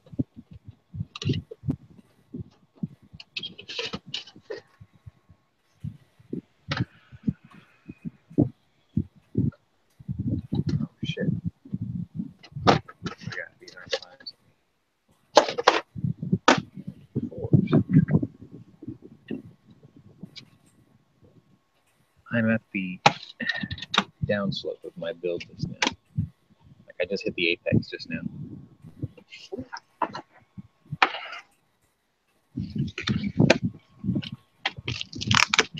If I could finish these 12 today, I'm in good shape for tomorrow.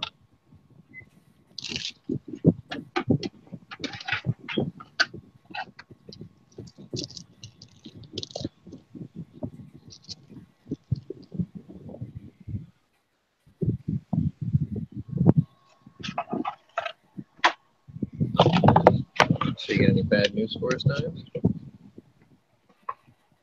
Other than Chuck Schumer throwing Hillary Clinton under the bus with his comments about how she lost the election. I thought that was hilarious.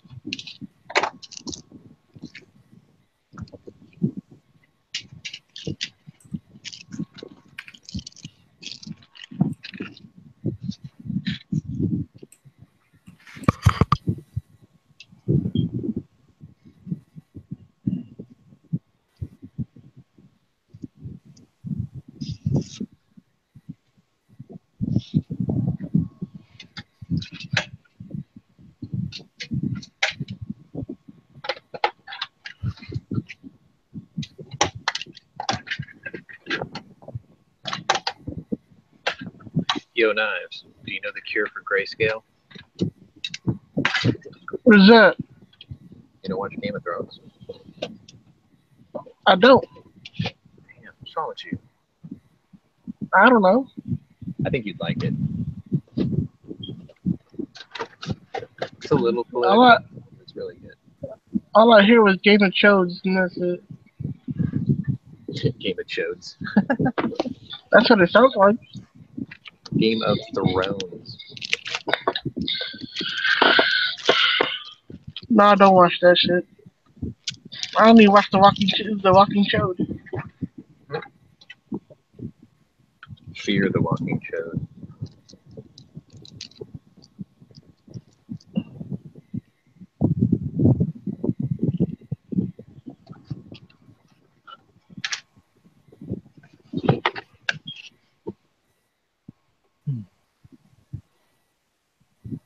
So how was last night's shows?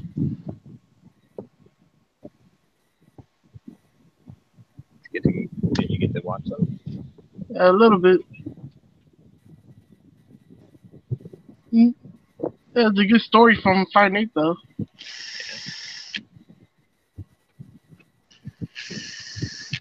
He got a small one, but it's very interesting.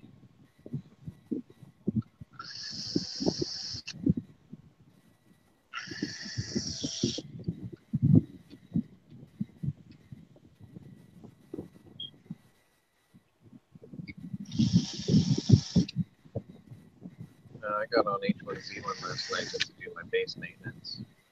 I got that down to, it took me about 30 minutes because I got to the point now where I don't fix my vehicles.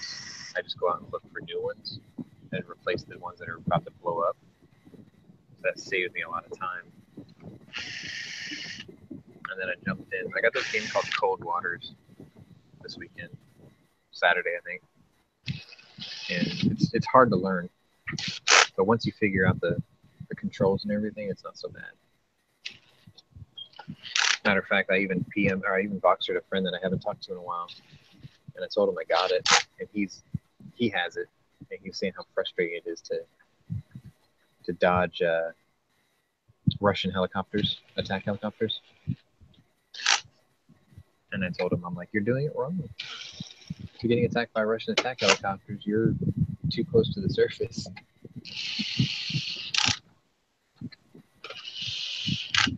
I got pretty good at it so far. Like, yesterday was the first day I actually got a lot of stuff done and didn't die.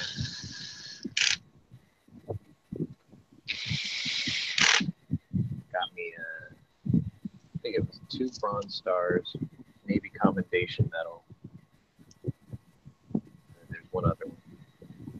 Forgot what the other one's called. Haven't gotten a silver star yet. Working.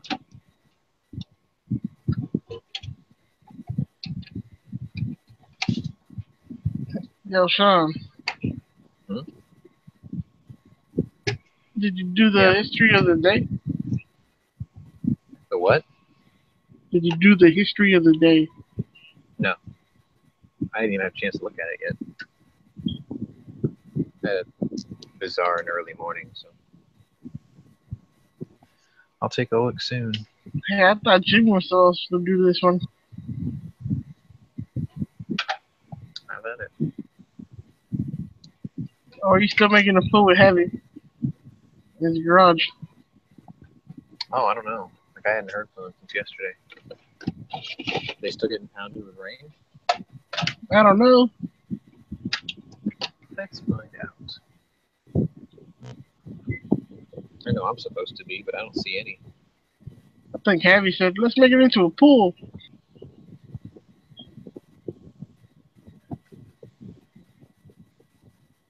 He's near Phoenix, right? Yeah. Yep. Yeah, they're drying out. Lake Mead's getting tore up, though. No, they should be dry by now, dude. Yeah. Yeah, my area's pretty dry now, too, thankfully. That just means it's going to be hot, though. There's a rip current statement of today. Too bad I don't go to the beach. Yeah, it's reporting to clear till Sunday. Next week's gonna be shit. Free car washes aplenty.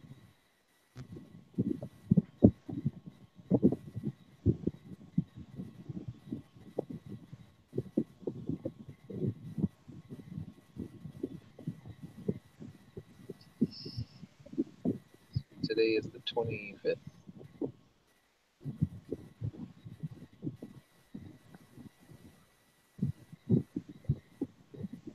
You know the new White House spokesman? The woman? No, the other dude. But there's another dude. Are you talking about the You old White one? House spokesman deletes tweets calling for more gun control. You're talking about Sean Spicer, are you? No, that's Paragucci, motherfucker. Hmm. No, I thought that Huckabee Sanders chick was the one that was the new one. Hold on, let me check.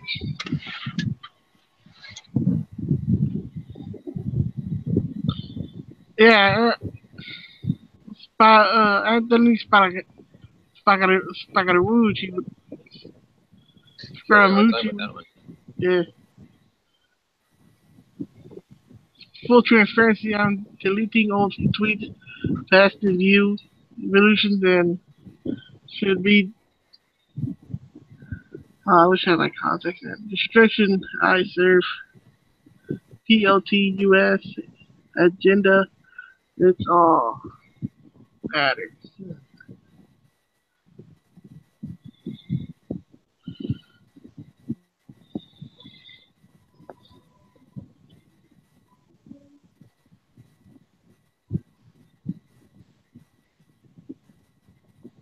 Yeah, he used to work for. What I heard, he used to work for Bloomberg or some group.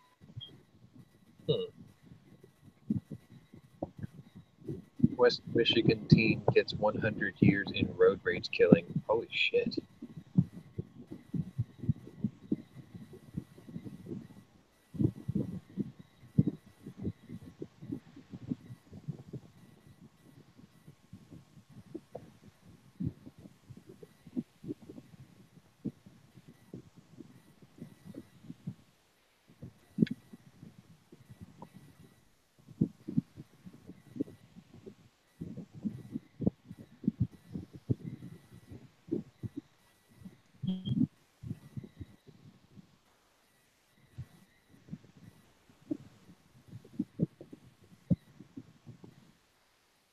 Chinese fighter jets almost collided with the reconnaissance plane in the South China Sea yesterday.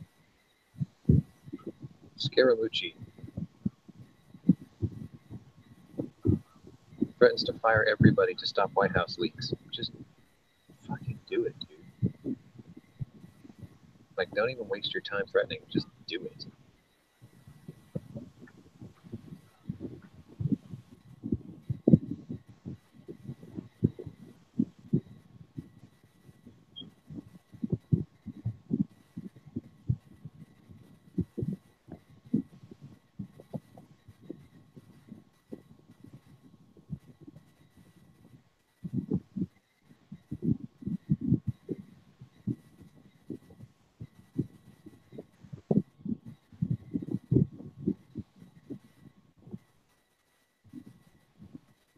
U.S. military fires warning shots at Iranian ship with heavy machine gun in Persian Gulf. That story should read, U.S. military turns Iranian ship into driftwood in the Persian Gulf. I hate this whole we can't shoot unless we're fired upon doctrine. That's bullshit. I thought Trump changed that shit. Nope. Still active. It's a NATO doctrine, I think. Man, that's how people get killed. That's exactly how people get killed. You have to wait till somebody has to die before they can shoot. That's stupid. That's really stupid. My buddy served a few tours. He says the same motherfucker that shakes your hand is the same motherfucker that's to be shooting you later on. Yep. In that part of the country, or in that part of the world, yeah. I don't doubt that for 1 second. The same guy you're laughing with and he's shaking his hand and giving them bottles, the same fools are going to shoot you back. The next. Imagine if you had the ability to read people's minds like Mel Gibson did in that What Women Want movie. Yeah, I want to do that. Diplomacy would be vastly different.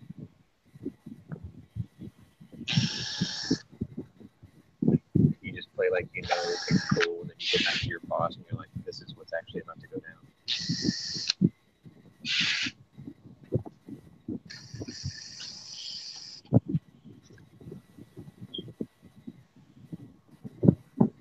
I think it would be hard to control that kind of ability.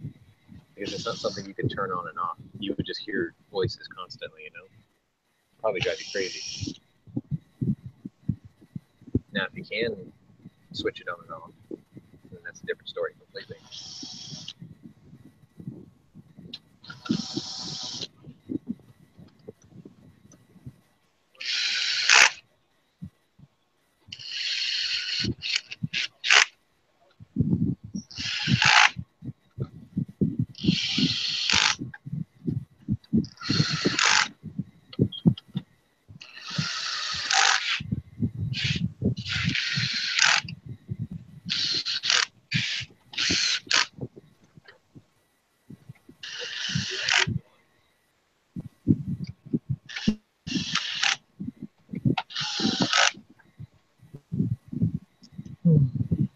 So Kyrie Irving's going to Phoenix, huh?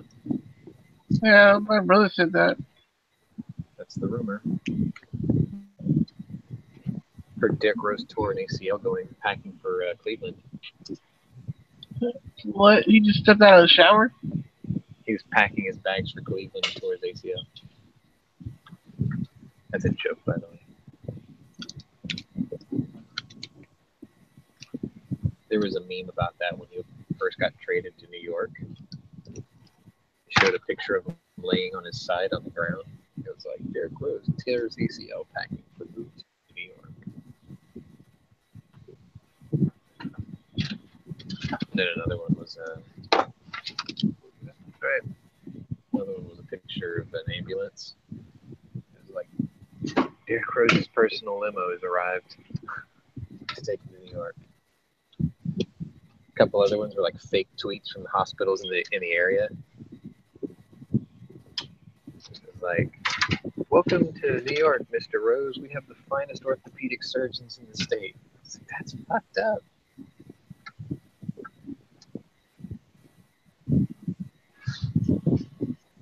What a shitty career he had, though.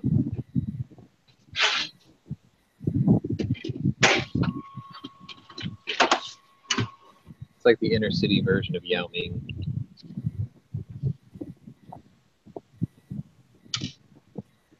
Well, they finally left for lunch.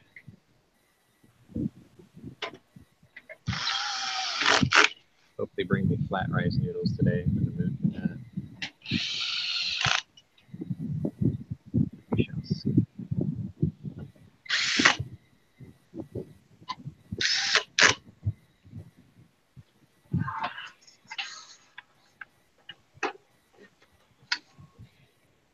He's still selling that Tempest.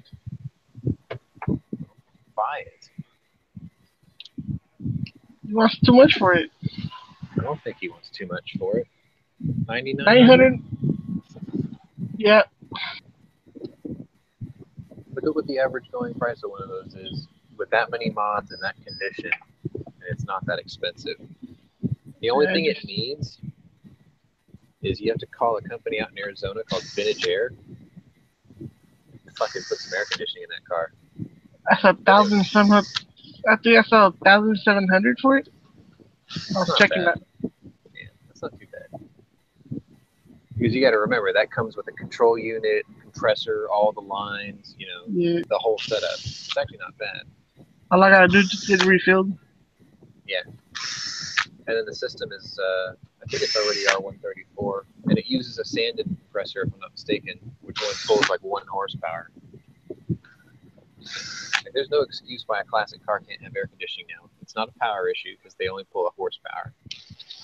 Yeah, I could change out the gauges for some GTO gauges. Makes it look better. Well, it's got auto meters in there now, right? Yeah, you don't like it. I'd leave them in there. That was a lot of work getting all that shit put in there. Well, I'm kind of old school. I like it. I like those, the regular steering wheel. I mean, if you're looking for something to restore, then that's not your car. No, man, I'd rather keep it like kind of. I like keeping the interior original. I do for the most part, but I like to hide technology behind what's already there. You know what I mean? Like my '58 Impala, I had 4 Kicker L715s in the trunk. So you couldn't see that from the inside of the car. I had a really nice Pioneer head unit, but that was actually in the glove box. I left the original radio in the dash because I didn't want to cut it. So it's like from the inside of the car, you couldn't tell about what was in it. But, you know, in different panels, like the speakers were obviously hidden and the fucking head unit was hidden. I like doing that. That way it doesn't spoil the look. But I mean, realistically speaking, that car's been modded too far. You'd have to get a whole new dash, basically, because if you want to swap out the gauge cluster, you have to swap out that front panel that they're all mounted in. It's not worth the time. Dude, I know the suspension. I know the steering wheel the Wheels are easy enough to change. That's the not a rack. big deal. I know I can switch out the whole crappy ass modern late model suspension they have. That is something that I almost always do. Like I'll swap it out with like a Camaro front end. Just put a rack and pinion on it. No, that's full chassis, dude. Yeah. Well, no, I mean I'd swap out like the A arms and the knuckles and shit like that. And put disc brakes on it. That kind of That thing does not come with the rack and pinion. That's the bad thing. Yeah, I did that with my 68 Chevelle. I pretty much gutted the front end off of a 71 or 72 Z28. And I had put the disc brakes and the front setup on that in there. It practically bolted right on. And then I used brake booster and master cylinder out of like an 85 Silverado. Just plumbed it all together. Nothing to it.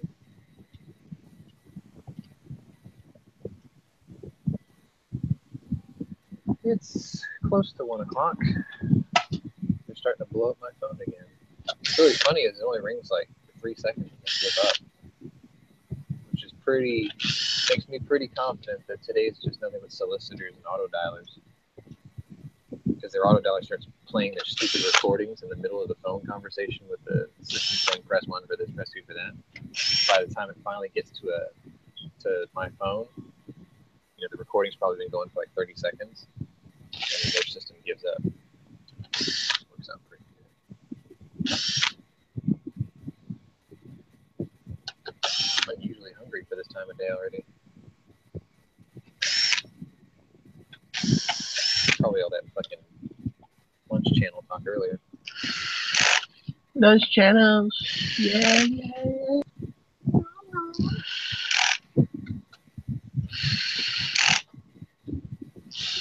You know what I'd like? I don't even know if it's legal. You know how you got an ice cream man, right?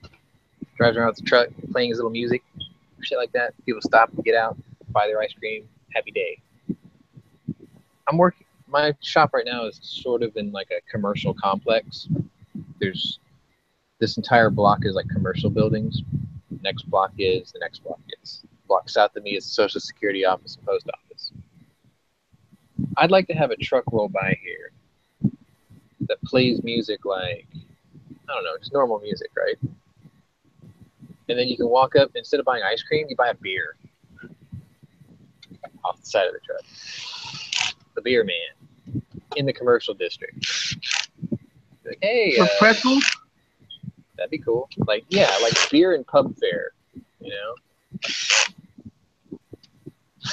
Give me a fucking giant pretzel with some beer cheese and a fucking couple of Shiner Box or something. Or like, give me a couple of chicharron tacos and fucking 2 Modelo Negro. Oh, I could go for that right now. Holy shit. Pickled eggs. You're on your own with that one. You don't like pickled eggs, right? Nope, ain't my thing. My dad likes them. Ah, He made his own one time. Well, it's each their own. nah, dude, I could send you some right now, dude. Shit. I could go for like an entire plate flautas, chicken flautas. Dude, you gotta talk to Hosh about those pickled eggs, man. Really? Yeah, they're good. He goes the same bar I do. Damn. I don't know. Pickled eggs with alcohol just doesn't seem to rub me the right way. Nah, it tastes pretty good, dude. I mean, I'll give it a shot. It's just my dad did that. He made pickled eggs, pickled sausage, something else. I can't remember what else he did. The eggs, though, that kind of weirded me out. I mean, I got to the point where I hardly ever use chicken eggs anymore. Like when I make quiche and omelets and shit, I use ostrich eggs. I don't need that many eggs, though. I usually don't, but like if I make something that the egg is the primary ingredient, then I go crazy with it. Like French I chefs try to swear stay by away from them for a while. because of that whole rumor about cholesterol or whatever. Nah, I just stay away from them. Enjoy your eating.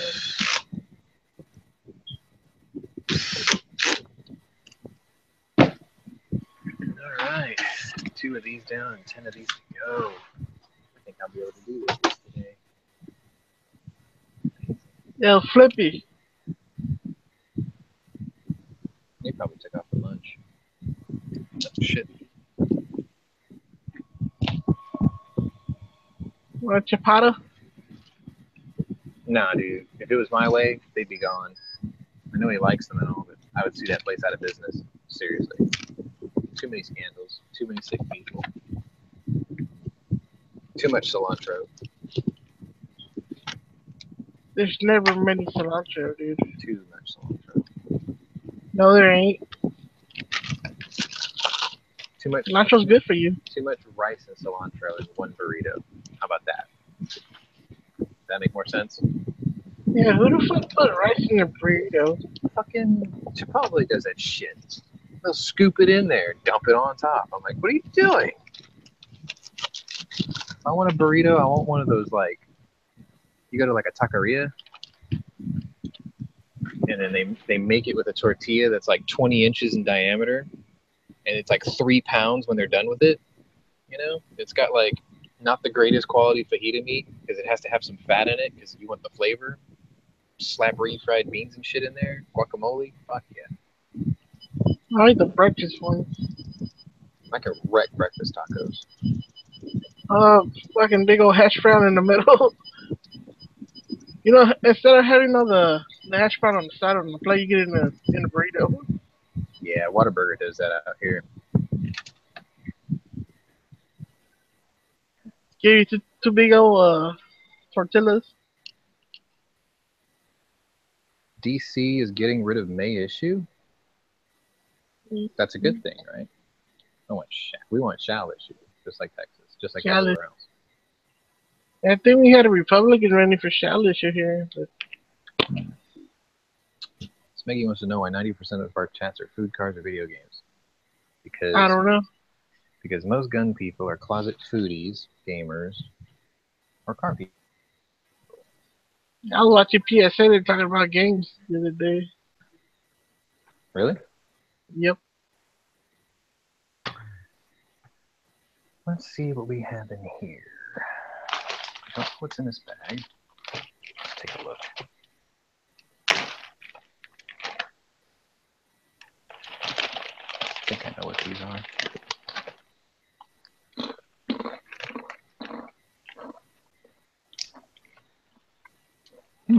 Those are pretty good, actually.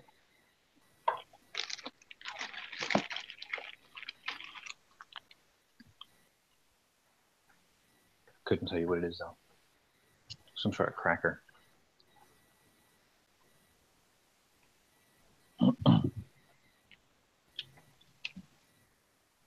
Some sort of crackers? They're uppity crackers. Are them expensive crackers? They seem like it. I don't know. I only tried one.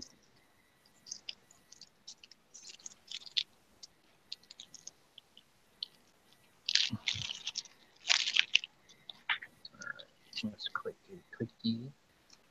Take a look at this.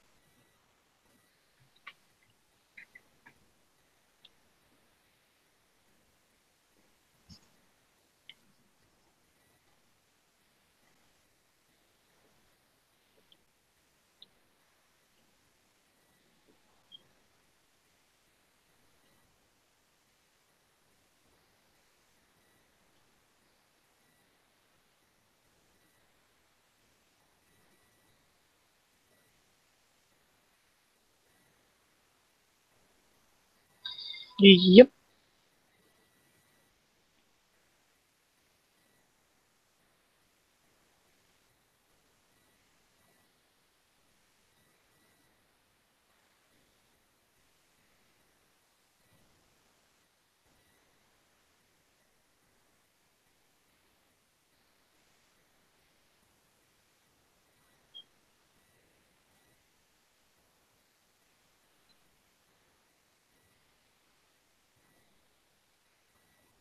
Oh yeah, this is awesome.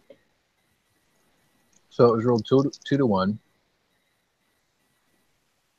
that essentially the good cause requirement was designed to prevent the exercise of the right to bear arms by district residents,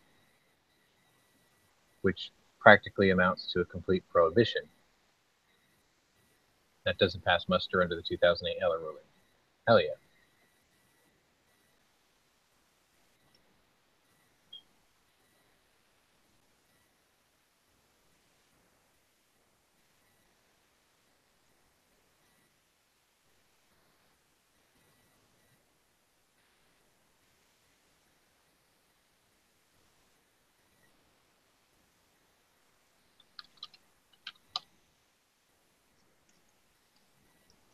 Today, Tuesday.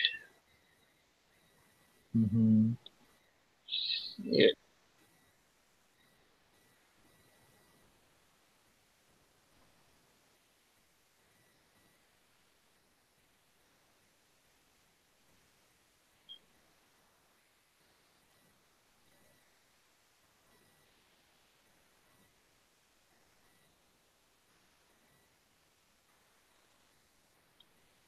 Yeah, I gotta call my doctor later on. Shit.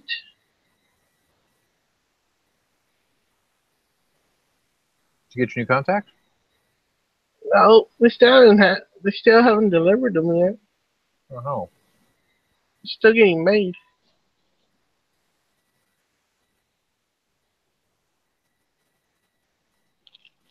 They got paid though, right? Now they're having trouble trying to make the right one.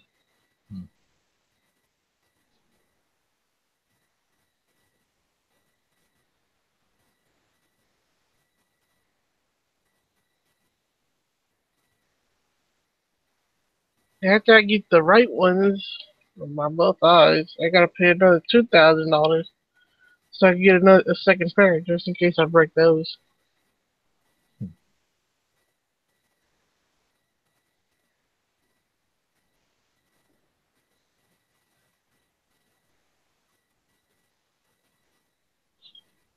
That's California healthcare for you.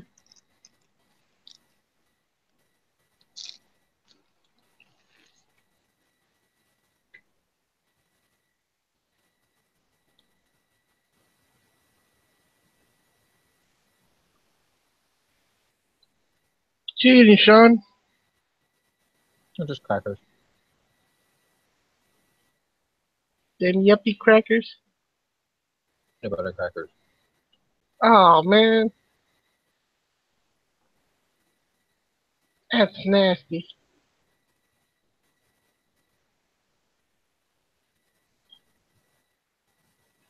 The world's oldest known manatee living in captivity dies in a heartbreaking accident in a South Florida museum. What happened to it? It drowned in a part of the pool that it wasn't supposed to be in. Someone left the gate open by mistake. His name was Well, Snooty. He was 69 years old. Negligence. well, that person's fired. Oh yeah.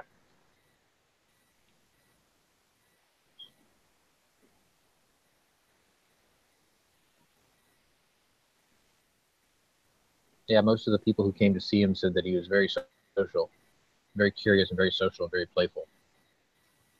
Which is, I think Pink told me that they're very social animals. they are. They're very curious animals.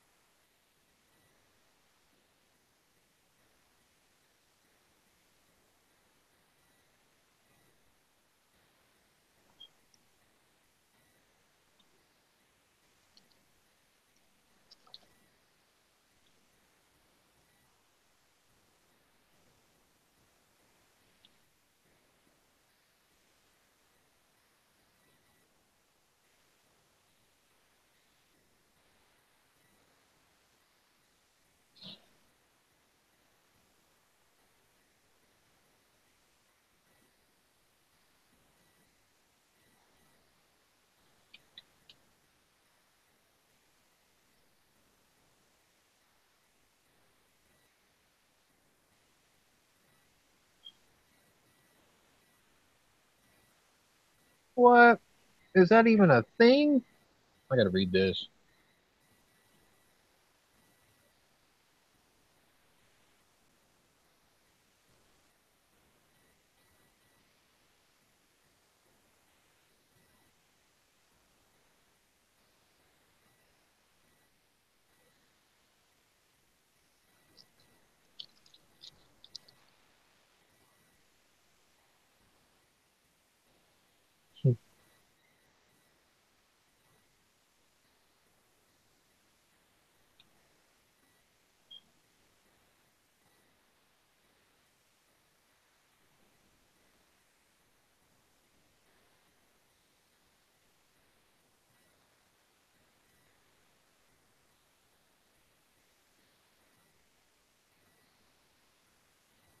Houston man makes citizens arrest of erratic driver. Yeah.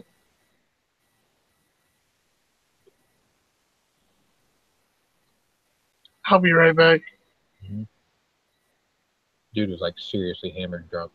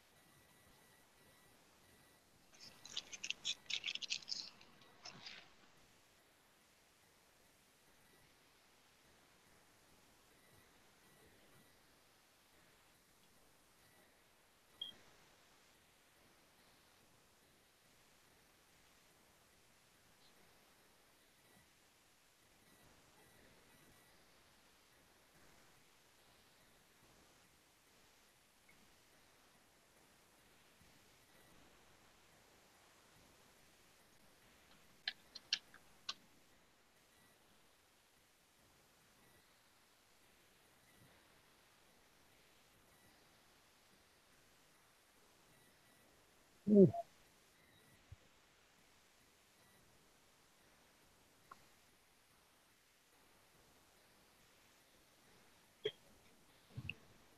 Let's see. Today is not one of those national something or other days for the United States.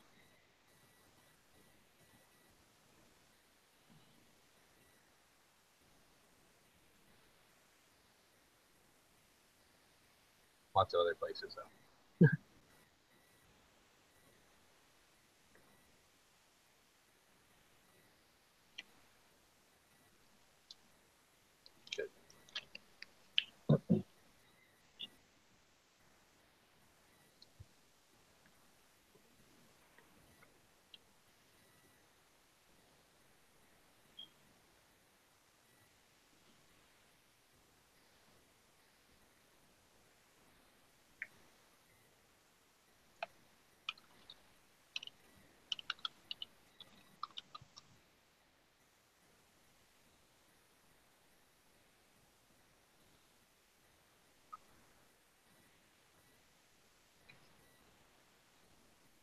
Well, that's true. That's pretty awesome. All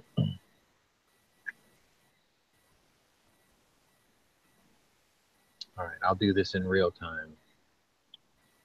Today in your history for July 25th. Rank of Admiral created David G. Farragut. Appointed the first Admiral of the U.S. Navy, 1866. Same year, Ulysses S. Grant was named General of the Army, the first officer to ever hold the rank. That's a 5-star general, by the way. 1868, Congress passed an act creating the Wyoming Territory.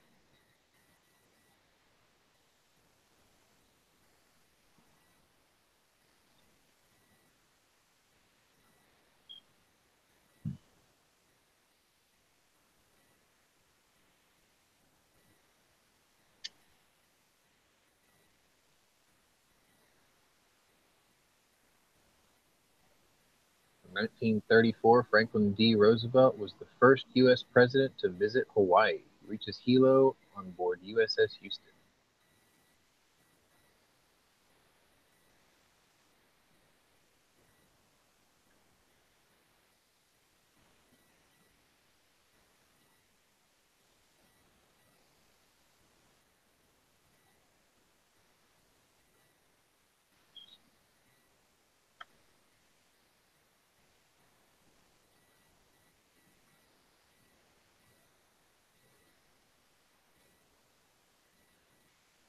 Ooh, is that Destroyer Escort?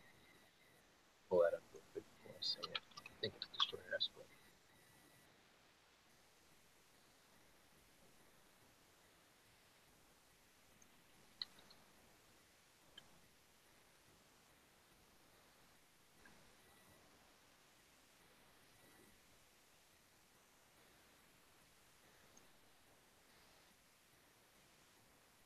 Yeah. Imagine that. 1943, the USS Harmon, Destroyer Escort 72, is the first ship named for an African American.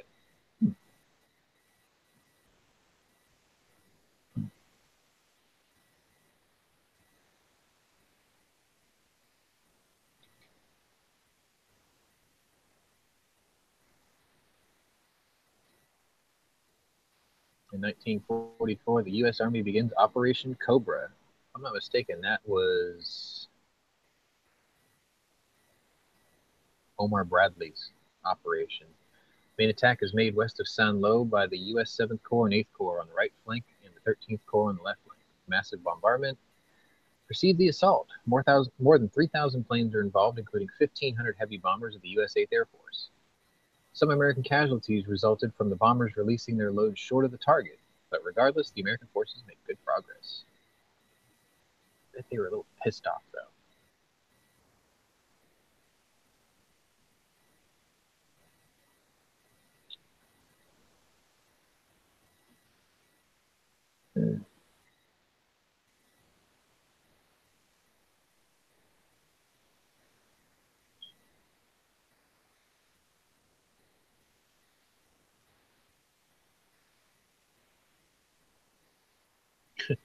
In 1947, the SPARS program, or the U.S. Women's Reserve of Coast Guard Reserve, was disestablished. Why did you say dissolved?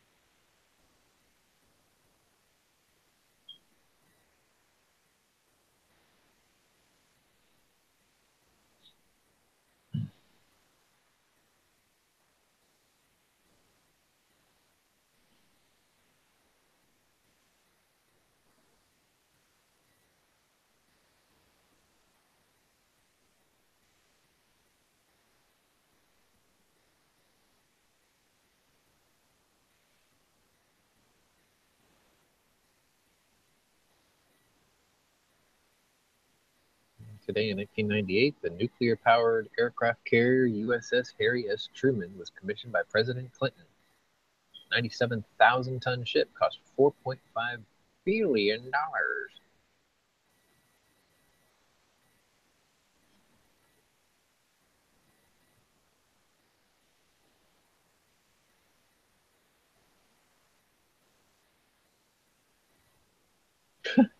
In 2002, Zacharias Moussaoui declared he was guilty of conspiracy in the September 11th attacks, then dramatically withdrew his plea at his arraignment in Alexandria, Virginia.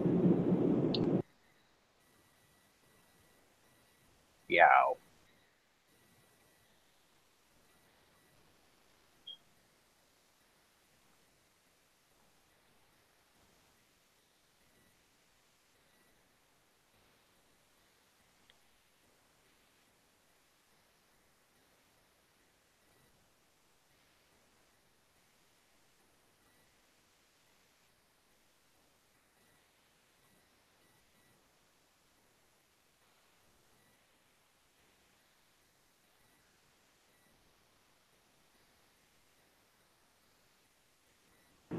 Yo, what's up, fuckers? What's going on, man? He caught knives with his pants down. He took off and go rub one out or something.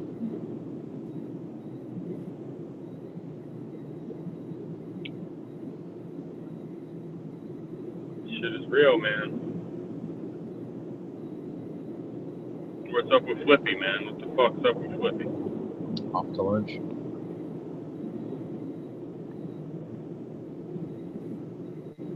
He has one of those like gun club type ranges, so they have a full service kitchen. They actually make decent stuff.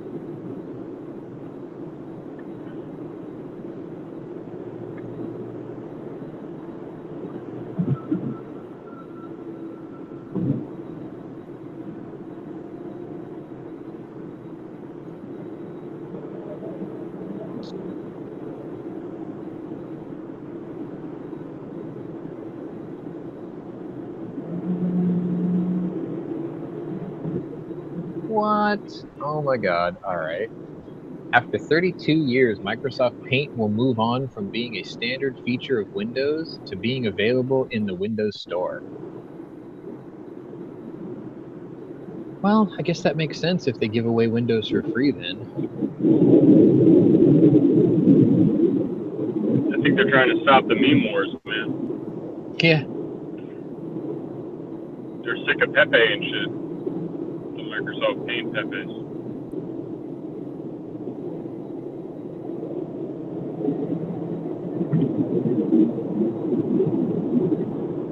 Long live Pepe! As long as meme generator's still around, I guess they won't be able to stop it. I know. That's true.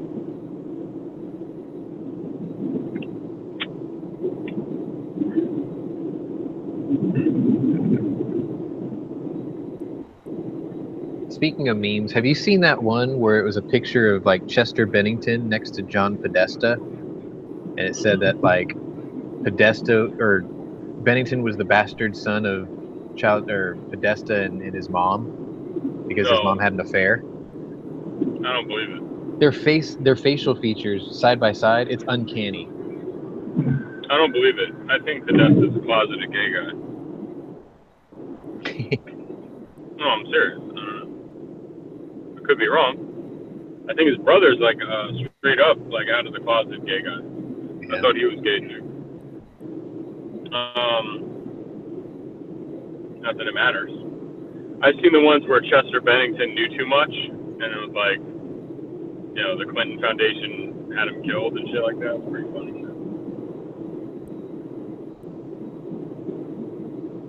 Go back and watch some of those Linkin Park videos, like the early ones. Yeah. Like One Step Closer, I think it was. And holy shit, it is the corniest shit I've ever fucking seen, man. Like, it was like a Dragon Ball Z video, man. The dudes were levitating and doing kung fu while they were doing a concert in the sewer. Yeah. And they all had their hair like Dragon Ball Z and shit. It was very strange.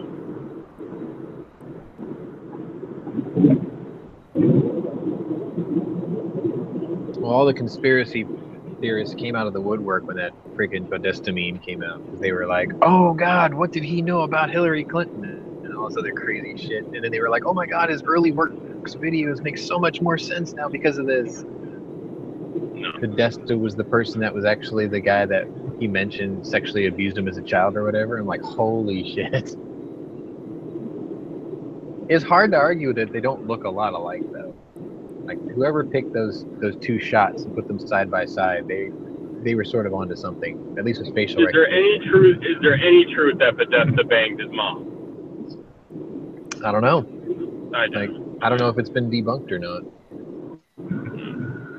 But it makes a good story. It's not like the Castro Cuban president guy, like, Yeah.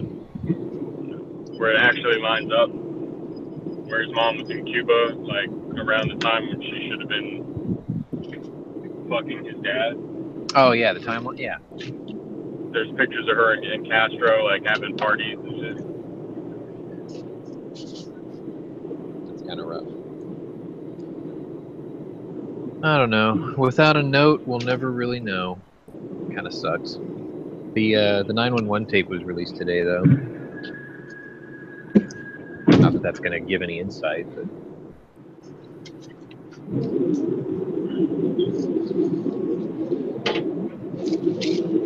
There, his interviews in the last couple of years gave a lot of insight. He was doing fucking like 13 hits of acid a day, and he was doing all this fucking shit. He was completely fucking warped. Yep. You know, he's like doing crazy psychedelics, drinking, all types of shit. So, yeah, it's no shocker there.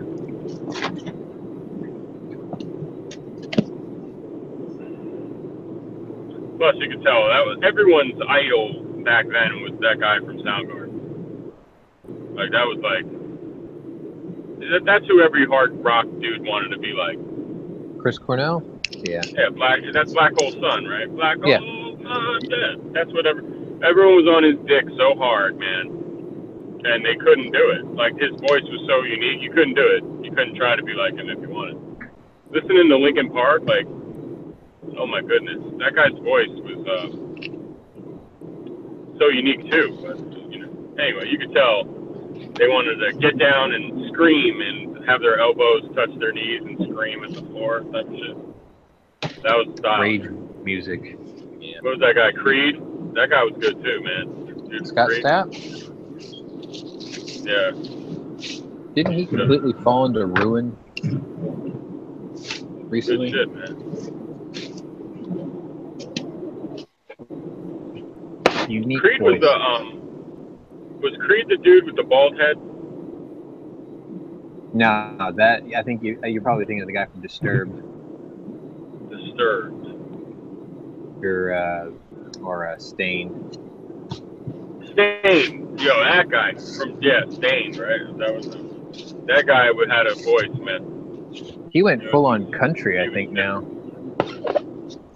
Even that shit was kind of like Jesus-y. He had extra. It was like extra Jesus on his pieces. Extra Jesus. Yeah. Scott Weiland had a good voice. Stone Temple Pilots guy. He was pretty unique. Yep.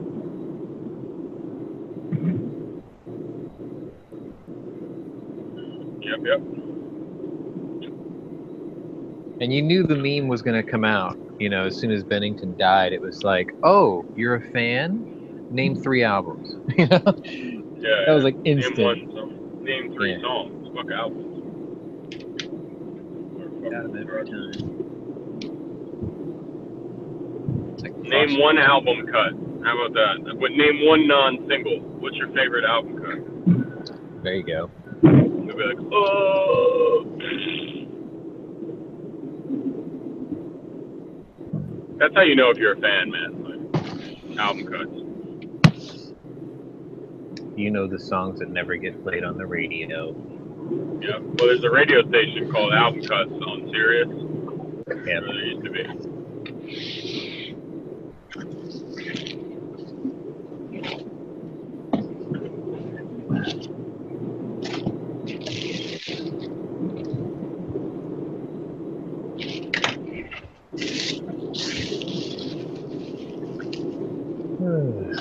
Yep, everybody bailed early today.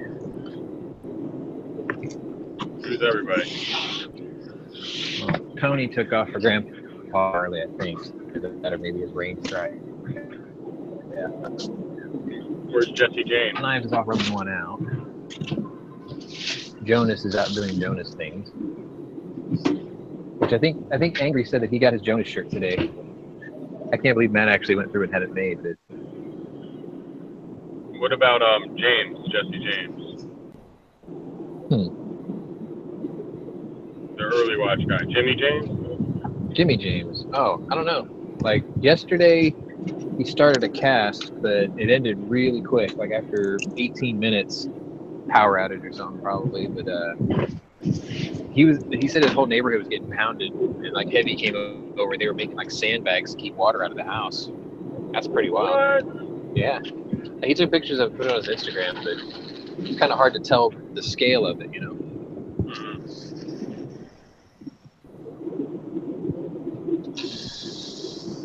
We put John over there that just took off in a food coma this morning. We did that best this, best that game. I think he went into a food coma. He's on a diet.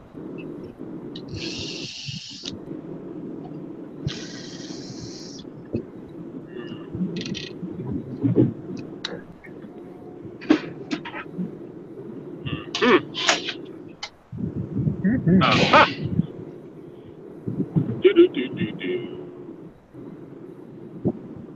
Alrighty then.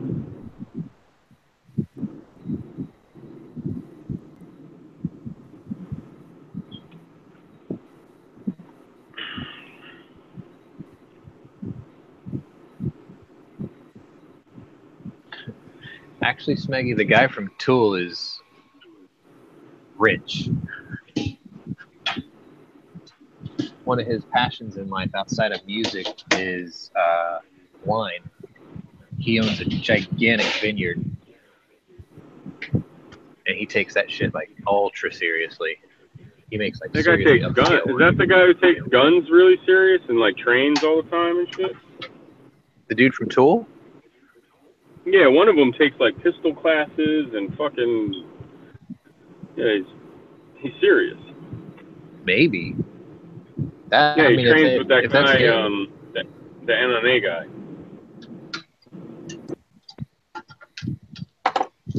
His name escapes me right now. It drives me crazy. Maynard something. Yeah. That dude has like a serious passion for wine. It's amazing. He took most of his money earnings. He put it towards a vineyard.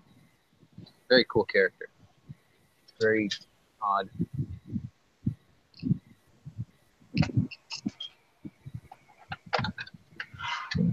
As a ghost artist, so.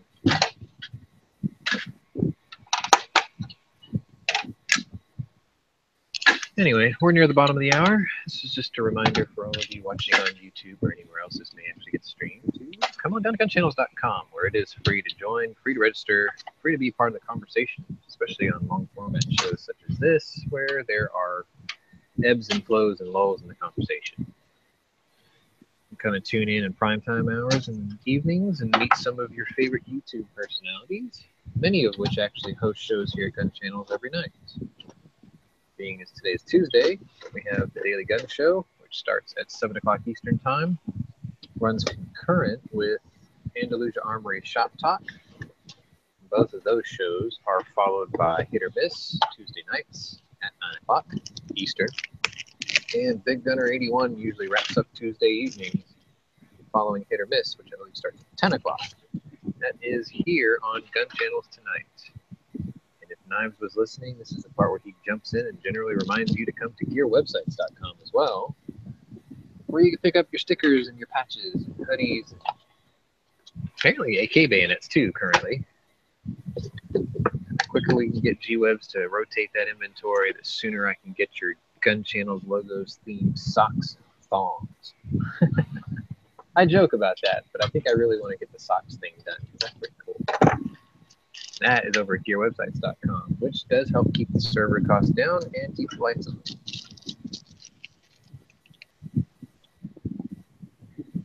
Yeah, that's the guy. I can't really see his last name. Maynard Keenan, thank you. That's his name. Dun dun dun. You done fucked up. I already did your bump too. Oh shit. And slacking. No, I was getting yelled at. Too busy rubbing one out. We know what's going on. Got yelled at for rubbing one out. What? Nah, me. Nah. It says here in the Bible that it's better to put your seed in the belly of a whore than to let it spill onto the floor. Oh, all right, Grandma. Yeah, exactly. Was that Uncle Tony? right? Is it's better to spill it into the belly of a harlot than onto the ground. See, so that's an old Ron White joke, by the way. He's like, all right, Grandma, let's get going. Drop Hey, me off Knives. somewhere. Hey, hey man, my mom's Jewish, dude. Huh? Said my mom is Jewish. Is she? So is your dick peeled? No, I'm natural. Ah, you're walking around looking like an earthworm. With the turtleneck. Anyway. Sure. Hey, hey, all I gotta do is just tap it and just raw dog it. That shit goes away. Anyway. Pork it. Well, I got 2 books in the mail. Yeah. You get what you get. I got the 9th edition Hornady Reloading Manual, the Lyman Reloading for Pistol and Revolver, 2 copies of that, and 2 copies of the Hornady book. And I got Lee's 3rd edition, or whatever the fuck, Reloading Manual, which looks to be very good. I'll report more as I read them, but that Richard Lee book is going to go on my recommended list. Probably over the Lyman. It'll be part of required reading here at Gun Channels. Well, it'll be, if you want to reload, that'll be one you should have because it goes into better descriptions on signs of overpressure and shit like that. If your primer's sticking out and it looks like a quilted pillow, you might be overpressured. Or if your primer's completely fucking gone, you might not as have was a the hand. case when I blew my, as was the case when I blew my fucking Ruger. 2 rounds of primer was gone. Slight sign of overpressure. And you couldn't read the fucking face of the case no more. The stamp on the back. It smashed the head stamp flat. Yep. Jesus. Yeah, I'd say that was a bit overpressured. Yeah, the guy, the old dude that ran the gun shop said, Jesus Christ, I ain't never seen one as bad. That didn't. I've overpressured around enough to where it smashed the primer face flat. Oh hell, I do I've that seen all the that. time. Yeah, like that's just at the limit, you know. The hottest 296 loads do that. Because like when I deprime them, the angle is perfectly 90 degrees and really sharp. Or they started off contoured and curved. It's smashed into the recoil shield, flattened out. Yeah, that's when you know you you're start at the limit. you start pushing, 40,000 psi loads, it's gonna mash primer. Yep. Yeah, almost all my crystal loads do that. Yeah, so like when you load for probably the Cazul, in the 500, it should do that on just loads. I mean, loads that are up into the higher end of what's normal of those. I don't know how much when they build them at the factory, if they put some sort of sealant in there, if that helps to stop that or what.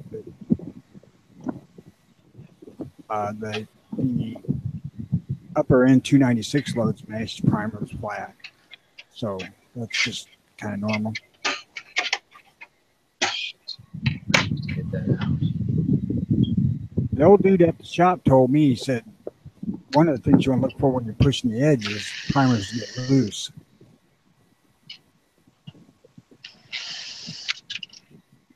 He said, because when you really start overpressing it, it'll push that primer out, and then the bell of it will kind of shrink, and the primer will actually be loose in the freaking case. Oh yeah, where it opens up the pocket. Yeah. So then you got to check them fit or possibly throw the damn cases away. What he talked about when he said he had not seen one as bad as what I did was that it didn't split the case. Yeah, usually it'll give way at the head stamp or at the rim. Case head separation. Yeah, these cases really didn't look bad until you start looking close. I've never done that. The only thing I've ever done, I guess that could be considered extreme, is it would split the edge of the rim, or not the rim, it would split the other end. That's the worst I've done so far. That shouldn't get common as you overwork cases. Yeah. Rifle cases especially. I never understood the importance of trimming your cases until I started doing rifle cases. Then I understood exactly why it's important. Because you'll start crushing cases when you seat the bullets. If they're all the same length. I didn't know that back then. Because, I mean, all I was doing was straight wall pistol cases where it didn't matter. Well, they don't flow either. Yeah. Or not like a freaking rifle does. They do grow, though. Ever so slightly. And, straight wall cases with rims, they really don't, have that issue of head spacing on the mouth like semi-auto round does. Yeah. So, it's not critical there either. Get a little bit of leeway out of it. The thing about that one is not everybody's rim thicknesses are the same. I didn't catch that. A lot of different makers have different rim thicknesses. Like, I think Cellier and Bello is actually thinner or thicker than most. Yeah, and they don't all make their cases the spec either for length. Hornady is notorious for that. The critical defense rounds. I got a box of critical defense 45 Colt, and they were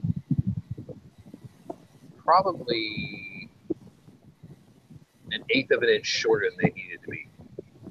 I wonder if that's a kind of a pressure relief thing, just in case. Fortune Cookie wrote them and asked. I forgot what the reason was.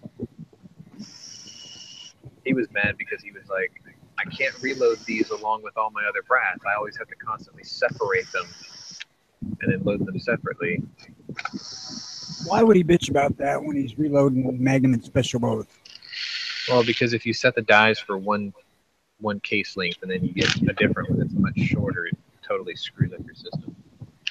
Right, yeah, I know that, but that's the same deal with loading 44 Magnum and 44 Special, especially if you're using both in the same gun. running hot loads. Sure, but I mean, if you have two cases that are both marked Colt and one's an eighth of an inch shorter, that's a real pain in the ass. It's like those people who set up their progressive presses for 45 ACP, and they've got the two brass small pistol primers. That pisses them off. I can tell you the reason that Hornady did that's because the eighth inch shorter is special case. They don't have to make two. If you're reloading it so much. Like if you're talking 44 and 44 special or Magnum and special. Well, it's still longer than a Schofield, but it is shorter than a typical Colt. I crushed one time doing that. Like I didn't realize they were that much shorter until I started running through the die. I'm like, wait a minute. I suppose that when you buy cases, which now, you know I'm saying this, I went through half of the 500 I got in the other day and I haven't measured a fucking one. You should measure them. New ones generally are pretty homogeneous. Usually. I figured that Starline, if they were off, they would all be off the same way. Yeah, they're usually computer checked. Theirs. But which is fine. The Lee book goes into a discussion on the risk of light charges with slow powder and the possibility of overpressure in that way, which they say don't really worry too much about because they can't recreate it in the lab. But I've heard that rumor and I didn't quite understand it. So that's why I went to special cases for 296 because I wanted loads that were doing, 12 to 1400 feet per second, not 1800. You volumetrically limited yourself. Right, so there's not big airspace. I don't have to pack a case of cornmeal or some stupid shit like that. No, you don't have to do that with those anyway. Those are typically not big enough to worry about it. Tight group, man, it likes everything. It don't give a shit if there's almost all space in the case. It'll still go. Yep, that's true. I like economical powders like that. Like, you would think that everyone would do that. I first I was spooked by tight group because that's what I was using when I broke the gun up. But that goes away pretty quick once you start doing a double check on weighing it. I really like how the guns react on medium and heavy loads of tight group. I mean, the guns like it pretty well. And light loads, it's cleaner than friggin' Trail Boss. Now Smeggy's whining about his truck payment. Should have fucking thought about that before you bought the truck, not after you got it home. Oh, you got a new truck. What'd you get? Ford F-150. 6-year finance? Don't know any other details than that. Yeah, my car that I got now is the first time that I actually financed one out. I usually buy them outright too, but I don't know. I set it up on automatic withdrawal, so I don't even worry about it. Like I don't feel like I'm making payments because it's just automatically coming out. I just have to mentally tell myself, whatever you get paid, subtract this, and that's what you actually got because you know that's going to come out. I think on the 16th of every month or whatever. Yeah, that's what I got with my utility bills and my phone bill. I think I've been double paying the financing on my my Marlin. They switched over financing companies, I guess because mine was a smaller balance than they're typically used to carrying. So they sold it to a smaller firm, and they sent me an introduction letter and all that. And they're like, you can log on to this website and log on with this username, and it'll just pick up your schedule where you left off with the other company. I'm like, that's cool. So the first month I logged on and I made the payment because I used to have automatic with the other company, and it got to the actual due date, and I never saw anything saying I had a pending charge coming up. So I'm like, shit, I'll just go do it manually. I did it. I waited a day, looked back online, and I got double charged. Like, one was the charge I made, and one I think was an ACH payment, but I never even called to verify it because the payment amount was so low anyway. I thought, fuck it, I'll just go ahead and do this, and if I double pay it, I'll just pay it off, twice as fast. So it doesn't bother me. It's just, it's kind of strange I see these double charges, even though I never even set up automatic with them. I had that exact thing happen with my fucking phone bill and my light bill once. Yeah. I thought, well, the light bill, I set up the automatic payment, but I never received a notice from them that they did it. So I thought, oh, fuck it, do. I'm going to pay it. Right. And I paid it. And then 2 days later, they took the fucking payment out of my bank, too. And said, we'll just apply this other one to credit. I'm like, what the fuck are you talking about? So, fortunately, I had plenty of money because it was right after I got the damn settlement for disability. So I basically got to skip a friggin' month's payment after I paid in 2. Fucker's crazy. But then my phone bill, I did the same damn thing. But the phone bill's a hell of a lot less money. Yeah, and see this new financing company, they're not as, I guess, elegantly set up as the old one. Because with the old one, I could see my payment schedules and everything, and I could see my remaining balances and whatnot. And this new company, I can't. So I can't see if I've been double paying for the last couple of months. That's what's irritating to me. Like, I have to wait for them to mail me a statement saying what my remaining balance is, or I can just call them, I guess. But so far, I know, like, if I just stuck with it the way it was originally intended, it wouldn't have been paid off until January. But now it looks like it'll probably be paid off in like September, which is fine. I'll tell you one thing that really pissed me off was my phone company. Just like a month before last, I upgraded to the unlimited data, and they took out my friggin' payment after that, but they didn't up the payment to the extra $20. So they take the payment out and shut my fucking service off. They said you short paid them. Yeah. So I had to go in. I had to cancel the freaking auto pay and restart it with the new amount. Like, this is fucking stupid. Yeah, that shit, Smeggy, that happens to me all the damn time. It's like when your debit or your credit cards change, like they issue you a new one because you're close to the expiration date. So then, you don't even think about it because you're just used to having things automatically come out, right? And then all of a sudden it's like, boom, account closed or suspended. You're like, what the fuck? And then you find out, oh, yeah, I forgot to switch over to the new card. That happened to me with even fucking Papa John's, man. That shit pissed me off. Like, I put in an order at Papa John's, and I was like, yeah, card ending in this number, because usually the new card is the same number as the old one, right? The last 4 digits. And I'm like, yeah, okay, boom, done. It was like, card declined. I'm like, what the fuck? I was like, oh, yeah, this is a new card. I have to change the CVV number and the expiration date or whatever. Seriously annoying.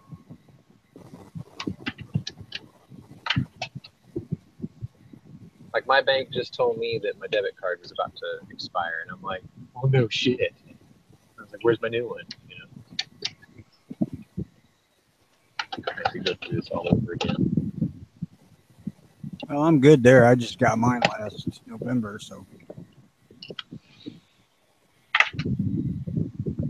I'm good until 21, I think. Still need a burn barrel. Came home yesterday. I talked about it in the podcast yesterday, but I got home yesterday and sure as shit, I had like 5 envelopes waiting for me. 3 of them were credit card offers, and I'm like, I've got what I want, I got what I need, I don't need this shit anymore, Now, 2 of them were credit card offers. One of them was Capital One, which I have a card with, and they're like, you've been pre-approved for an auto loan. I'm like, I haven't paid off the car I got right now.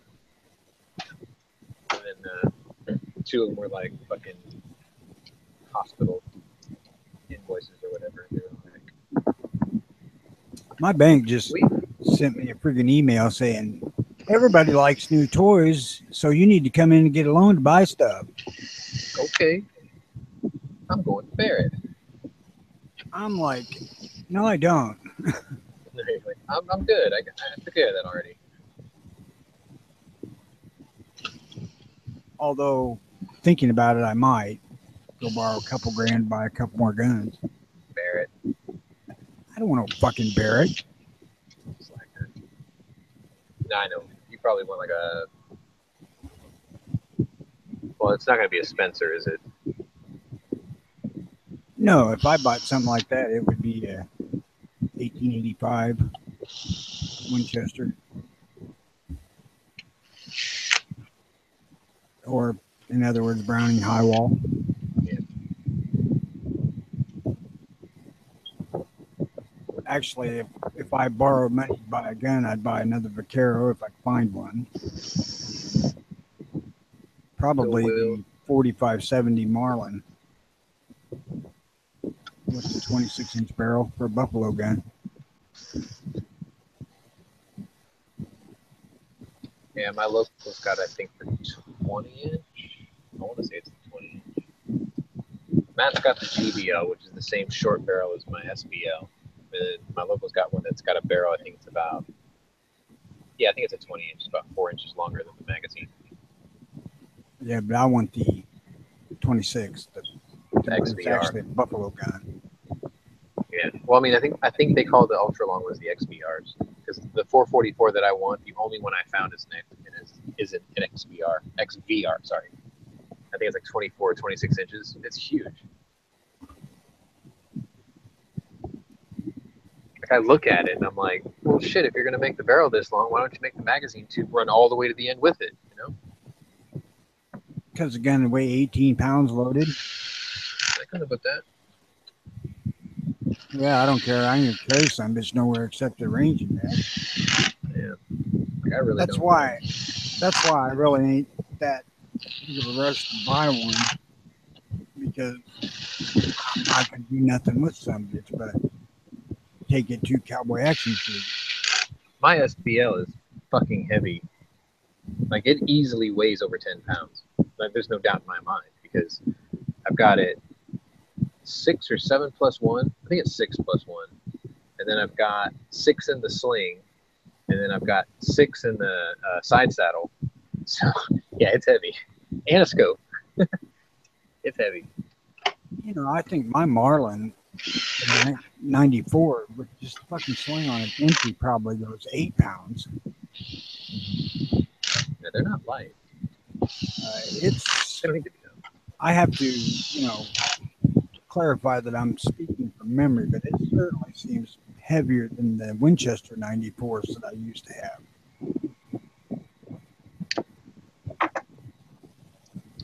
Those guns were fucking great to carry. Of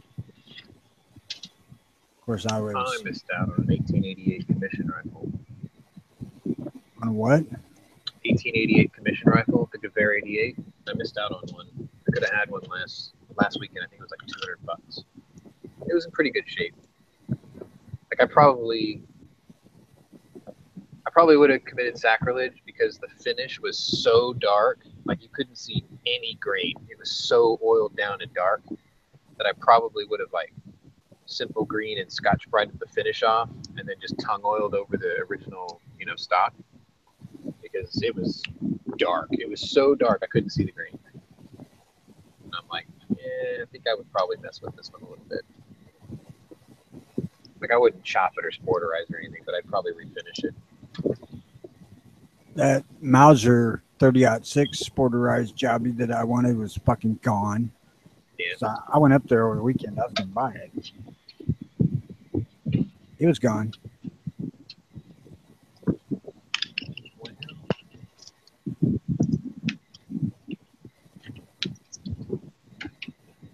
So I'm going to go up every month or so and see if it comes back because a lot of times people buy a 30-06 not realizing how hard it is to chew under them in a t-shirt. Yeah. Yeah, I was talking to my local the other day about something like that too. He was like, yeah, it's pretty funny when I sell 30-06s out here. I'm like, really? I'm like, do you sell them limb savers with them? And he was like, that's exactly what I was about to say. he sold like a Savage Axis or something, and he asked the dude, he was like, "You ever shot anything like this before?" And he's like, "No, I've got a 270 and a 22 long rifle." And he was like, "If you don't mind spending a couple extra bucks," he was like, "I would highly recommend this." And he whipped out a limb saver. He was like, lately when he sells 30-06 anything, they'll buy a limb saver with it. Especially like the Savage Axis or the other guns that are, Hard 6.5 stocks. pounds plastic. Yep. 30-06 is fucking brutal on recoil, and I'm well aware of them. And I had that Savage 111 lightweight hunter, and that fucker was impossible to shoot. That's right. A new Anvil came out last night.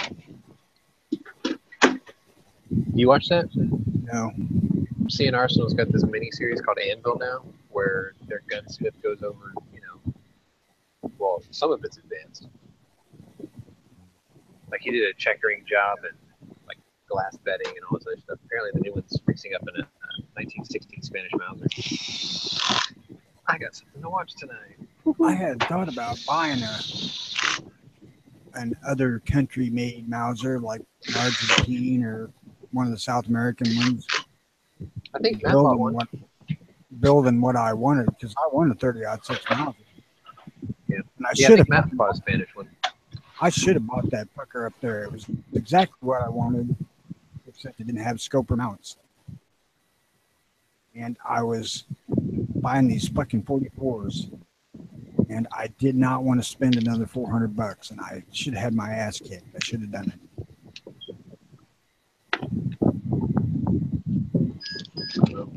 If you jumped into the panel while you were at the shop, you would have definitely got the push you wanted. It would have been like, do it! And then you would have fought back with, you don't have to pay the fucking bill on this thing. Do it anyway! And then right now you'd be like, yeah, I'm glad I did that. I mean, yeah, I got two 30-06s already, so yeah. You're covered. It was pretty easy to talk myself out of it, but I kind of regret it now.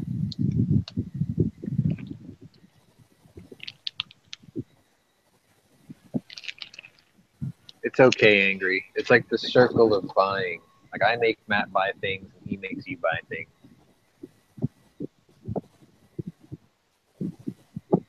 Like he got the Makarov, the P83, and the 1895 GBL. So I think I hit him 3 times already.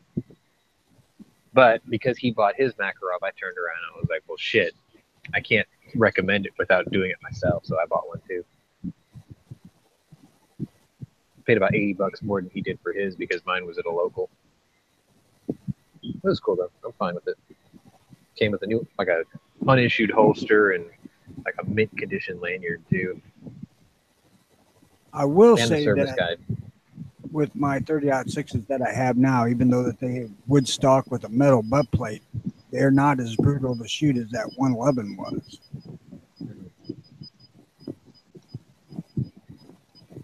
Well, you know how the saying goes. Finely machined weapon will feel soft, you know? Like even though it has hard surfaces or whatever, if it's machined properly and it fits the contours of your body properly or your hands or whatever, it'll feel soft because it's not jutting something into you, you know, at an odd angle.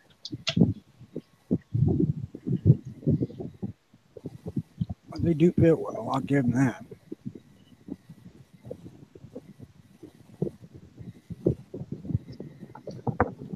Four down, 8 to go. I think. Yeah. It is starting to get time of year. I got to start thinking about taking it to the range and sighting it in, though, because I ain't doing it in the summertime when it's hot because it's just not comfortable to shoot more than just a couple of times in a fucking t-shirt. When I had my 3 caliber AR, like all the optics were sighted in for it, so I never had a reason to go to the outdoor ranges, right? My buddy built a pistol and a rifle, and he was always wanting to go to the outdoor ranges, and I would always shoot him down. I'm like, it's hot as fuck, I don't want to go. And he's like, I just need to sight in my rifle. I'm like, I know. I said, just try to do it a day after work or something, and once you're done, then we'll go do something else. And he never did. And then I got these 2 marlins, and it's like I'm the one who always wants to go sight my shit in. And he hasn't done it yet still. Over a year later, he still hasn't done it. But now I'm always bugging him. I'm like, all right, I got something we can go sight the shit in with now. And he's like, I can't go. I live 2 hours north of you now, and I've got this. I got a kid. And I'm like, I know you have a kid. Bring him too. No shit. I don't feel so bad now because mine's just since February anyway. Yeah. And you know, I most likely I'm not going varmint hunting until after deer season, so I ain't in any great rush. I wonder if you can prairie dog with 4570. Of course you can. Prairie dog with anything. Well, I know, but it's just, I'm thinking of the rainbow arc. I mean, I've seen people prairie dog hunt with 50 BMGs. So, yeah, I know the feasibility is definitely there. Practicality is not there. That's part of what led me to switch to 30-06 completely is the fact that you can load it up enough to hunt varmint with it. Now that you can buy good quality 110 grain bullets, yeah, the gun's rifling will let it stabilize pretty fucking good. These Remingtons seem to like the 110 real well. They really like 125s. Extra length, bearing surface.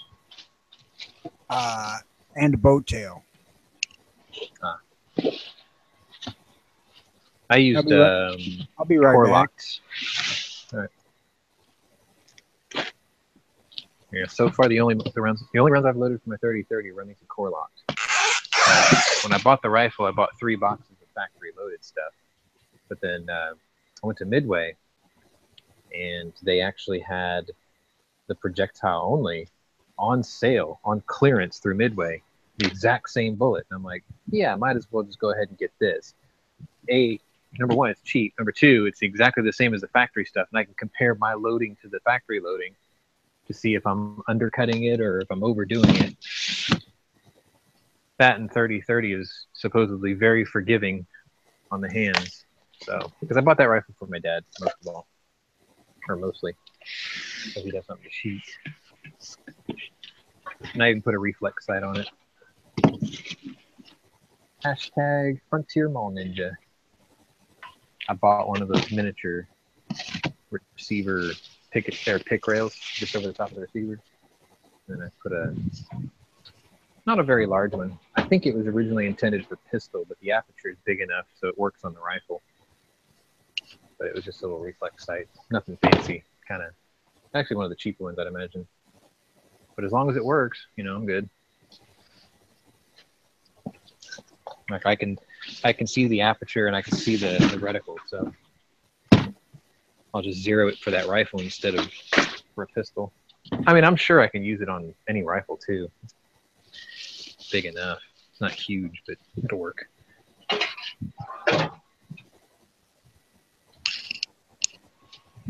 Something wrong with my foot today. Feels like there's a nail in it.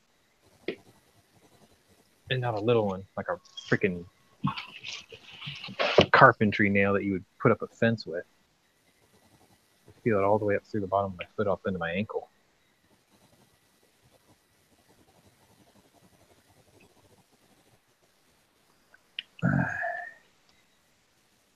Yeah, actually, Dano asked a lot of us about that TT. Was it the TT57, the Tokarev? I don't know to buy one. I still want to buy one. I've been wanting one of those for a while now. To go along with my Russian service pistol collection. I gotta get that one, P64, I think it is, and the P83. And then start calling friends overseas to see if someone could steal or gank or find me a Russian OTS 30 or Stechkin OTS 38. It's probably never gonna happen, but don't know till you try. Even if I got it, I don't think I'll ever get ammo for it, right? Russian special forces shit. They probably get the ammo directly from the government. and only from the government.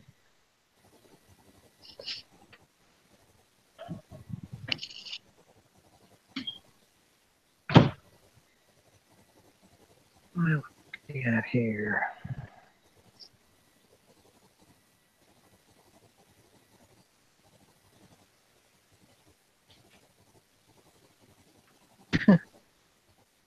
New egg.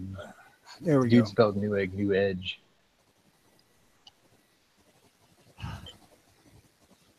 I fixed myself a hamburger for lunch with spiral cut onion and garlic. God damn, that was good. What I miss? Hamburger? Yeah, about a half pound hamburger with onion and garlic. Whoa. What about cheese? The only thing I got to look forward to when I get off of work today is I got a fridge full of Shinerbach, nice and cold. I'm going to put a meatloaf on the grill. I get to hear the sounds of a crying turtle from the far west coast of Long Beach, California. Every time I crack open that bottle, I'm going to hear Oh, this is even better. You know what that sound is? No. That's a 44 Magnum tapping on the microphone. What? Oh, you're okay. So you're hitting it from the outside. I'm fucking with knives. So was I. So I have 44 Magnum laid all over my fucking desk. Bullets, not guns.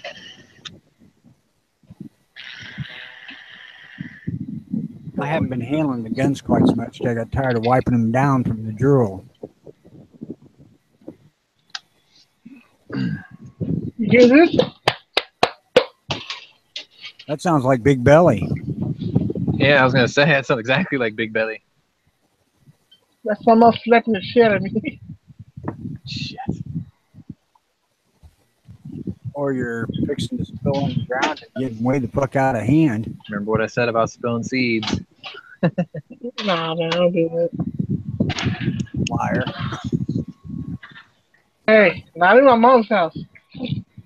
Right. Hey, Raph. Is he here?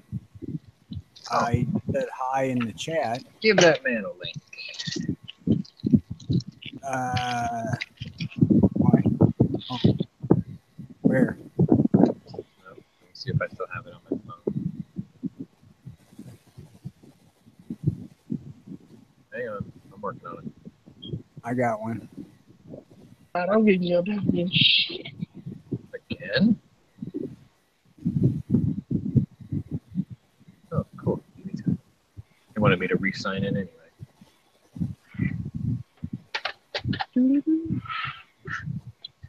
Yeah, I kind of like the reloading manuals because they're giving me some more shit to talk about the gun school thing whenever I get around to it. You mean whenever Jimmy can get one stable and going? Yeah, kind of. Yeah. I don't know how much I'm going to be on during the day. My wife's off today, so I don't have the kids. But when I have the kids, I just can't do it. I know. It's okay. In a couple of weeks, school will start back up again anyway. I think in my area, I'm surprised I haven't seen like summer band practice yet, where they're starting to learn the halftime shows. Because I mean, this is right about that time of year. I was a band dork, so like I was in marching and all that shit. So, I mean, this was about the time where you'd be out there at 8 in the morning, and then they would run the drill until about 11, and then you would go inside and you would have like an hour of, I guess, practice time. Sucking up air conditioning. That too. And then for like the halftime show music and stuff like that. Well, I kind of missed that actually. It was like the one part of band dorking that I really liked. It was a lot of work, but like I can't even imagine how I did that back then today. The only thing in band that appealed to me was the hot flute playing chicks. Well, there was a couple of those. We definitely had a few of those. My drum major was Tom DeLay's niece. She was really cute. Then she was 4 years older than me, too. Then I had several daughters get into band, and one of them took up the flute, and I'm like, Man, if I catch any motherfucker thinking like I did back when I was a kid, I'll kill him. No, I'm just trying to remember how the hell I did it. Because, I mean, learning the drill was easy. Because it was all 1 through 8. You just count in 8s, right? But you had to memorize the music, memorize the drill, and execute both at the same time. In tandem with everybody else around you to make the lines and the shapes, and with the drill team running around in between you, and with like the signal corps running around with you. So yeah, I don't know. I didn't fuck with that. It was huge. I, Like my graduating class was 460 people, and then during the halftime show, it was the band, the cheerleaders, the drill squad, or the drill team, and the flag corps. There was probably 600 people. The 3 like freshmen, juniors, and seniors. About 600 people on the field at one time because we were a 5A. I think it was called 5A school. That was huge. My experience with band members was I hung out with a half dozen or so girls that were in band that played various things and liked to write music, and they wanted somebody who could write poetry for them, and I did that. So, cool. But I didn't know much about music for years after that until I started playing guitar. I hung out with one fellow freshman in my freshman year, and then like everybody else were seniors. Like I gravitated to them better than my own age, and like every once in a while, mostly you get hazed, but they like took me under their wing or whatever. So I had a really good freshman year. Well, I was much like I am now. I didn't fucking gravitate towards anybody. They all gravitated to me. Yeah. Now I went in with a fear. Like, I'm going to get hazed. Everyone gets hazed in freshman year. And I didn't. I suppose that I was alpha personality, so I guess. I don't know. I really never thought about it at the time. I was just a person who didn't like stupid shit even when I was young. What these guys did was fucking ignorant.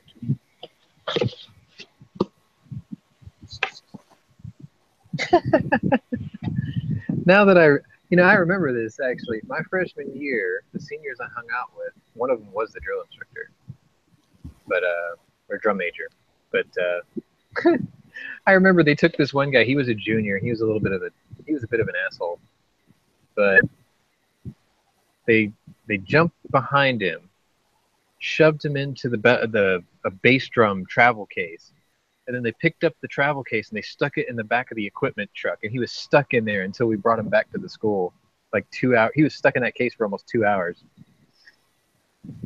And I remember when he came out, oh my God, like we got back from the game, and like most of us were just, getting out of uniform and fucking putting in or like drinking like 2 liters of soda and just fucking, reflecting on the night's activities or whatever.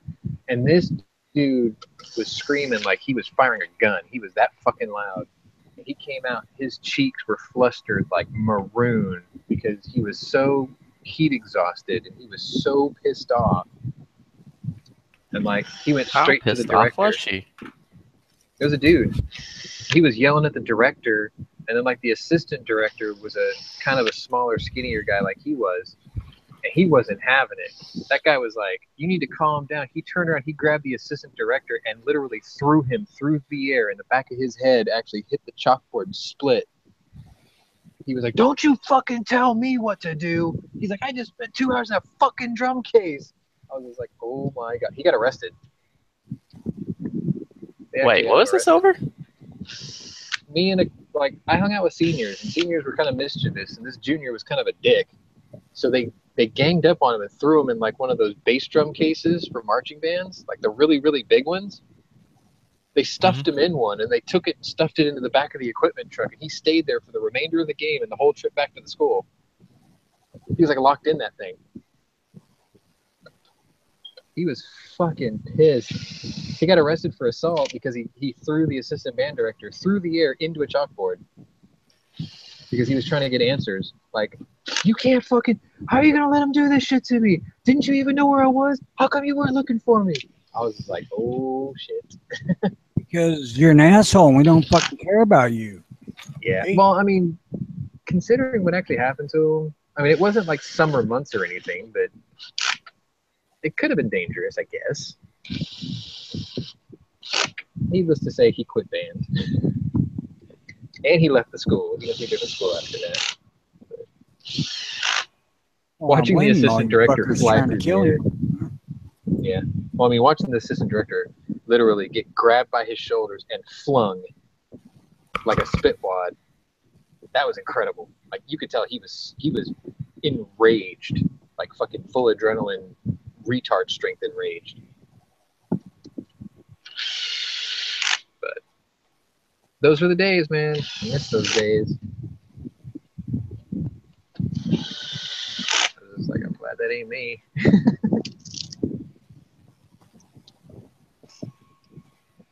Good times.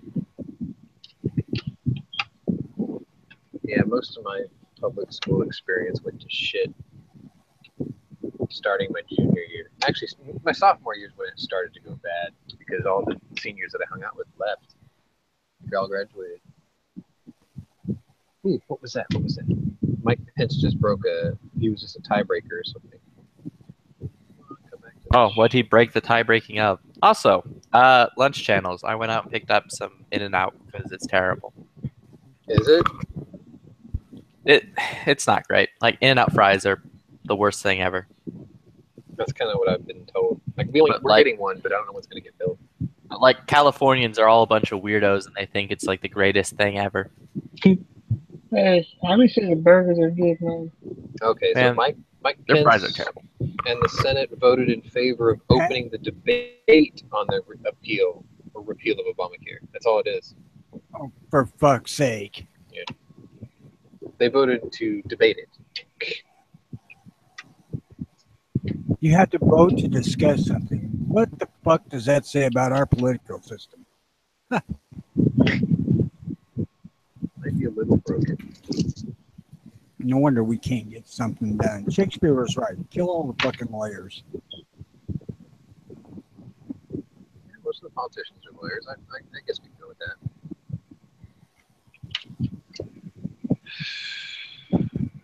That was sarcastic humor, people. Don't be calling fucking cops. Hey, Flippy, how's the burger? That's okay.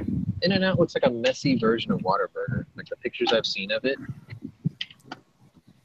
In-N-Out has other connotations that would cause me to never ever go there and buy something to eat. I don't know. What if it was run by a bunch of fired hot high school teachers that were arrested for sleeping with students? I'm not a student. I'll forward you a student ID if you'd like. I'm afraid that Photoshop ain't that fucking good. I'm afraid they'll figure it out. We'll Unless have to they're get blind, and then maybe then they might not. I was gonna say we'll have to get some Grecian 5, a little skin, little skin glue. We'll fix them up. We'll put Tony in a pair of Jinkos. Levi's, thank you. Yeah, but if I put you in Jinkos, you could pocket carry 44s all day. One in each pocket. I can pocket carry my freaking Vaquero just fine and use Levi's, only the butt sticks out. If I could pocket carry that Hunter in Jinkos. I couldn't walk. They are weird. I had one pair during that fad, just because I was trying to sort it out. I just remember it was hard to walk in them. I can tell you that I don't fall for fads much. I freaking blue jeans forever. But I did just switch to wearing Levi's 501s because they are, in fact, more comfortable when you sit down. Less pinching.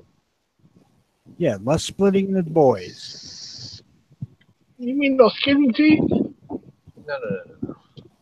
501s have like the thigh and the crotch area is actually designed a little wider. They can sit. They talk about it being shaped in like a U instead of a V, and I thought that's Right. just a bunch of bullshit. But after buying them, it's well worth $40 a pair. I can tell you Yep. that. Yeah, I don't have any dress. I think I have one pair of khakis in my entire closet, and I think I have one pair of dress slacks, and then I've got like 3 suits, and then I've got 30 pair of jeans. Like I'm Jeremy Clarkson of Texas, basically. I have nothing but jeans. I think I've got like 12 or 14 pair of jeans, but so far 3 501s, and I've been buying a pair every month. Yeah. Yeah, see, my mentality You behind like it is get a BMW bunch too of them. much to be Jeremy Clarkson. No, that's not true, is it? Because before, he was like, only cocks drive BMWs. But then after a while, it was like, they've left BMW and they've gone to Audi, which was true. Yeah, it was true. And then he started, falling for the first V8 M3 and then the M4. And he likes the M6. Yeah, and but he loves the vibes. He's never got away from the Mercedes black. Those things are brilliant, though. If I could afford one and justify that kind of expense for just a fucking car, I would have one. Yeah. However, that's I almost bought one. Is it true that the SL Black has the rear differential from a G-Wagon because it had to be that big to take all that power? I could believe it. I wouldn't doubt it. Yeah, I That's almost cool. bought. I can't remember which one it was. It was like one of the C's. It was like a C black. It was a blacked out C. And like it literally sold before I could get to the dealership to like get it. Like, nowadays, you can save a shitload of money and just buy a fucking Demon. Yeah. Yeah, I watched a track video of a guy who got one, bright yellow one. He was talking about, yeah, they said that they banned these cars as soon as they did their qualifying run. He says actually what they did was they banned it if it didn't have a roll cage. And then he showed like pictures of the interior, and he goes, fortunately, Dodge has you covered there too, because it has all the mounts for the roll cage prefabricated into the body tub of this car. He's like showing all the spots. He's like, pretty much all you have to do is drill here, bolt here, you're done. You got to give Dodge credit for having balls the size of fucking the moon, because that is an insane fucking car to sell. Well, you knew it was going to happen. Like the whole horsepower war has been going on in European cars for like the last 20 years. And it's like Dodge is like, enough, They're like, enough. We started this shit. We're going to end this shit right here. Yeah, and I think the 392 Hemis in the Challengers or the Chargers, that was like their experiment before they got to the Hellcat and the Demon. The fact that they made that car to where it will withstand pulling the front wheels off the ground from the fucking factory. Was it 3 feet or 18 inches? I can't remember. I think it's probably 18 inches. I don't care if it's a fucking inch. That's the way it should be, is what that is. I mean, my old Charger would pull front wheels with flicks, but it broke shit when it did. Yeah, I mean, it is impressive that the fact that they did that and they didn't even put wheelie bars on it. I'll give you that. And most of the tires on these Demons aren't even as wide as the cars that you typically see do this. I'm not like rushing out. I'm not rushing out to buy one because I would. It's too damned impractical for something for me to have. But you can get all the seats installed for $3. I love the idea. I'm not rushing out to buy one of these because it was made in the wrong country and has the wrong badge on it. Oh, come on. Don't be uppity about that. We invented the muscle car. Bring whatever you want, Flippy. That fucking Demon will eat it. I'm not so sure. There are some cars that will definitely give it a run for its money. I can't wait for all these showdowns because I think that fucking Demon's going to fucking eat everything out there. That depends. Are they going to let Richard Hammond actually drive it? Not if they want it to be intact. Right. Because that's what it's going to boil down to, you know. Jeremy will drive like the new F-Type or something, and James will probably drive like a new Bentley or something insane, or maybe the new Alpha Giulia, and then Hammond will pull up in this fucking Demon. I wonder if he bought one yet. Probably. I mean, we know he owns a Charger and a Challenger. I wonder if he got the Demon. Because, I mean, shit, dude. The day they announced that car, he should have sold that Challenger he already had. Like, for sale, upgrade. I mean, if I had piles of excess money and nothing to do with it, I'd buy one. Oh, did you hear what their salaries were next month or next season? Holy shit. Just to stick it in the fucking shed. Yeah, I think their salary for the next season is like £3 million. That's pretty awesome. That's when you know you've made it to the top. One season, £3 million. And they made it to the top despite everything that their fucking producers did to kill them. Oh, Willman had nothing to do with that. He backed them the entire time. It was just the BBC. Health and safety. I'll give you that one. It wasn't the producers, it was the network. Yeah. But still. Because Andy Willman, when Clarkson got fired or whatever, Andy Willman's like, I'm not doing this anymore. Then I'll go where he goes. And then Hammond and May were like, we're going where he goes. Well, yeah, he's the show. Yeah, I love that Clarkson got fired for punching what's-his-face out. That's the greatest. Did you know there's an actual marker in the building where it happened? Really? Yeah, there's a piece of carved marble, and it says, on this spot, on this day, I can't remember the actual day, it said Jeremy Clarkson ended his career with the BBC by punching whatever that fucker's name was. Yeah, the guy we, like, imported, or we shipped back to the UK after he was talking nonsense over here. Yeah. They're like, yeah, you go back over there. They actually put a historical marker in that building. I thought that was hilarious. That's great. It's really nice, too. It's like a piece of polished marble, and it's engraved.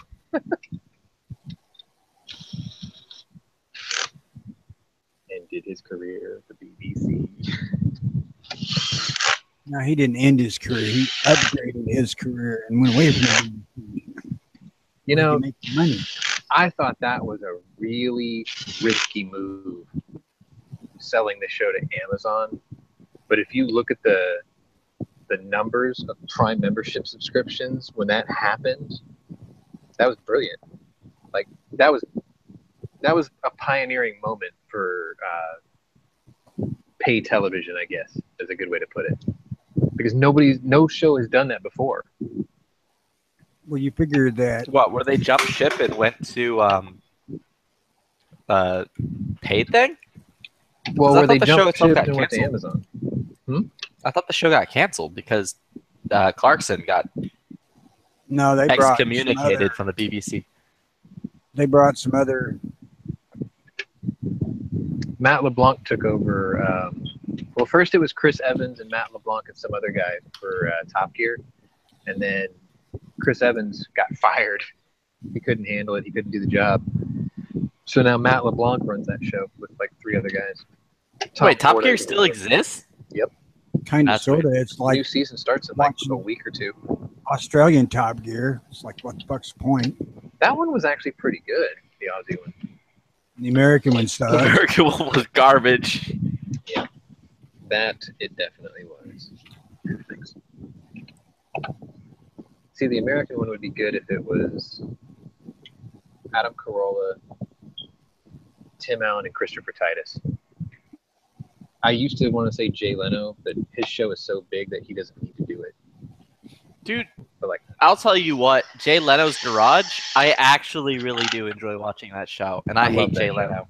yeah, I love that. Like, his stand-up is terrible. Well, not his stand-up, but his, like, late-night hosting was terrible. But him on that show is great. Because he's a legitimate car guy. Man. He loves cars. But he's also one of them sellouts that says if you drive a Prius, we'll be able to drive these on the weekends. I'm like, fuck you. No, I agree. That makes I don't. sense. Well, not the Prius, but I mean, you know what the mentality was. I mean, the Prius makes sense if you're gay as AIDS, but... No, I mean, him and May, they got together for the Honda FCX Clarity. And he was like, "Look, this is simple. This is like how we got away from the horse. Now we just ride the horse for the enjoyment of the animal. We don't work it to death and turn it into glue." And it makes sense. It's like there's still a place for V12 supercars and muscle cars and all this other stuff. They That's don't right. have to be your dailies. Some fuckers run on corn liquor. They'll be fine. We still drive them every day. I mean, I understand the aspect of having a daily driver, a fun car, and some collection cars. Well, let's be legit. Now, you ain't gonna take a $250,000 car and have it as a daily driver, unless you're insanely wealthy. Yeah, you would. I would daily a Bentley Brooklyns all day long. Yeah, I'd daily drive S64 or S65s all day long. Thank you for making my point about being insane to do that. Because both these a Brooklyns is a gorgeous car. It's just a big church on wheels. Dude, an S65 is like magic, bro. I would daily drive a Veyron. See, you're telling us 250 is insane. You're talking about $1 million car. But it's a nice car. No shit. So's a Brooklyns. You could buy 4 of them. I will say the funniest thing to me is that Top Gear where they're talking about the Veyron and what's his face is like driving around in it trying to get insurance for it. They're like, "How much is your car?" Click. Like Jeremy Clarkson trying to get insurance for the Veyron. That was the car versus plane episode. Yeah. And then they said that they kept asking what kind of car it was, and he was like, Bugatti, B-U-G-A-T-T-I. Yeah, a Bugatti. And they were like, "Is that a Rover?" And he was like, "What the fuck?" Oh, we don't insure that car. Yeah. What the hell is that classic car insurance company? They'll insure it. Haggerty. It was, and that episode was hilarious. And eventually, like, no, it's a Volkswagen. You know, Grand Tour Nation was their Facebook page. They were actually asking for suggestions for challenges on the show, and the first thing I wrote was Bugatti Chiron versus plane, the rematch, Vladivostok to the European border. Could you imagine that? Oh, man, just 100,000 miles in a Veyron. No. Vladivostok. I just need to sit down and watch that show because I haven't seen the net or the Amazon version yet. It is pretty good, except for that celebrity brain, whatever the fuck it is, which is stupid. That's a gag. It's just a gag because they're not allowed to actually have celebrities on the show because that was part of the BBC's contract with Top Gear. They said that it was too much like the original show, so they weren't allowed to do it. Let's face it, you put the fucking 3 guys on the stage, you got Top Gear. Fuck the BBC. Right. But they still own the rights to the Top Gear show, the format that actually makes it. That's what sucks. I would just like to see one of these hypercars or exotics ran like a daily driver for 100,000 miles and just see how much bullshit goes wrong with them. You probably couldn't do a Ferrari because it would bankrupt you, but you need to see the episode where Clarkson interviews Rowan Atkinson. I've seen the episode, I think. He has a McLaren F1 with over 90,000 miles. He bought it new. He daily drives it. And he says it's just a really fine car because it's got a BMW V8. That's why it's so reliable. I think the Koenigsegg probably would be a pretty reliable ride too. Fuck no, it isn't. Really? Oh yeah, dude. Watch Gumball 3000. There was a guy who had one of the very first, was it the CCX1 or whatever? CCXR? He had one of the very first ones. He was from Sweden. He brought it to the United States to do that race. It broke down 4 times during the race. Now, the new one, maybe. Those Koenigsegg's are built by hand. They're pretty. I'll give you that. You'd think that the Veyron or the Bugattis would be pretty reliable too, because Volkswagen. Oh wait, Demons are only 85,000. Better go grab one, Flippy. They are starting at around 85. Yeah, you'll have to pay an extra $3 to get the seats. I may actually do that. It's worth Well, it. that would be a quick way to get to a face-to-face introduction to God flipping. I've already had a few of those. They're great. It'd be fine. You gotta remember, most people who had a high performance car, most of them who buy one have had several before it, or at least they know what they're doing behind the wheel. Yeah, well, that's a little different class of high-performance car than most, though. I've done 207 miles an hour on a public road, so I think I can handle the Demon in a straight line. I'm pretty sure. I don't know how fast my Dodge Charger would go, but it registered 160, and I had it wrapped back around. Oh, what? They're only making 3,300 of these? That's Better a lot. run out and grab one now. No, trust me, it's a lot. It's more than you think. I think if I was to buy anything exotic like that, it would be a Ford GT. That's quite a bit more expensive than the Demon. Yeah, that's a lot more expensive. The Demon is supposed to be the blue collar hero, you know, like it was supposed to be. 85,000 is affordable. Yeah, I love the freaking story of the GT. Everybody loves the story. Yeah, everyone loves it. It's un-American not to. And then it got even better when the GT is no longer an American car because it's made by Indians on the other. Well, it's like Indian engineer. It was engineered by. Wasn't it engineered by Indians? Like, no feather dot Indians. Well, the original GT was an American car.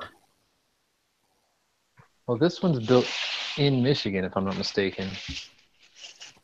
Like the original one, the first remake was made in Michigan.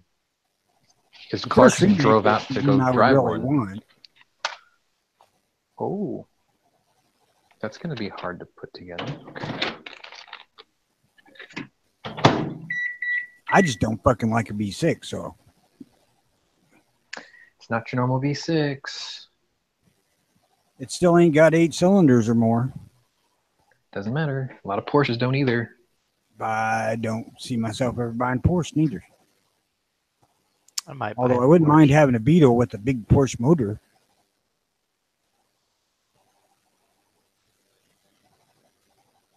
Although I kind of like Paul Newman's idea better. Put a fucking 350 inside the damn thing.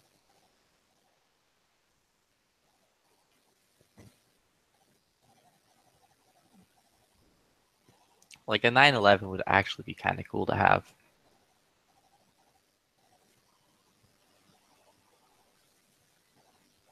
I'm neither hot or cold on a Porsche. I don't care one way or another. The new ones are actually very easy to live with. They're really civilized cars now.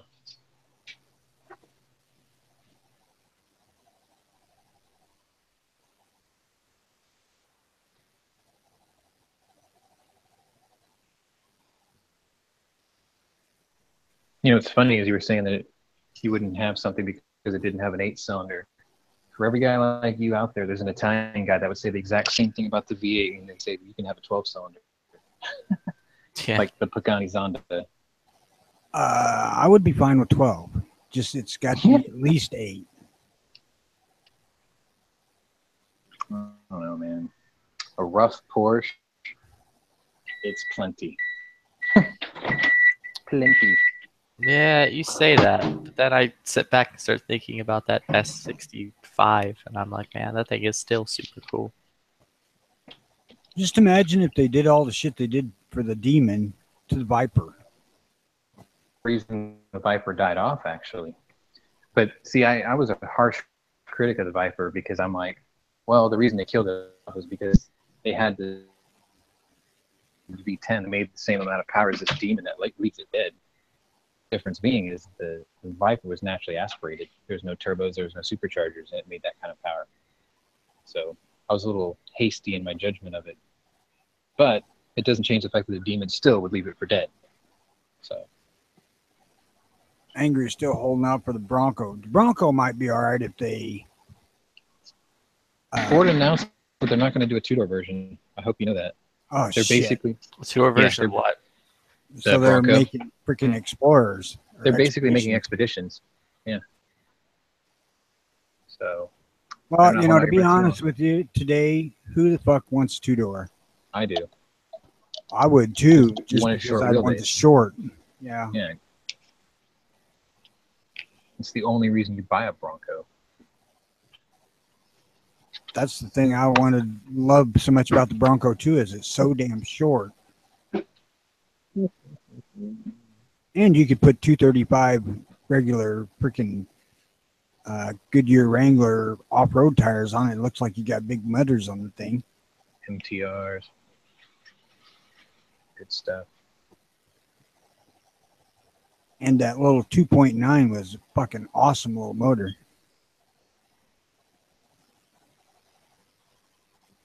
Volkswagens. Oh shit!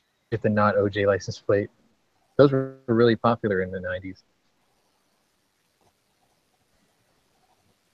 No J.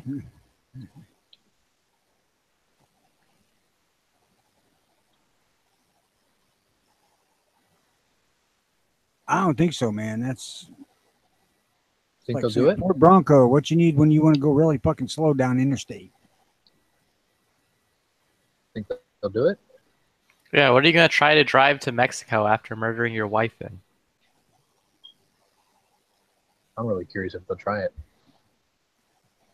If you're smart and wealthy like OJ, you probably should be trying to at least get something like a fucking demon or something that will really run away from the cops. So I have a having a, feeling these days I don't he's know, dumb and dude. penniless. You could do that, or you can have your slow-mo running away from the cops thing. Your slow speed chase. I heard they're doing an SBT Raptor Bronco. That might be interesting. That would be Raptor kind of truck. cool. You know, put a It's little gay ass ridiculously V6. overpriced, is what that is.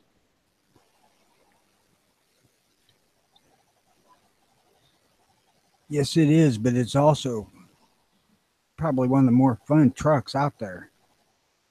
Got the new one. How fun is it? I can't OJ and answer Al those. Collins Never review been the one because they new won't put a Ford V8 Bronco. with them bitch anymore. I shouldn't say that because I don't know that they don't put a V8 in them. The one I seen had a V6. New Bronco will be EcoBoost V6. That reminds me. Aren't you buying, Sean? Aren't you buying the new Bullet Mustang? I'd really like to have one, yes. I'll look into it.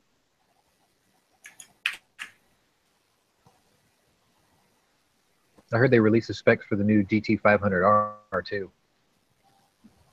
It'll probably cost about the same as the Demon.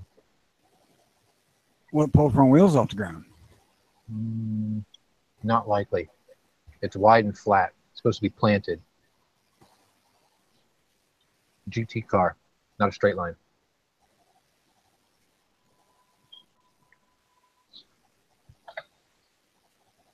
That is gorgeous.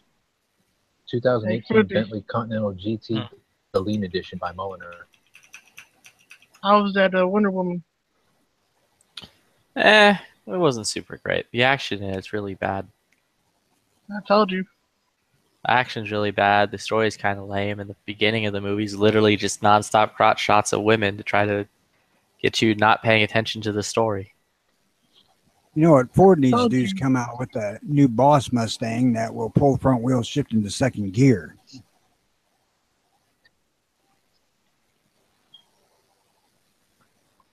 Maybe even third gear. You know, just the one up on Dodge thing. Freaking. There's a way to do their website. I'm still patiently waiting on the mid-engine vet. The C8, it's coming. There you go. Why have 8 when you can have 16? Enjoy.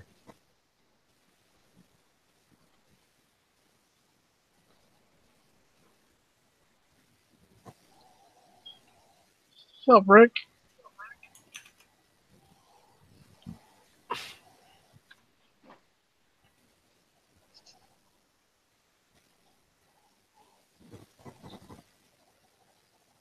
What Well, will it kind Chevy of do? resembles from the doors back of Aaron. I don't know What what the Chevy fuck will the front do? looks like. What will Couldn't Chevy keep do? Nothing. going on. Yeah, they'll build more volts. They'll just and yeah, spark. they'll just ignore this entire thing and be like, whatever. Have you seen how cool our Corvette is? It looks cool, don't it? We don't need to do anything. Wonders great ideas all the time. Do you remember that Cadillac CL? That long, sleek convertible thing that they brought to the Pebble Beach Auto Show? I'll find a picture.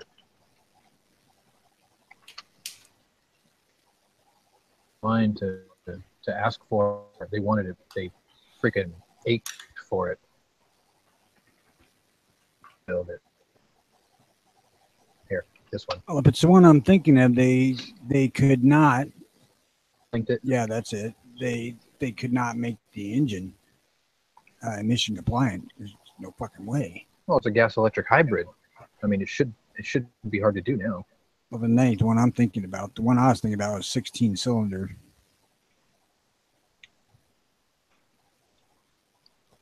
Oh, the Cadillac 16? Yeah, they couldn't pull that off. It was two LS motors stuck together, and the test rig was a Suburban. They could do it now, though.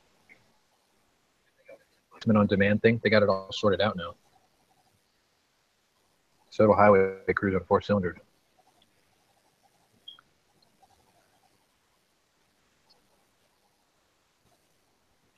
I don't really give a shit about that stuff so much anymore. It's interesting to, think about, but I wouldn't spend money on something like that because it's just absurd.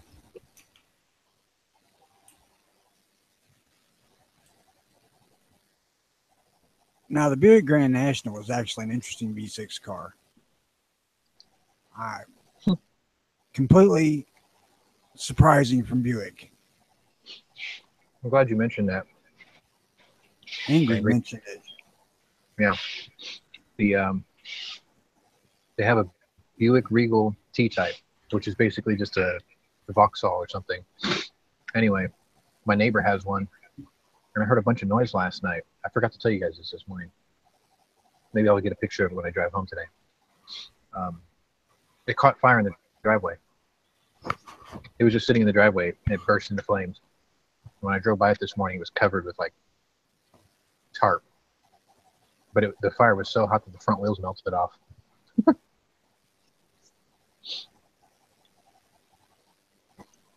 Couldn't believe that shit. Wait, so it's like one of those old Plymouth. What was it? What was the old car that would explode if you touched it? It was a Plymouth, wasn't it? Pinto? That's it, the Pinto. Ford If you, Pinto. like, if you gave it a light touch, it would just explode. That's horseshit, the same as the fucking Chevrolet trucks with the outside the frame rails gas tanks blowing up. Like really hard, but it would do it. Don't wreck the fucking thing. It won't blow up.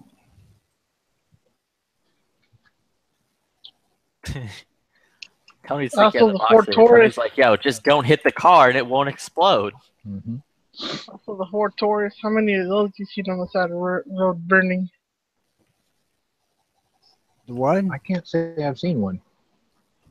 I used to see the Ford Taurus over here. Every time I go on the freeway, there's always a Ford Taurus on the side of the road or burning. None of the ones that I ever had. I've had 6 of them, and none of them ever burst into flames. I stole a couple of them. They always work. Hell, the only damned vehicle I ever had that would catch on fire was that fucking Dodge Charger. And that was just because the freaking manifolds get so hot it would melt the freaking heater box. Heater hose or something out under there. Ferraris, yeah, they burn. Not all of them. It's the glue that they use that's really flammable.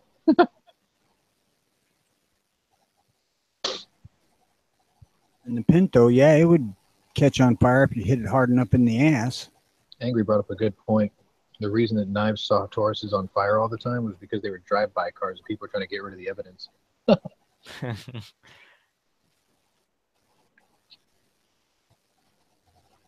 Actually, Angry, I think you'll find that the most popular vehicle that were used in Long Beach drive-bys were Dodge Caravans.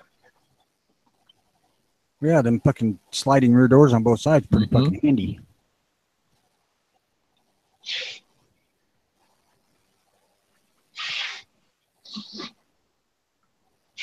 They even illustrated that in End of Watch.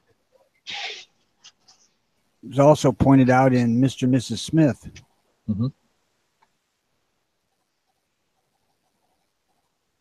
Brad Pitt says kind of incredulously, these fuckers are handy. This must be Mia Khalifa. No, it's not. Who is this? Hey, Paloma I Boy. killed a guy in Escape from Tarkov and took his gun and escaped with it. I'm like the hero because I killed him with an axe. I'm the hero. This game's hard, by the way. Arma? Nah, Escape from Tarkov. All right, guys, I'm going to bail out of here. We'll see you later. You guys have a good one. All right, Johnny.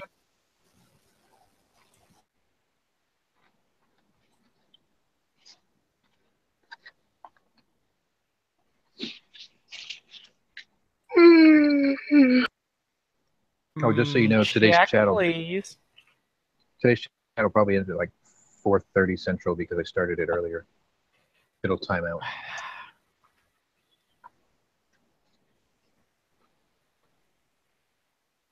Wait, when is it? Timing out? I started it like an hour earlier than usual. Okay.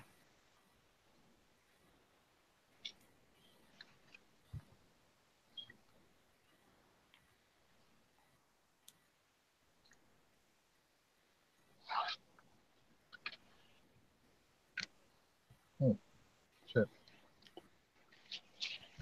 Yeah, this game has taught me a valuable lesson about the apocalypse. Don't dig through people's trousers. Just murder them, stuff their trousers into your trousers, and run as fast as you can. Or else someone's gonna be stuffing your trousers down their trousers. Hey, Flippy. Hey, Waddy. You reload, don't you? Nope. Okay. I'd rather spend the extra 3 cents that I would be saving. Oh, God, that's not even close to true, man. Anyway, what is it, Rick? What do you want to know? Well, I asked this. I think it was you. I'm still trying to find the answer. Is leave the gunpowder in the machine or take it out? Out of the hopper? Yeah. Yeah. Do you have one of those digital ones? No, I got one of them lead plastic things on top of my machine here. The red one? Take it out. Yeah. Take it out? Mm-hmm. Okay. You don't want to expose powder to light for too long. Oh, okay. All right.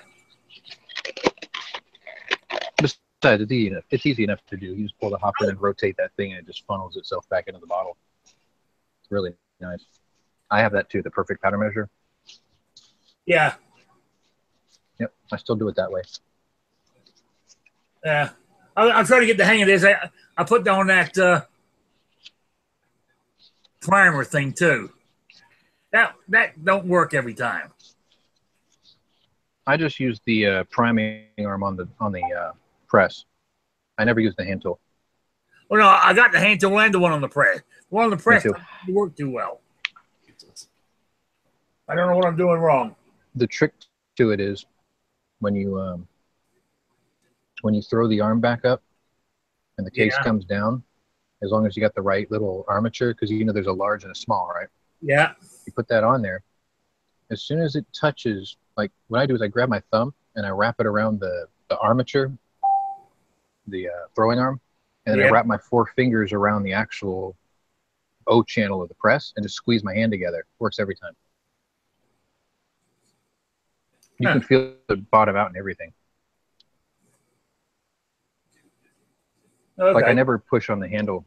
Like I never keep my hand completely on the handle and just push on the handle to feed the primer in. I squeeze the body of the actual press with my forefingers, and I just hold the arm with my thumb and then squeeze my hand together. Works every time. You feel everything. All right. I said I've only just got it, just got it hooked up and working the last few hours, so I'm still playing with it. Yeah, only with the rock chucker that I can't do that with the rock chucker, but I love priming with the lead because I can wrap my hand around the whole thing like that. It's really easy. Okay. Let's see. I appreciate the input. Thank you. Oh, yeah. What caliber are you loading, by the way? 45 ACP. Yeah, that'll make real short work of those.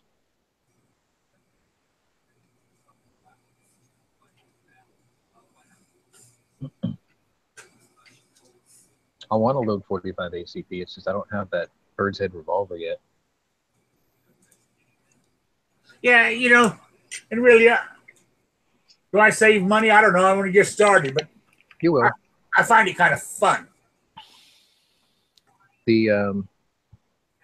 It's the same principle of buy once, cry once. The initial layout's always expensive. The setup you only had to buy once. The die set you only have to buy once. The brass you have to buy once. To keep replenishing is projectile, powder, and primers, and that's where your money is saved because you buy those in bulk. Yeah. Any particular place you buy your primers and stuff? No, I get the primers local just because by the time I'm done messing with hazmat and shipping, it's not worth it to me. So like I just go to my local and I can get like 1,000 for right around $30. That's fair to me. Yeah. I can live with that.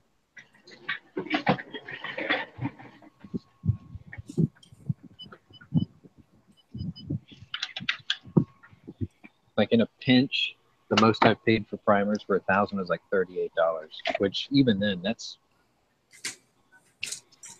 like some people can get it down to like $20 or $22 a box. But I mean, I don't buy them 10,000 at a time. I literally only buy them a brick at a time, like 1,000, just because I don't go through that much ammo.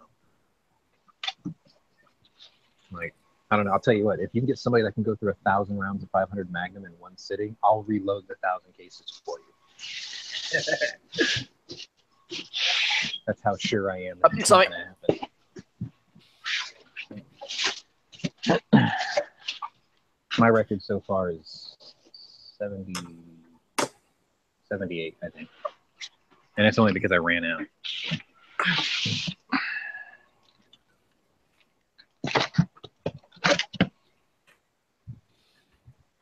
Yeah. Man, that's gay. I hate when I run into a bunch of dudes working together. That's when you have to call your buddies and have them play with you. No one else has this game. I know the feeling. Sean, you're into weird, bleak, post-apocalyptic, DayZ kind of stuff. You should pick it up. I'll check it out. Honestly, it might be something you'd like. There are no vehicles, but it's basically DayZ with a better combat system. That's the problem with DayZ is it had a crappy combat system. That's part of the problem with H1Z1 too. Like I remember this one time because I do the PDEs because I do the beta testing or whatever. Like I hunt and search for bugs, so I can't be bothered with like getting shot at all the time. But I remember I played PvP before I was a tester, and I was walking through this field, and I saw a dude with my binoculars. Like I could barely make him out because the render range was like maxed out. And he shot me with a 308 as I was running across a field. And it was like severe bleeding, and I bled out in like 3 steps. I'm like, holy shit. There's amazeballs. I was like, that needed to be worked on. Yeah, I poked my head out from around the corner for like 2 seconds and then was instantly taken. Lost it. That's because I'm like playing the game hard mode right now because they did a reset because it's still in like alpha, beta, and all that stuff. Yeah. So it's like they did a reset on everything because a bunch of new stuff came out.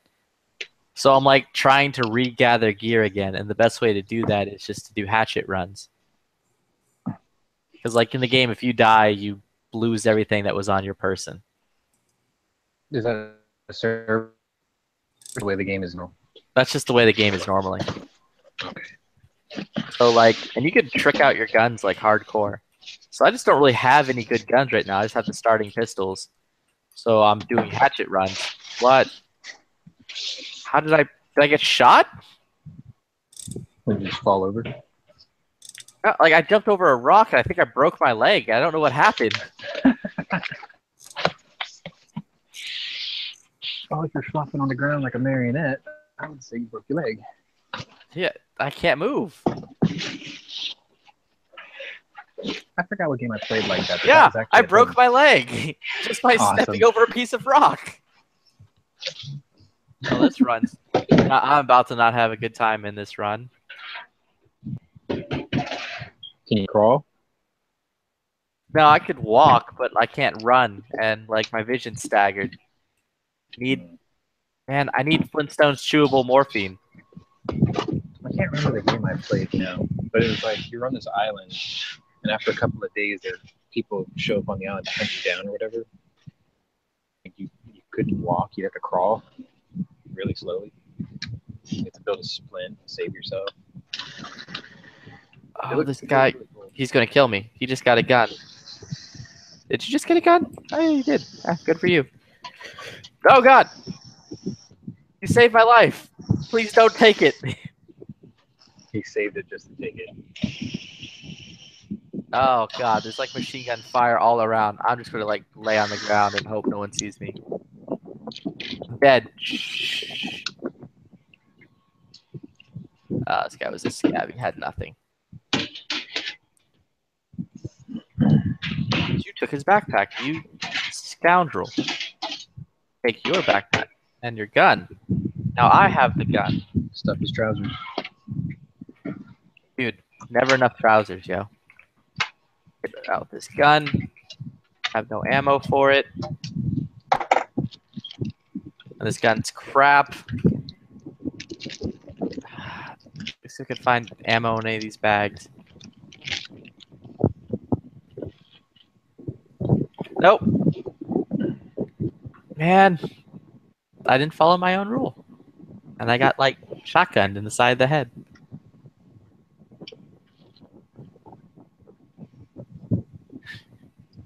It's okay. My leg was broken because I stepped on a rock the wrong way.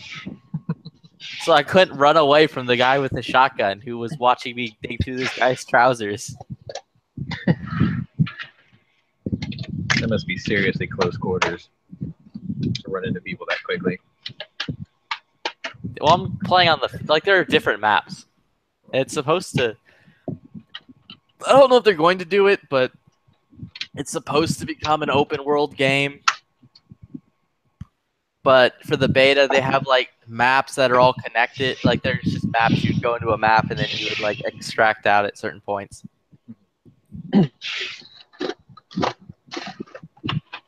So, like, I'm playing on Factory because I know how to leave the factory. I don't think I have enough knives. Let's see. I think I have an axe or a knife. Got Wait, it's like 21 left.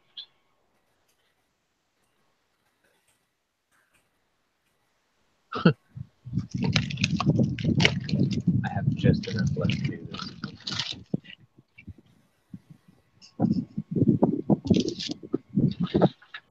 Crap, this wood crate was already searched.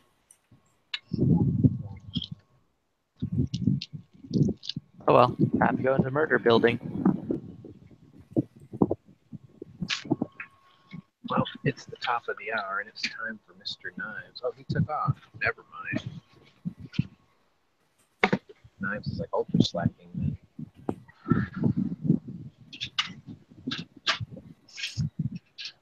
Oh, that kid's got a gun.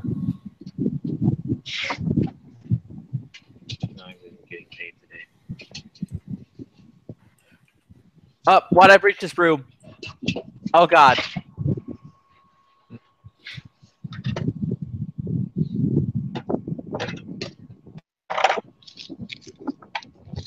Mistakes were made. This is bullets? Yeah, this is a box of bullets. Put it in my magical don't lose it pouch. See if I can actually go through with it.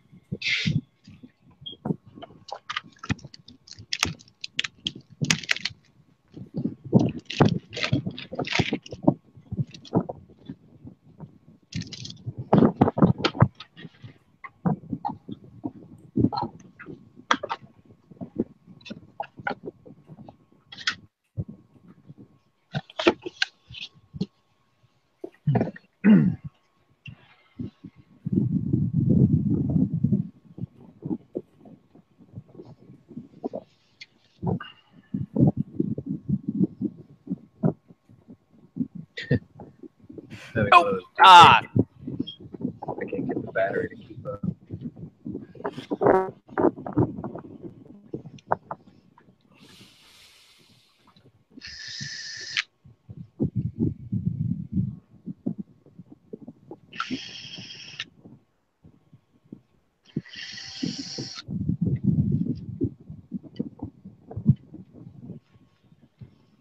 Yeah, I think the new season of Top Gear comes out in like 2 weeks. I've been seeing the commercials on BBC America. They got Tom Ford from Fifth Gear and Matt LeBlanc, and then they got some other guy. I think he was a rally driver before.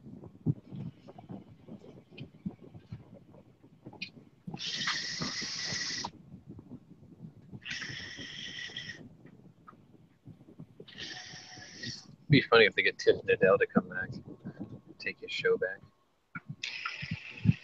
That'd be hilarious. On Tiffany Down.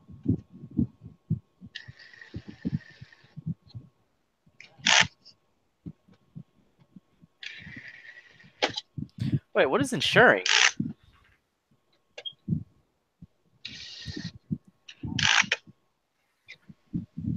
Oh, that's cool. Apparently you can insure items now. Oh, so you respawn with them? Well, you don't really respawn. Like when you die, it kicks you out back to the main menu, and you have to like reload back in. Wow, I'll do this battery quick. But yeah, if you insure an item, you get it back within like 75 hours or something like that. Fuck. World's worst respawn timer. Yeah. I wonder if it's like per item, or if like if you assemble like a gun, if it'll insure the whole gun, or just like the base gun and the rest of the parts aren't. Probably the whole gun. Like if you insured it with all the mods on it, it's probably going to be that.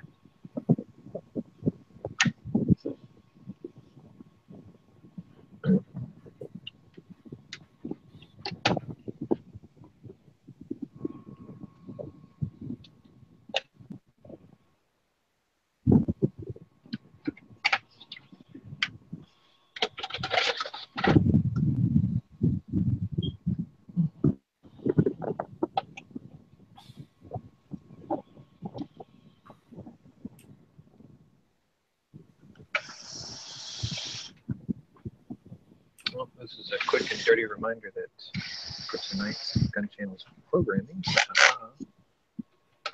Daily Gun Show, Alien Shop Talk, starting at 7 p.m. Eastern, followed by Hit or Miss at 9 o'clock Eastern,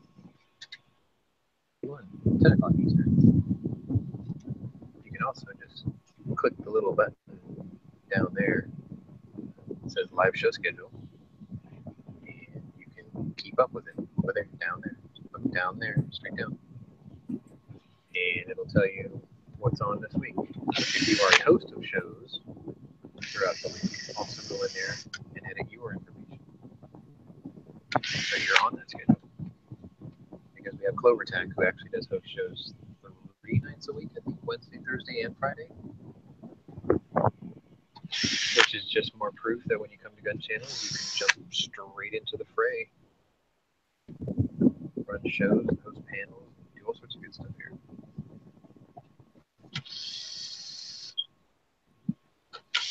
Yeah, I put the battery in this thing like 30 minutes ago. It's almost dead. Probably gonna split this open and take the cells out of it. There's probably just one bad one, 2 good ones.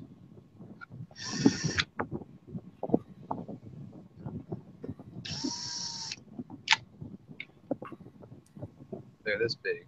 Here's my finger for scale.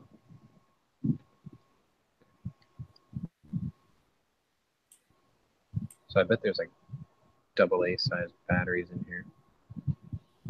I should crack this fucker open and find out.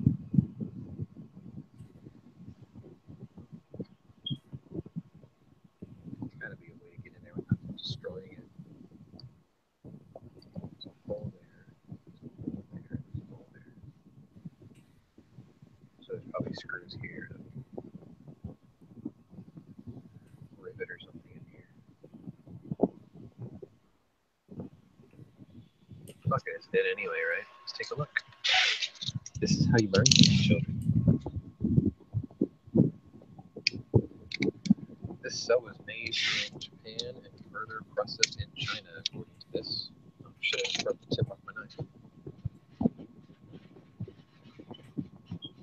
That's not knife. This is not knife.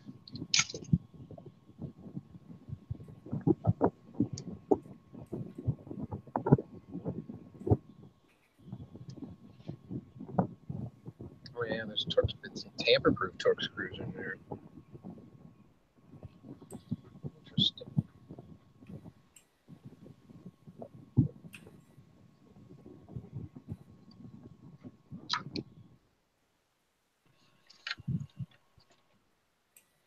Oh, Rest of the way. you see me. You look like you got a gun. You do have a gun. Alright. I don't want trouble. As I try to sneak around to give him. Oh, hello there. Hello.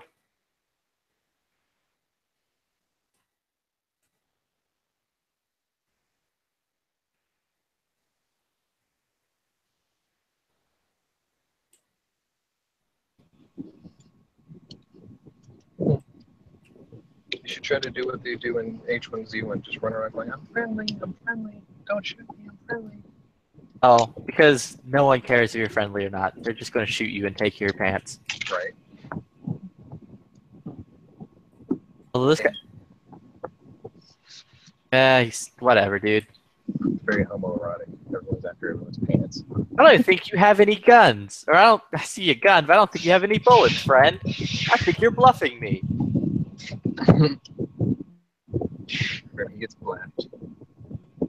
Oh, he had bullets. He just didn't want to shoot me for reasons. Oh, what? Uh-oh.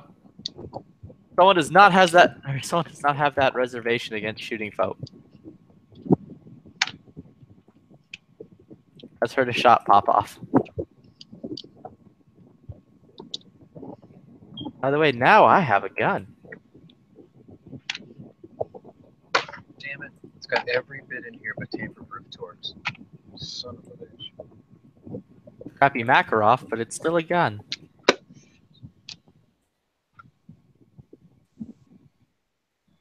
Well, I guess I have to take this apart tomorrow.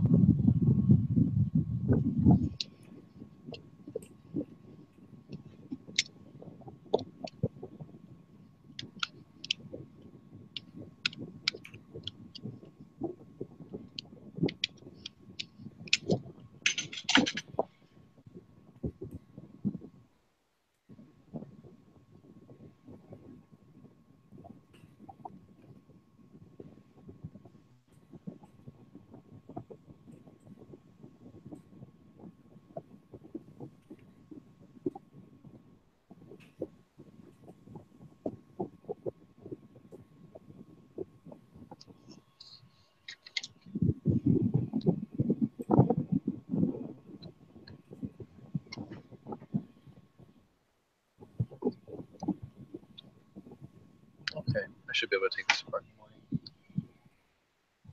It's not a big deal. It's not at all. Right back. This guy had no back. Ooh, I'll take his hat and his glasses though.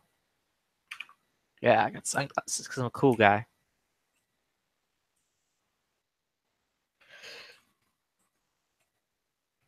Man, stupid hatchet guy made me spend all of my bullets.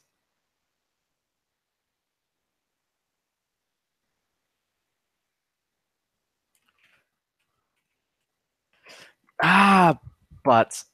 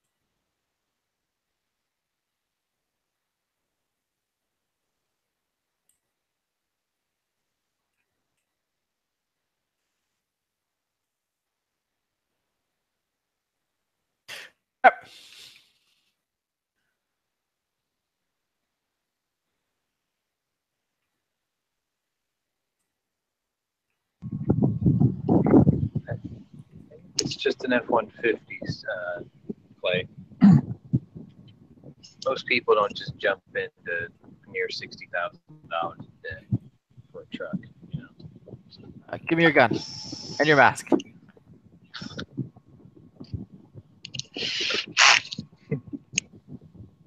like, this belongs to me now.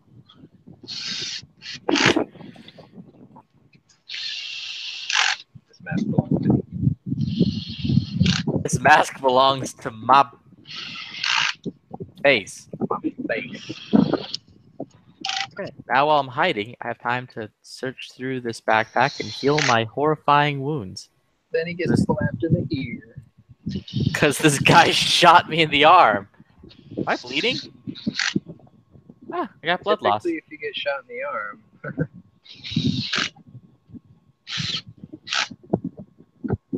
Yeah, I'm bleeding. Who knew? Physics knew.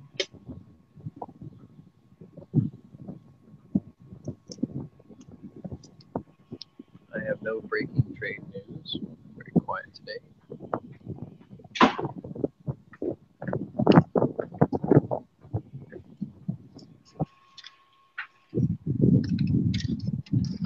Man, I need a bandage, dude. You can't shred like people's trousers into. Oh, did I even check to see this guy's gun's loaded? Here. It is not. I'm glad I checked that. Reload.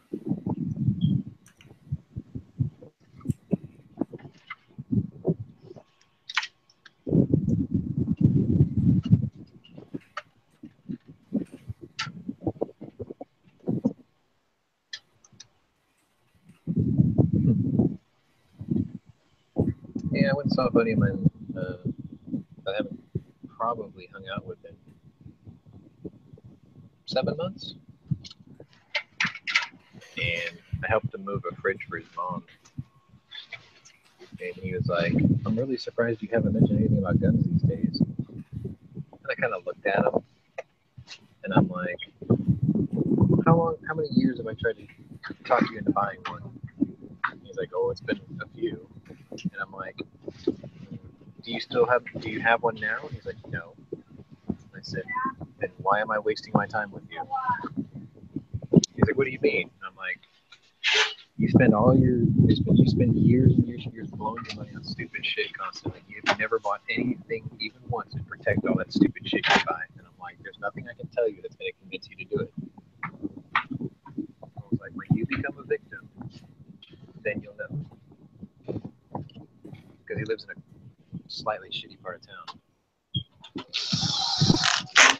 Like, you're one of those people that aren't going to learn until you become a victim. And I'm like, I only hope when you become a victim, it's not permanent. And I was like, besides, I do podcasts all day. I'm like, I talk about it all day.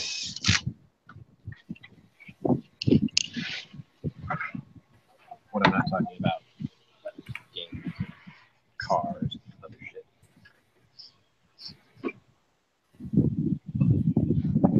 I don't know. It's just I got to the point where I gave up on them when it came to that thing. Oh God.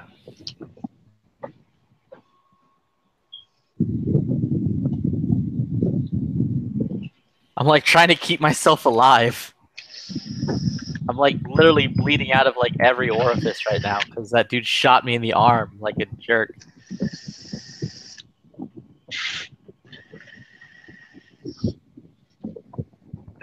Whatever. Get the stupid tactical. Yeah, screw it. I'm out.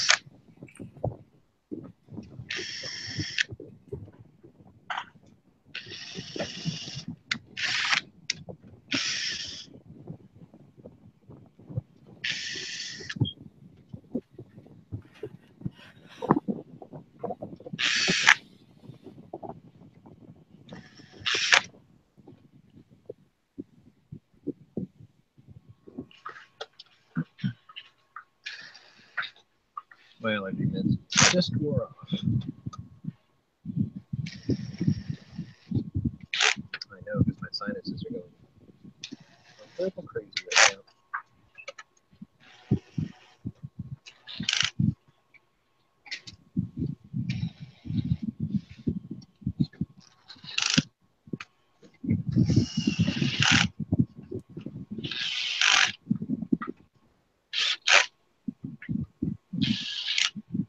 First time I drank some soda.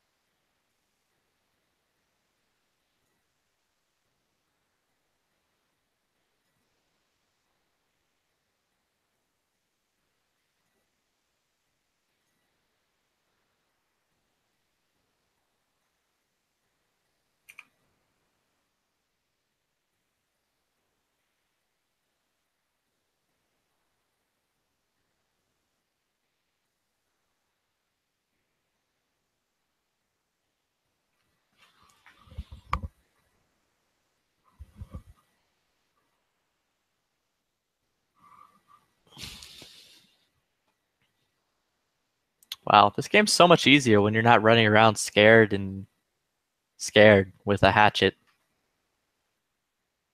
And you have a real gun.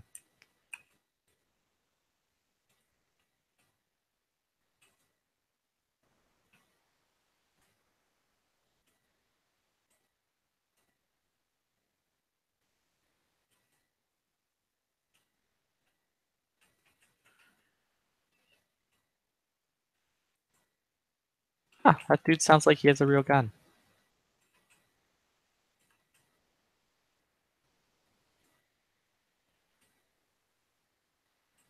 Up.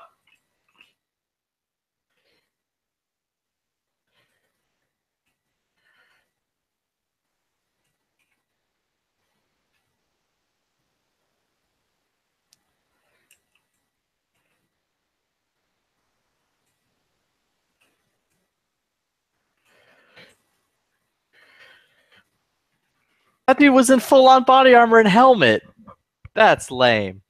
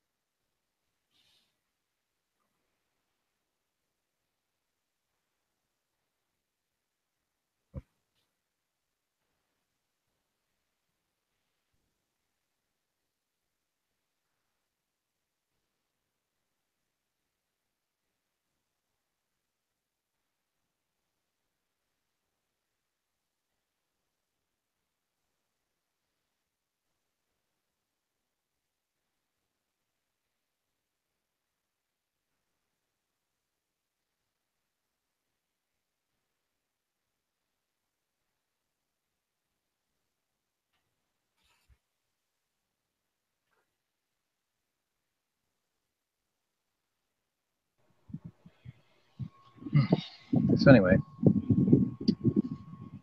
I do this web series on my Facebook feed.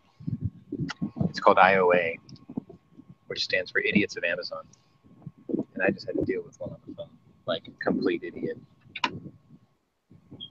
So you order something, it costs less than $10. You ordered the wrong thing. Your fault. You made the mistake. So I got the wrong thing, right? Mhm. Then you request to return it. Okay, yeah, we'll take it back, sure. Then you find out your $10 item is going to cost you $6 to ship back. So then you're wondering why I'm not sending you a return shipping label for your mistake. And I said, look at it this way. You spent $10, you sent it back to me, and you paid $6 to send it back. So now you're in the whole $16. Then I'm going to get it, and I'm going to charge you a 15% restocking fee because it was your mistake in the first place. And usually I can't sell the item as new anymore. Plus whatever I paid to ship it, which is $2.60. So your $6 or your $10 item has been devalued $2.60 right from the get-go, just to ship it to you. And a restocking fee of 15%. You're already in this order $16. You're only going to get back $5.90. So you're in the hole $10.10 for a $10 item. That's why I call them the idiots of Amazon, because they can't do that mental math in their head. $10 item ended up costing you $10.10. Here.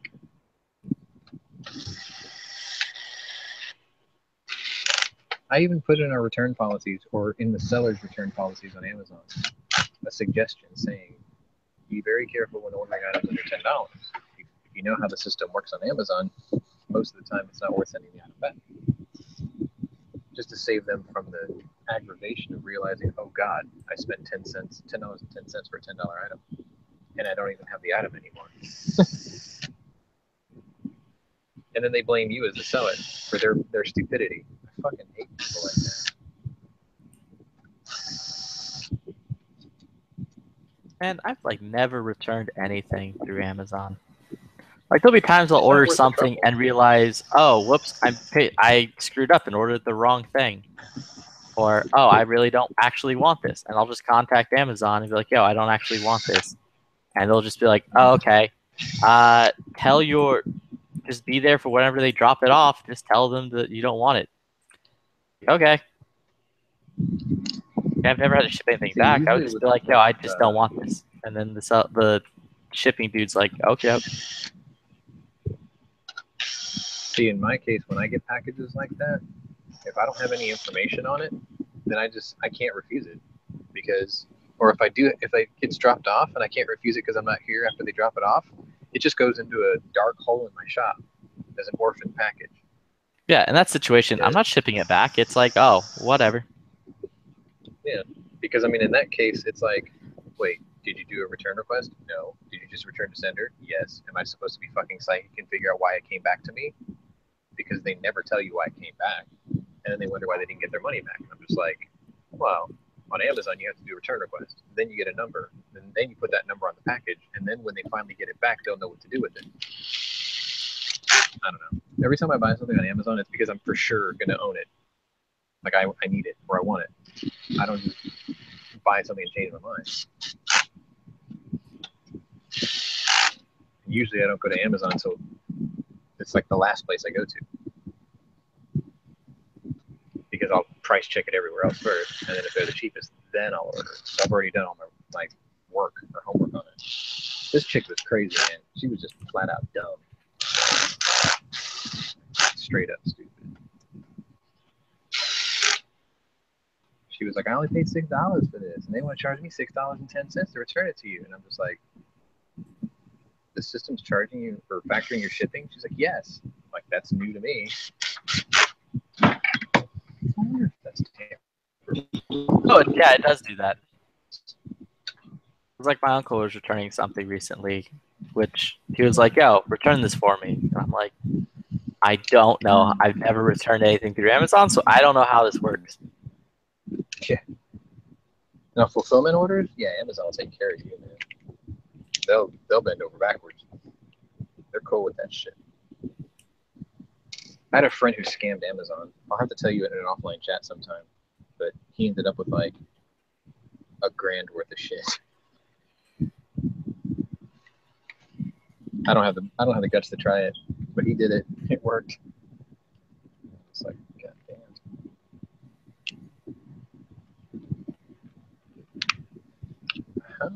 See, I knew it. See, I got it open. This can is open. These are not. These are so not the kind of battery I thought they were.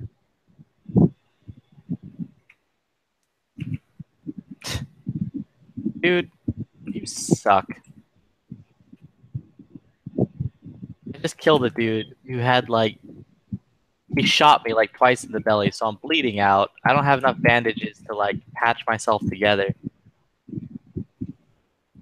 And he literally had like nothing. I gotta show my boss this. Like, I'm going to bleed out.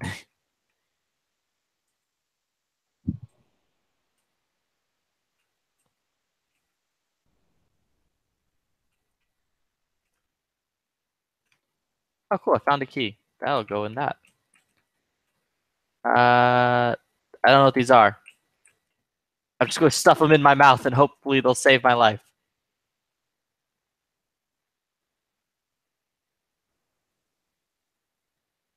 Oh, good. They're painkillers. I'll just OD on painkillers.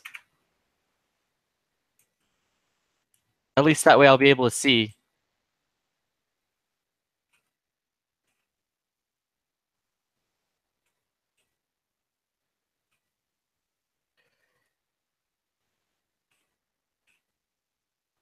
Yep, give me your shot. No, I want out. Let me live.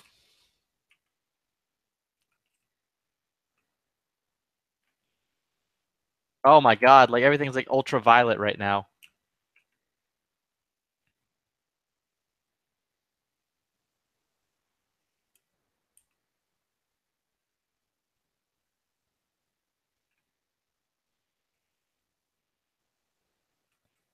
You're coming around. You're trying to sneak around me. You. Whatever, dude. I got a shotgun. I don't mind. I'll die here.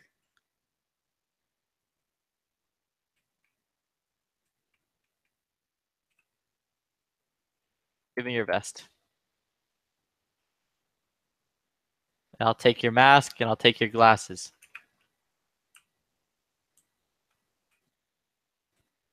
Make it to the exit. That'll be rad.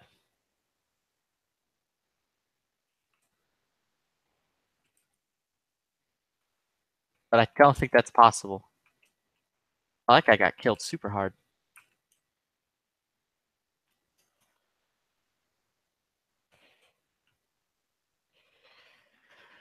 Ah!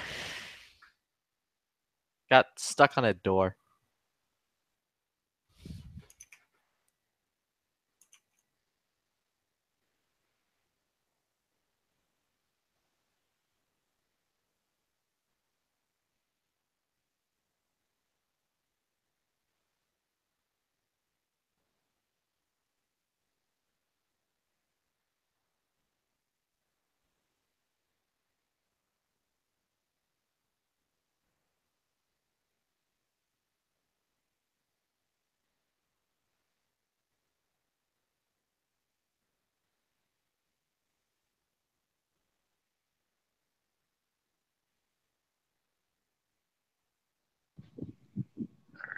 Now I gotta put this back together. So I figure out which one of the three are bad. Actually, I should find out how to take them apart because they're all stuck together. I think they're glued. I feel like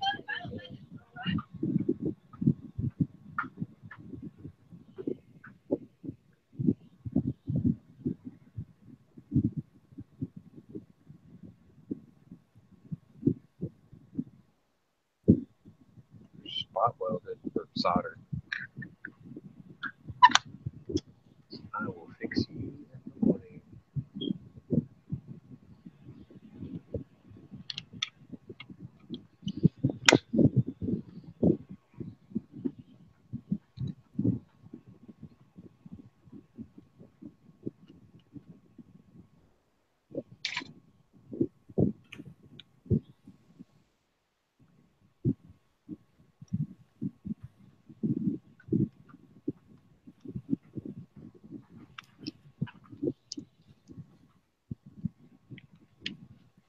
You can pull the same trick with laptop batteries too.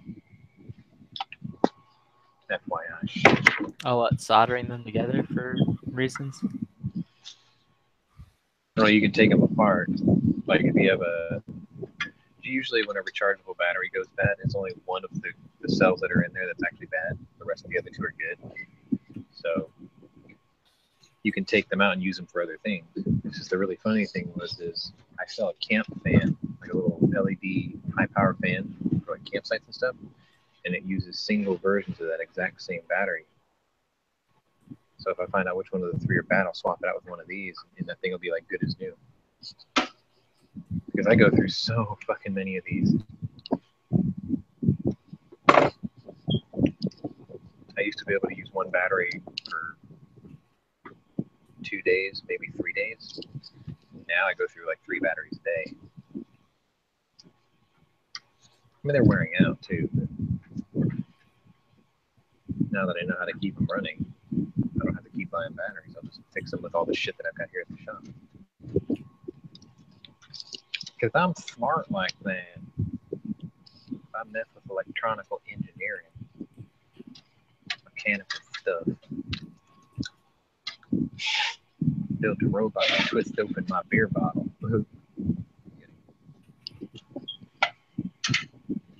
Always have to reteach my dad how to open beer bottles.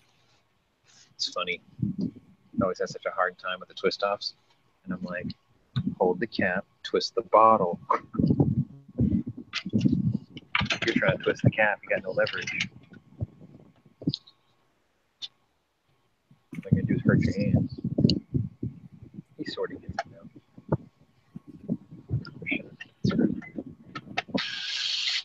Derp.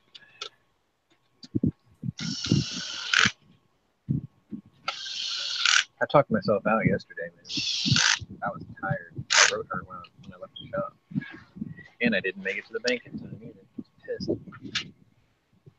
pissed. They decided to tear up the street that I take home. I'm going to have to figure out a different way to get home today.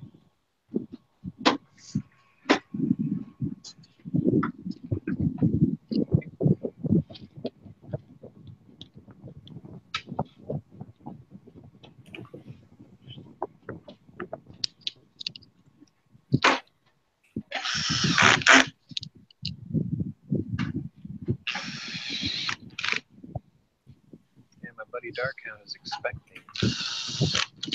Well, his girl is. So, for the last couple of weeks, he has been very unattentive when it comes to gaming. For good reason, though. I warned him. I was like, you see? I was like, this is what I warned you about. I was like, she's cutting into our time now. He always finds that shit funny.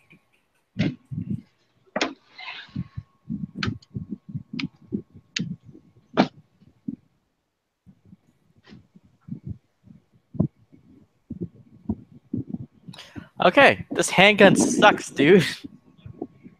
Makarov? Nah, the Makarov actually puts people down. What are you using?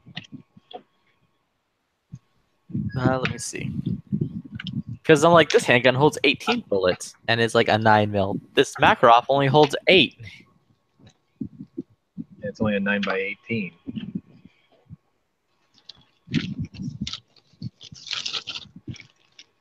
Yeah, what is this? Yeah, this is also a 9x19. It's a Yarigan MP40 or 443. MP443. I've heard of that. I've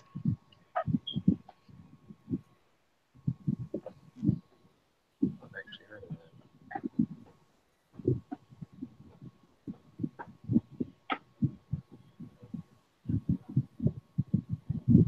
Yep. Yeah, the Grok. Russian. 9x19. Yeah, dude, sucks. Fixed sight zeroed for 50 meters. It does not put dudes down.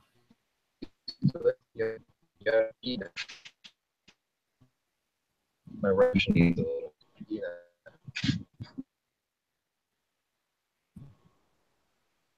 Military issue sidearm.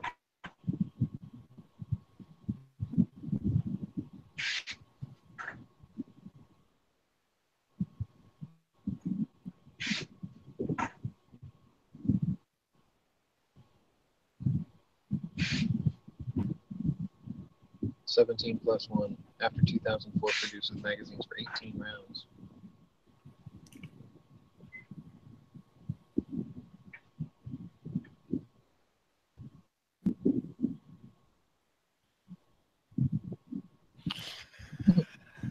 Either way, killed this dude, took his shotgun, his vest, and his like crappy backpack, which I don't know why I took the back. I should have left that in my cart.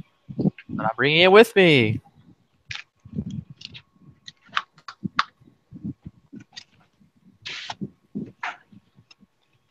Knives, you fucked up. You missed the bump again.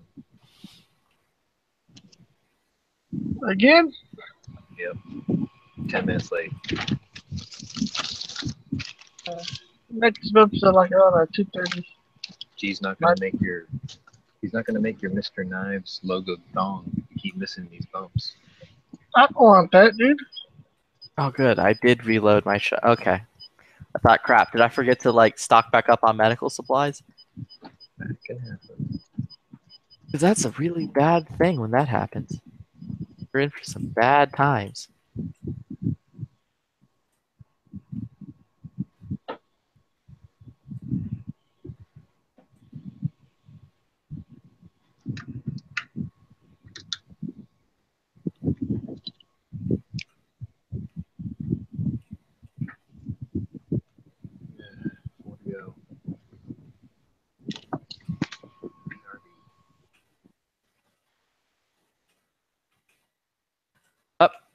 Taking fire.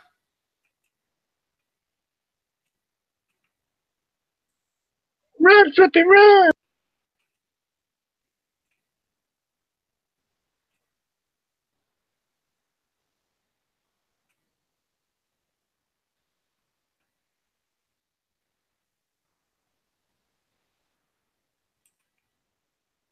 Some dude's trying to sneak around me by running and screaming while running.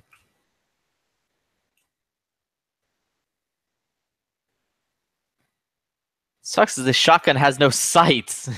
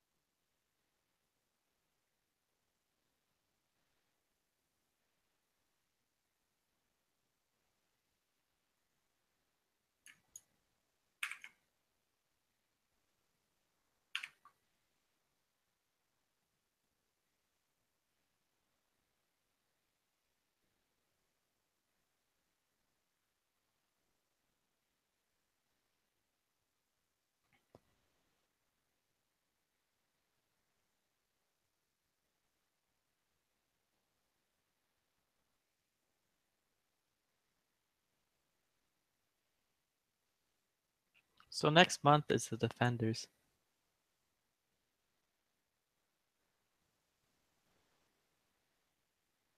Next month? Mm-hmm. It's sometime in August. Well,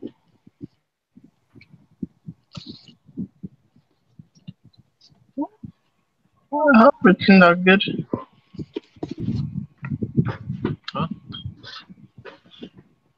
What?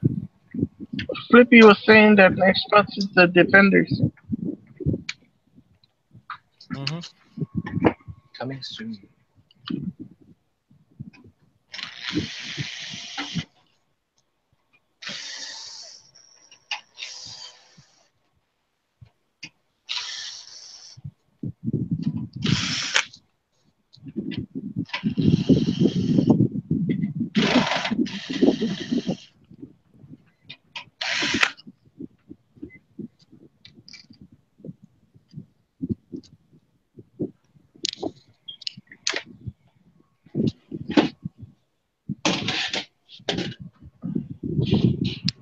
See, it's not just slow for us. Like, channel checks completely died. Like, everybody went back to work.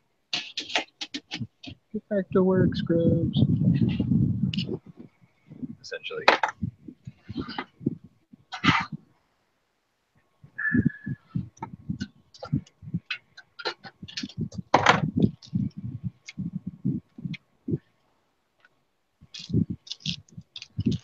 I reached that point in my day where I try not to move around too fast. It's getting really warm in here. Yep. I hate this. Spending the day playing this Escape from Takafi game has caused my office to get rather warm. Video card fans screaming at you. Plural. And yes. Oh, you're running an SLI setup? Yeah. I was doing it before NVIDIA decided to go, SLI? Yeah, screw that. No, you know what? People were SLIing Titans too. Like, fuck it. Why not? Yeah, now like SLI's dead though, because like NVIDIA dropped all support for it and is now actively making it harder to run. Oh, great. Which I don't understand why, because it's like, yo, I'm buying more of your cards. You're making more money off me. Yeah. Well, I mean, they had a hard time just, I guess, supporting every single developer out there, I guess. I don't know. Computer hardware is actually a really rough industry. I'm surprised they've lasted this long, to be honest.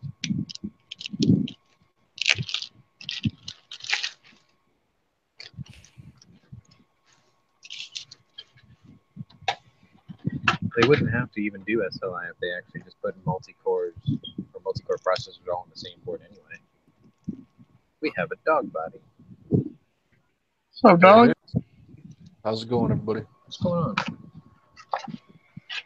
yeah, I got a question. You guys know anything about Odin Works? Sounds familiar. Don't they make triggers for Glocks? I thought they made barrels.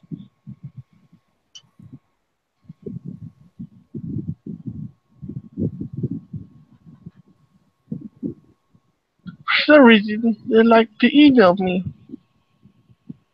And I'm broke. JR parts. Email them back and be like, does this come with a job offer? See what happens. You never know. That's what I like to do to solicitors who I didn't approve solicitation to.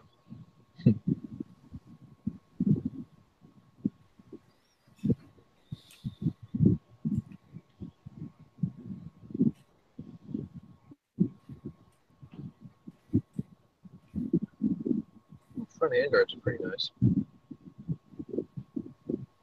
Oh, that's where I know them. They make AR accessories. What? And there goes that gun. Hey, Bob and John are out in the chat.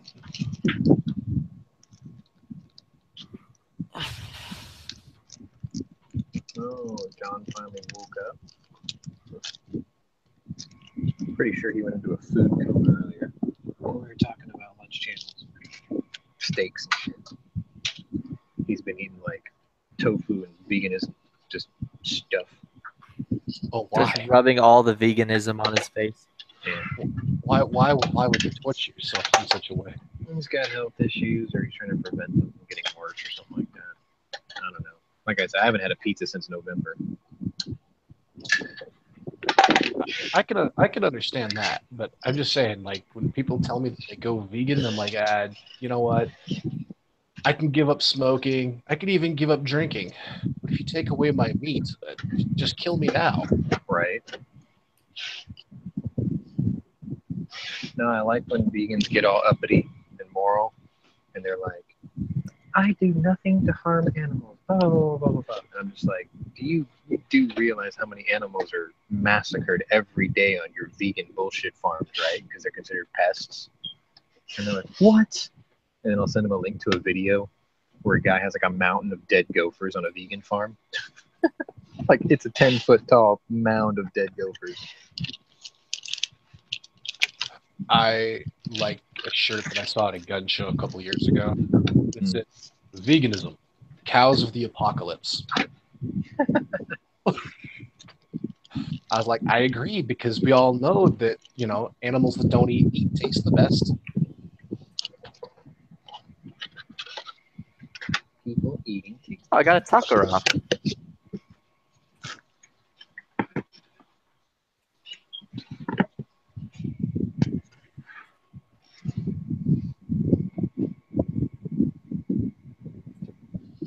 Playing as a scab, where it like you're able to play as one once an hour, and it like gives you a random gun and spawns you in a random area of the map and just tells you to go have fun.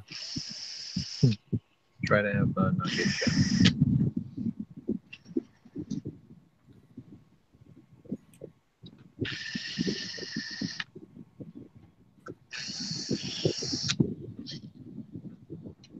Oh, I see you coming for me. Come for you first. Steal his pants. Up. What? How? So what did you think of Jay Leno's, was it 350 SL? Oh, I haven't seen that one. That's nice. They did a really good job on that. It came out, I think, yesterday or the day before yesterday on his channel. Oh, okay. Yeah, honestly, I haven't watched Jay Leno's channel in like 2 years, 2 or 3. There's some nice toys in there. Yeah, I used to watch it like way back when, and then for some reason fell off. He showed off his new GT a couple weeks back. I think it was when he showed off like Bieber's Ferrari, or not Ferrari, but his Bugatti, and I was like, "Oh, that $1 million car was given to that kid." Huh? It was given to him? Yeah, it was a part of his signing bonus. They gave him a Bugatti. Not bad. So I saw that. I'm like, "Huh, I'm not doing something right in my life." Like, Right. turned off the YouTubes and walked away. Jensen Button, the F1 racer, he bought one. He bought it new. Paid through the nose. Put it up for sale, and now it's only like $650. I think it's about $650 or $700. I don't know. The price of Aeron's actually went down slightly with the release of the Chiron, which was expected. Why stop at 1,000 horsepower when you can have 1,500 horsepower? Yeah, I still like Aston Martins despite the fact they're British. Yeah, I like DB9s. I'm not sure how I feel about the 11. I like the 10. Too bad they only made 10 of them. What was that 12-cylinder one they put out recently where its key is like a piece of etched crystal? The Vulcan? Mm-hmm. I think it's crazy. Actually, a lot of their crystal now. Pretty nice.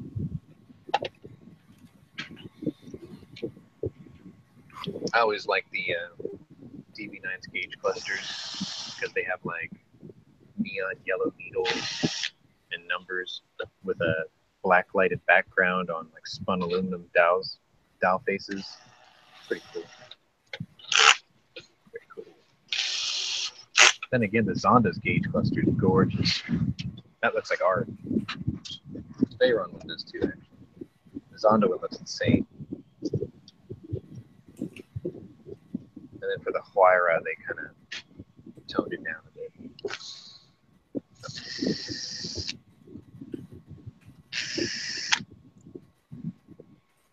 My old BMW has a center drop exhaust, or center dump exhaust, and I was frantically looking for a Veyron exhaust tip, or at least an imitation of one, the square shaped one.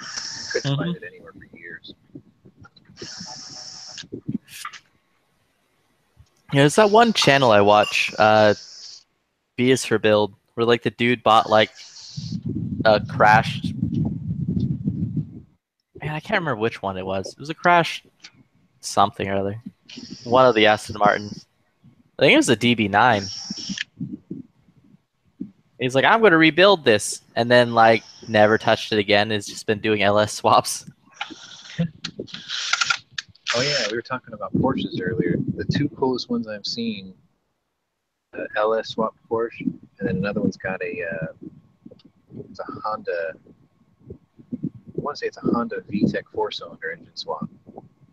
Like the really hopped up one, though, from the S2000. And it sounds like war. It's pretty funny. People are swapping in engines because the Porsche one isn't good enough.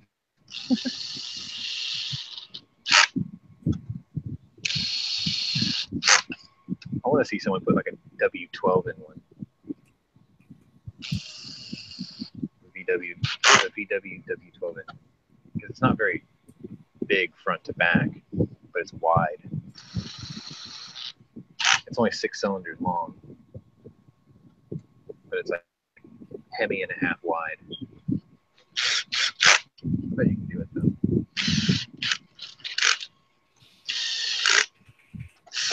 They were in certain model Passat, and well, I think it was just the Passat and the Touareg, and I think the CC R36 format.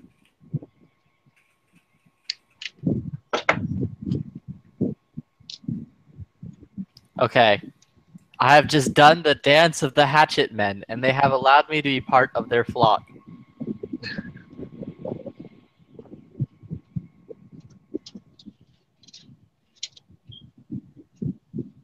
I have a grenade. Okay. And an EOTech.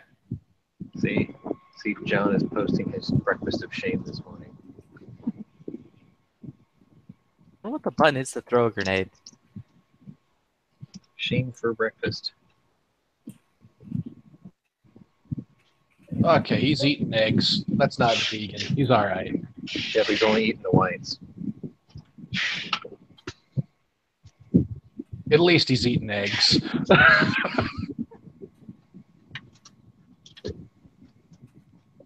What is this? Take it, because I don't know what it is. It's in like a camo wrapper. I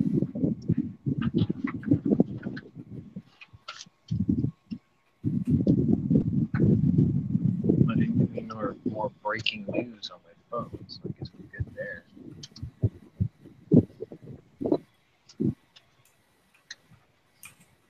Dude, I'm checking my email. Still getting fucking shit for 2015.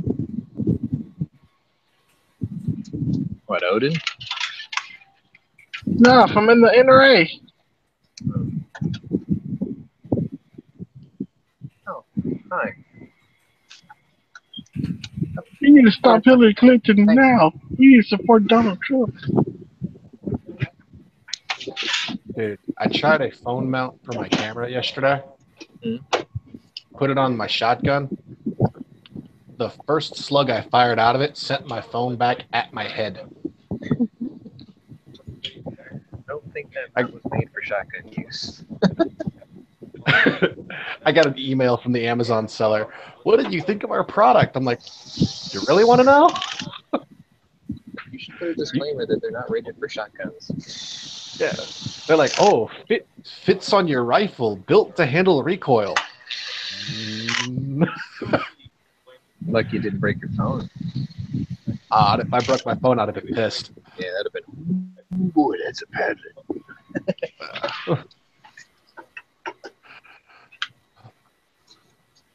Yeah, I was hoping to have one that I could put on my shotgun to do some run and gun with it, but oh well. I wouldn't even put my GoPro on the shotgun. Nope. Well, I mean, the mount looked all cool because like it fit on the rail and everything. Yeah. But, Let me get. How do I use a grenade? It's not G like every other game. Ah. Depress the handle clamp, pull the pin, and chuck it. There you go.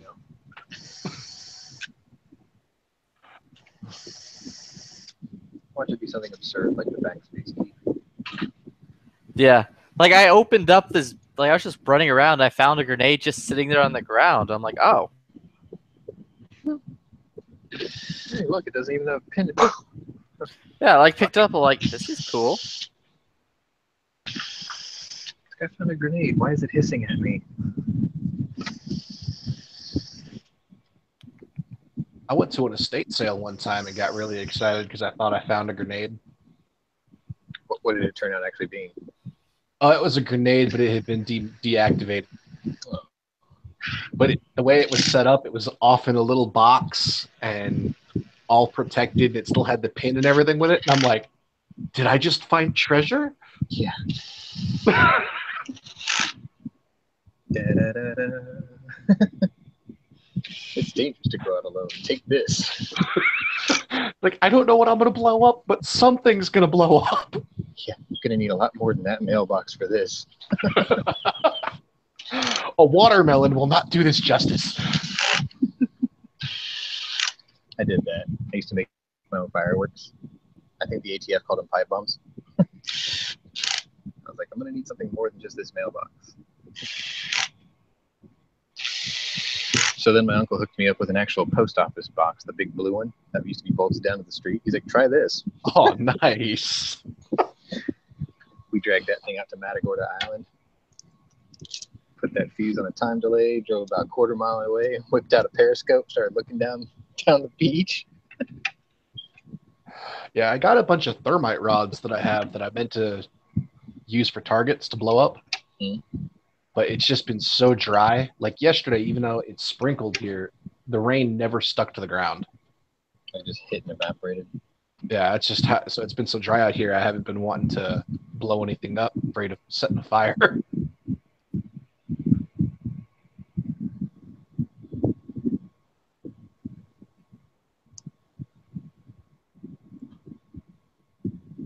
it, where's the scene? Though I suppose if the wind was blowing towards California, what's the loss? Yeah, nothing of value is lost. Hook it up to a bottle rocket, just send it over the border. I realized the other day there's a spot that I've been shooting where if I were to set my target out, say 12,000 yards, not 12, yeah, 1,200 yards, not 12,000, 1,200 yards, that I'd technically be shooting into the next state. Nice. I'm like,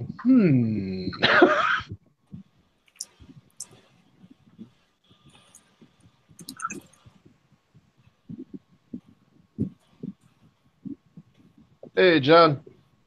Oh, good. I didn't have to go. Hey guys, what's going on? Jerk. How's everybody doing? Oh no. Well, we're still eating the cow. Well, guess what I just found out? I'm jealous. I know what the grenade button is now. Did you blow yourself up? Only part of me.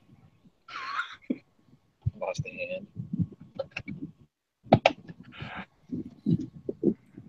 And God That's like- said, let there be cow.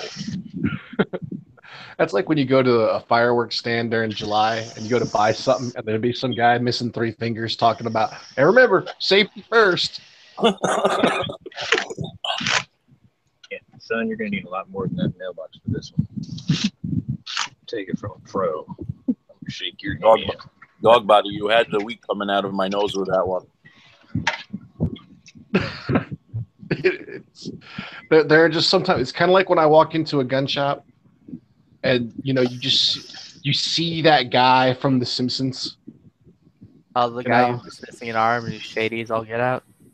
Yeah, there are just certain things when you go certain places and you see the right stereotype. You're like, I just want to take a photo of this because this is perfect. That guy. Exactly. In my life, I've met 3 Simpsons characters. I'm convinced of it. I've met a comic book guy. Everyone's met a comic book guy. We all know. I've met a shady guy who ran a gun shop, and I've met a mole man. Oh, What's the mole man? Hans Mole Man.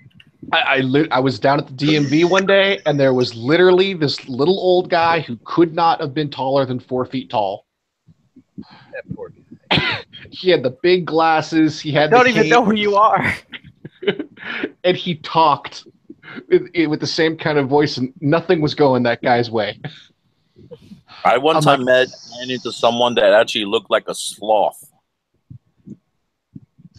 Oh yeah. I've seen those. It was the funniest thing. Were you at a Walmart by chance? How did you know? I think that's their natural habitat. The guy was a security at the door. He was welcoming people in. I welcome to Walmart, those people. He looked like a sloth. I was waiting for him to talk in slow motion. Well, why not? Megyn Kelly looks like Sid from Ice Age. Oh, I love that.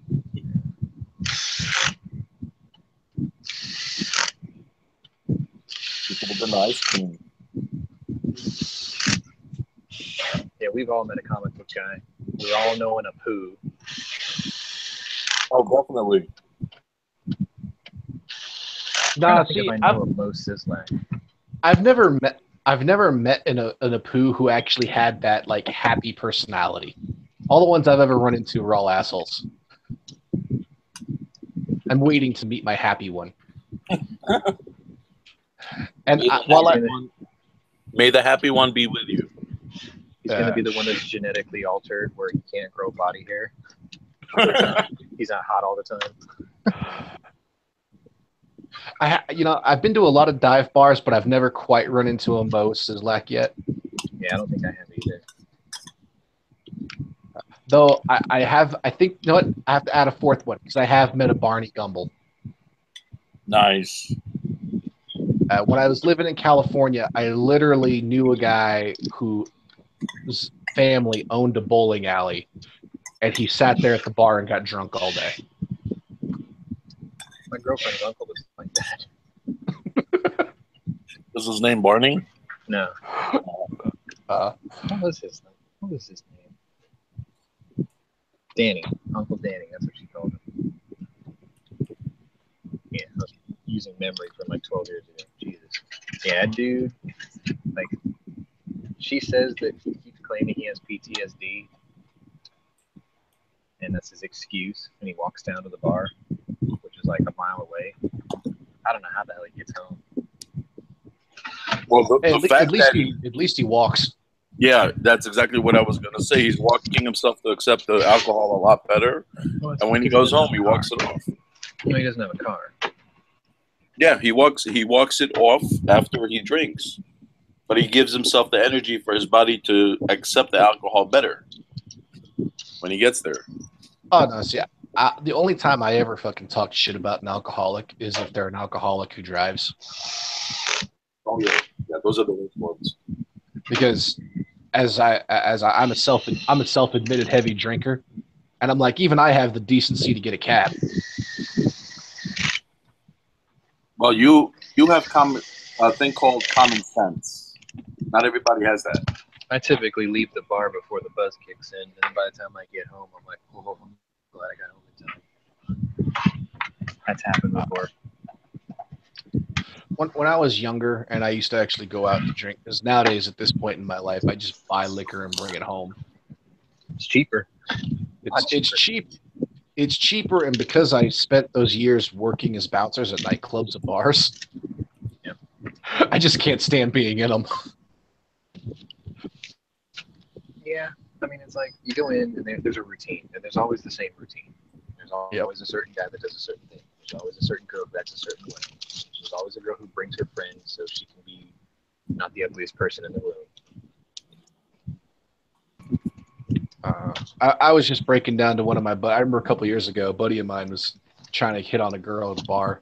And I told him, I go, just go over there and start flirting with her fat friend. That works. He's like, what? I go, trust me. If you just flirt with her and give the cold shoulder to the one you like, by the end of the night, the one you like will want to talk to you. It's strange, but it works. He called me the next morning. He's like, you're a genius. I'm like, no, I've just been alive too long. I've done this too much. You are experienced. You're not. You're seasoned. I would. It's funny because when I became a bouncer and I would stand there and my job is to sit there and stare at a room with people. You just start figuring out all the patterns. Right. And then you also start to look at yourself and go, oh, fuck, was I a part of this? Yeah, I did this. You point, you're like, I was that guy. And he looks at you like, you were what? There's something on me?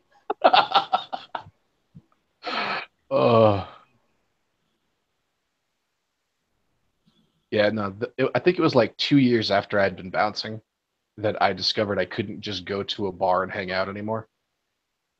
Because I found myself being stopped by another bouncer who was going, hey, we really appreciate the help, but let us carry the guy out. Like, oh.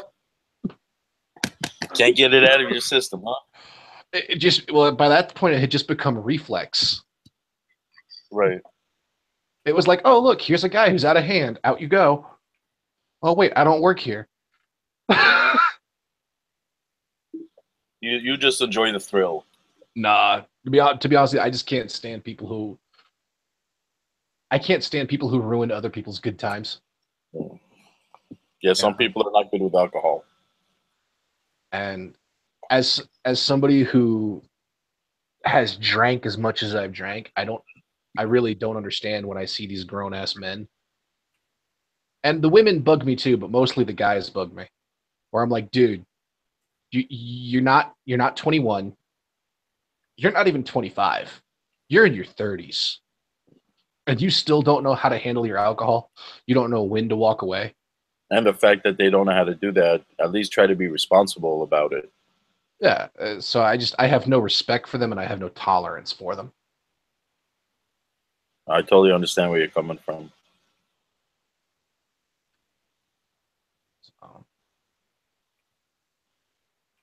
I don't go to bars, clubs, whatever too often, but I've seen it a couple of times, and it's just sad that you'll drink as much as you drink, and you can't hold it, and then the bar fights break out and all that stuff.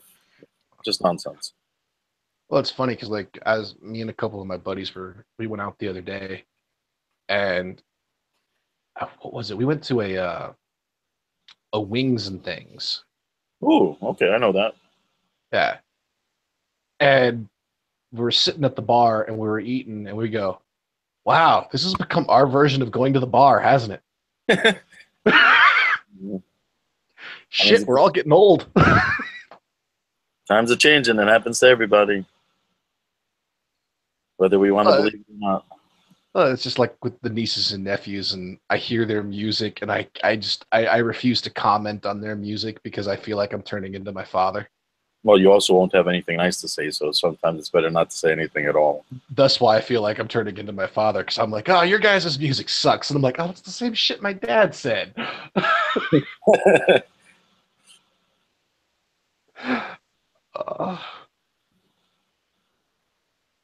Unless they realize that it will happen to them one day as well. Yeah, that just reminds me of that skit from South Park where it's like where Randy every time he puts on the headphones, he just hears people farting into a mic. Oh He's yeah. like, "No, I'm cool. I enjoy this." And he starts sitting there like pooping his Here comes pants. Stevie Ray Vaughan. Yeah.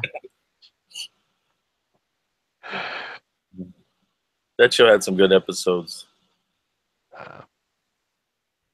Well, I Is feel it? kind of bad. I'm sorry. I feel bad now because like I have a couple of the nieces and nephews are asking me for concert tickets. What concert? Different ones. They're all into different things, but Oh, just in general. Okay. just in general. Especially since now they know that, oh yeah, we can convince our parents to let us go to concerts because we can always have uncle drive us back up to his place. I'm like, oh yeah, sure, because I enjoy making a 3-hour drive. But with the way things are nowadays, it sucks because like 10 years ago, I wouldn't have cared. And now with the way shit goes, I'm like, I don't even know if I could trust letting the kids go to a fucking teen bop concert. You know? What kind of? I don't have kids, so I don't know what goes on. I mean, I have. Oh well, mostly it's just with the crazy people nowadays. I mean, you got that shit that happened at that Ariana Grande concert over in the UK and shit. Yeah, you're talking about that serious shit. Yeah. Well, and then you just got creepers nowadays. I mean, the fucking amount of pedophiles they find at some of these fucking preteen concerts and shit. Are you serious? Oh yeah. Holy crap, dude! If it's a teen concert, shouldn't they not be allowing certain age people in if they're not parents? There's no law that says that you have to be a certain age to like a certain genre of music. Shouldn't the? I agree. I agree, but they don't. Wow. And I've got enough buddies who work the security for those types of events that I hear enough shit that I'm just like, nope, not happening. No, not putting. And it sucks that I feel like that's where the world's gotten. Does the security at least kick the shit out of them if something happens?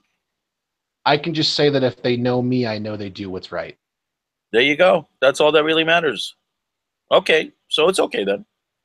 But I mean, just the fact that when the amount of it that they tell me that they see, right? And I'm like, man, because I remember when I used to work concerts, I'm like, if that's what you guys can see, I can only imagine how much you're not seeing. They can make you sick to your stomach, right? Yeah. That's messed up. I'm like, damn, not only do I got to worry about crazy ass people with their religious beliefs, now I got to worry about fucking perverts as well. God damn it. I always had to worry about perverts. Like, perverts aren't a new thing. No, they're not, but it's becoming more and more of a prevalent problem. Especially when you have these media outlets who try to normalize it. Oh yeah, that fucking pissed me off when they did that with the most recent case with that. Yeah, I just wanted to, I don't know, I just wanted to fucking reach out through my computer screen when I was listening to the story and just choke the shit out of them for trying to normalize that kind of stuff.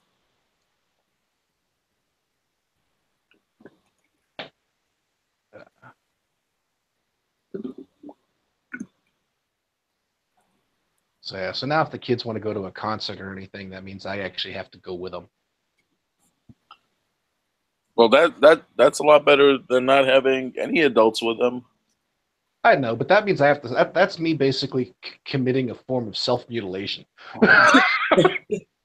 Well, take a pair of earphones, get yourself a portable TV, watch a movie on your phone while the concert is going on. Yeah, take my headphones from the gun range. Hey, if that's what works, that's what you do. I'm glad I don't have kids, so I don't have to concern myself with that shit. But I worry about the fact that it happens to any kids. Oh yeah. Well, see, me and my wife did good. Me and my wife didn't bother having kids, but my siblings breed like rabbits. My brother has 5 kids, so yeah. Hey, John. What's up? Tell me about this retarded law in New York about dogs on subways. Which one? The one that if a dog can't fit in a bag, it can't ride the subway. Yeah, it has to be a carrier. That's really breedist. Funny. No. I just read a story, right? This woman was really annoyed by it.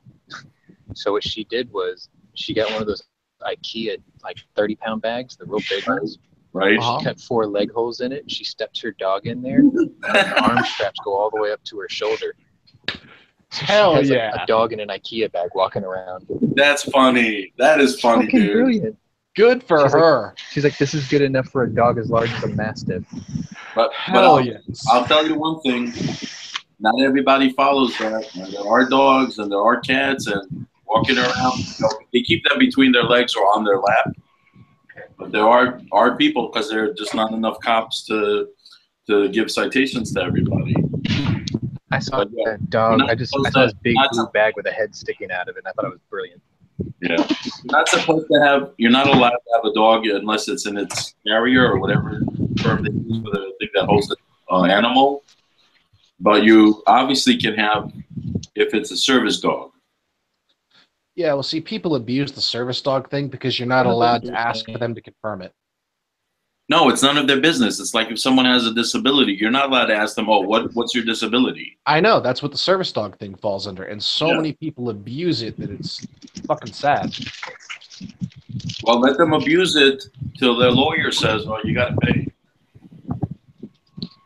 You know? I still want to know why they need to impose all these bullshit laws in California and Texas, or California and New York like this. We don't have that problem in Texas. Most states don't have a lot of those problems. But Sean, we don't have subways. You want to know something crazy? Now, my dogs for years have been a part of my job. Okay? Right. And I literally had 2 times where I had citations written against me because I would not fix my dogs because my dogs fall under a bully breed. And inside San Francisco, bully breeds must be fixed. Are you serious? What the fuck? And I'm like, yeah, that's not going to happen. Who the hell are they to tell you whether you should neuter your animal? You know, everybody. In 1997, they passed BSL laws, which are breed-specific laws, and there's all kinds of, and most of them are not enforced. But every now and then, you get a cop who gets the hair up his ass. Yeah. Yeah. Oh, why don't we have Why don't we have BSL laws for liberals then? Yeah. That was awesome. I mean, go the full enchilada, right? Yeah. Very true. Well, I mean, I've always said the same thing. I'm like, look, I agree. The sad fact is the majority of dog owners are kind of shitty. I have to hand that off. That's true. But I've never had any of my dogs have pups that were not planned. I've never had any of my dogs get out of my yard and run around and terrorize a neighborhood. I can't because my dogs always run away. I've done extreme efforts to make sure that my dogs are under control and, don't bug anybody. Why the hell should I just because some other guy down the street can't keep his dog under control, why should I have to worry about why does his dog affect my dog? Because that's the bullshit that the government does, forcing themselves on people's lives. We're helping. People who do the shit are the ones that should be punished, not everybody else. Yeah. That's the same thing with any job you have. If one person fucks up, everybody has to suffer. It's messed up. And it's only because there's so many selfish people in this world. If everybody got their dogs spayed and neutered like Bob Barker wanted, there'd be no dogs left. Oh, no, there wouldn't be. And right now I've got my American Bulldog. And I remember when I got him, one of the reasons that I actually picked him up was because he's registered with the national group that's trying to keep the breed alive. Because the 3 bloodlines of American Bulldogs after World War II were almost extinct. Yeah.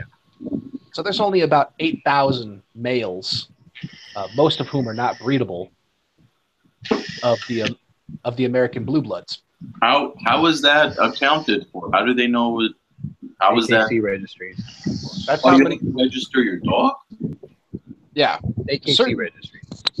There's AKC registries, and then there's certain specific breed clubs. I belong with the American Bulldog Breeders Association, who focus on who focus on keeping the American bulldogs alive. That's funny. ABBA's trying to keep them staying alive. That's amazing. You should use it as a marketing gimmick. That's good. I hadn't thought about that. If I ever get one of those dogs, I'm going to call her the Dancing Queen. So I mean, they're great dogs, but you know, we used a whole bunch of them during World War One, and we didn't. Yeah, and we didn't bring them back. Really? And then, yeah, they were considered to be the same as like a lot of equipment, and so most of them were put down before they when the soldiers came home. Oh, that's fucked up. They did that with horses too, though, I think. Yeah, no, they did the exact same thing with horses. And then during World War II, so many of us. First of all, they took a whole bunch of the dogs for World War II, and then most of the men and farm breeders and stuff who had the dogs went off to fight, so their dogs were either lost or died while they were gone. They went from having something like close to 30,000 of those dogs before the wars down to having less than 500 by the time the wars were over. It's pretty bad.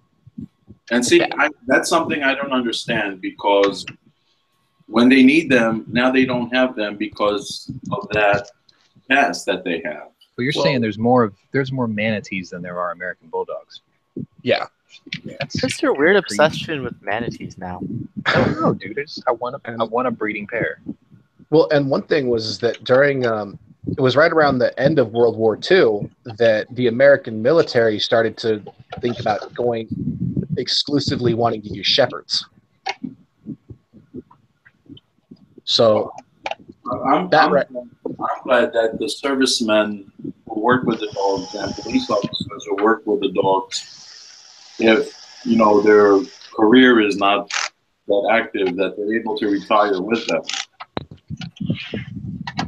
There's still a lot of things when it comes to service dogs that need to be redone. I mean, there's a lot. That's like a whole 3-hour conversation about some of the stuff that needs to be changed to improve the quality of life for the dogs.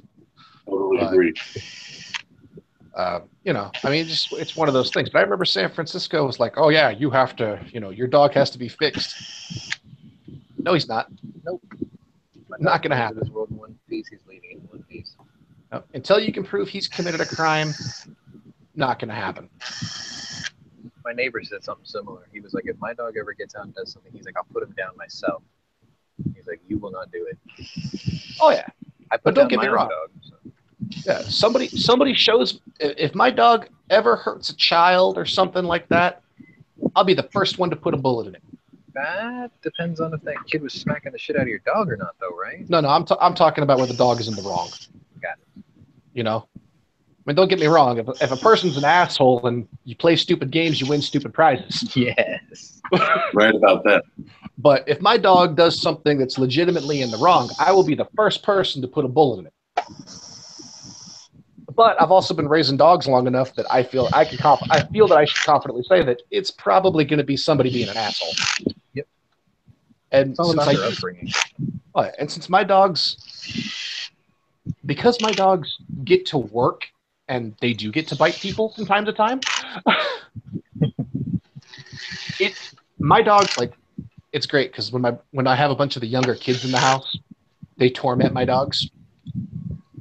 And when my dogs have had enough, my dogs don't feel the need to be aggressive. Their response to, okay, we've had enough of the kids, is they go and they walk in their kennels and lay down.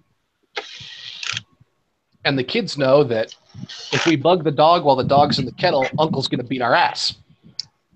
Well, that's only because of proper training. Exactly. But again, it comes down to, like what Sean was saying earlier, it all comes down to how you upbring the dog. Exactly. My dogs are spoiled, man. Every morning when I wake up, I got to go to the medicine cabinet and grab my allergy pills. And right next to him is a bottle of dog treats. And my dog's he's about half blind because of his cataracts. Mm-hmm. I'm the door open. I can hear him walk from all the way across the house. He has like this very specific gait where the front left and the back right hit at the same time, and then the front right and the back left hit at the same time. Mm-hmm. And I can hear him walk all the way over to me every morning. I open the cabinet. He's like, "It's time for my treat." Your pills, You my guys, creed. you guys see this Instagram Travis posted? Oh, Ammo Dog? Yeah. Yeah. How could you not fall in love with that thing? Come on. Oh yeah, They don't stay that size forever. I know, but it's so damn cute. that's absolutely adorable though. And I'll tell you right now, one of my favorite parts about when my dogs got bigger was my dogs could carry more of their own shit. Yeah. No, you're absolutely right. I get people all the time who ask me because I have backpacks for all my dogs, and they're like, "What do your dogs carry?" Mostly water. Whatever the hell they want. Tell them run with they They mostly carry water because they need a lot of water out in the desert. I watch this guy who does hiking videos, and he takes his dog with him, and he puts the, so to speak, saddle on the dog, and the dog is able to carry its own food and its own water. So yeah, it's a big deal to train them the right way. I got a guy who actually puts camel packs on his bloodhounds. Well, it's like when we go, for example, like if I go camping with the dogs or if I go hunting, I don't have to bring any dog food for my dogs. Yeah, because you give them the red meat, right? I feed them raw, so usually I can find rabbits or something that I'll pick off with the little 22, and I can feed the rabbits to the dogs. Exactly.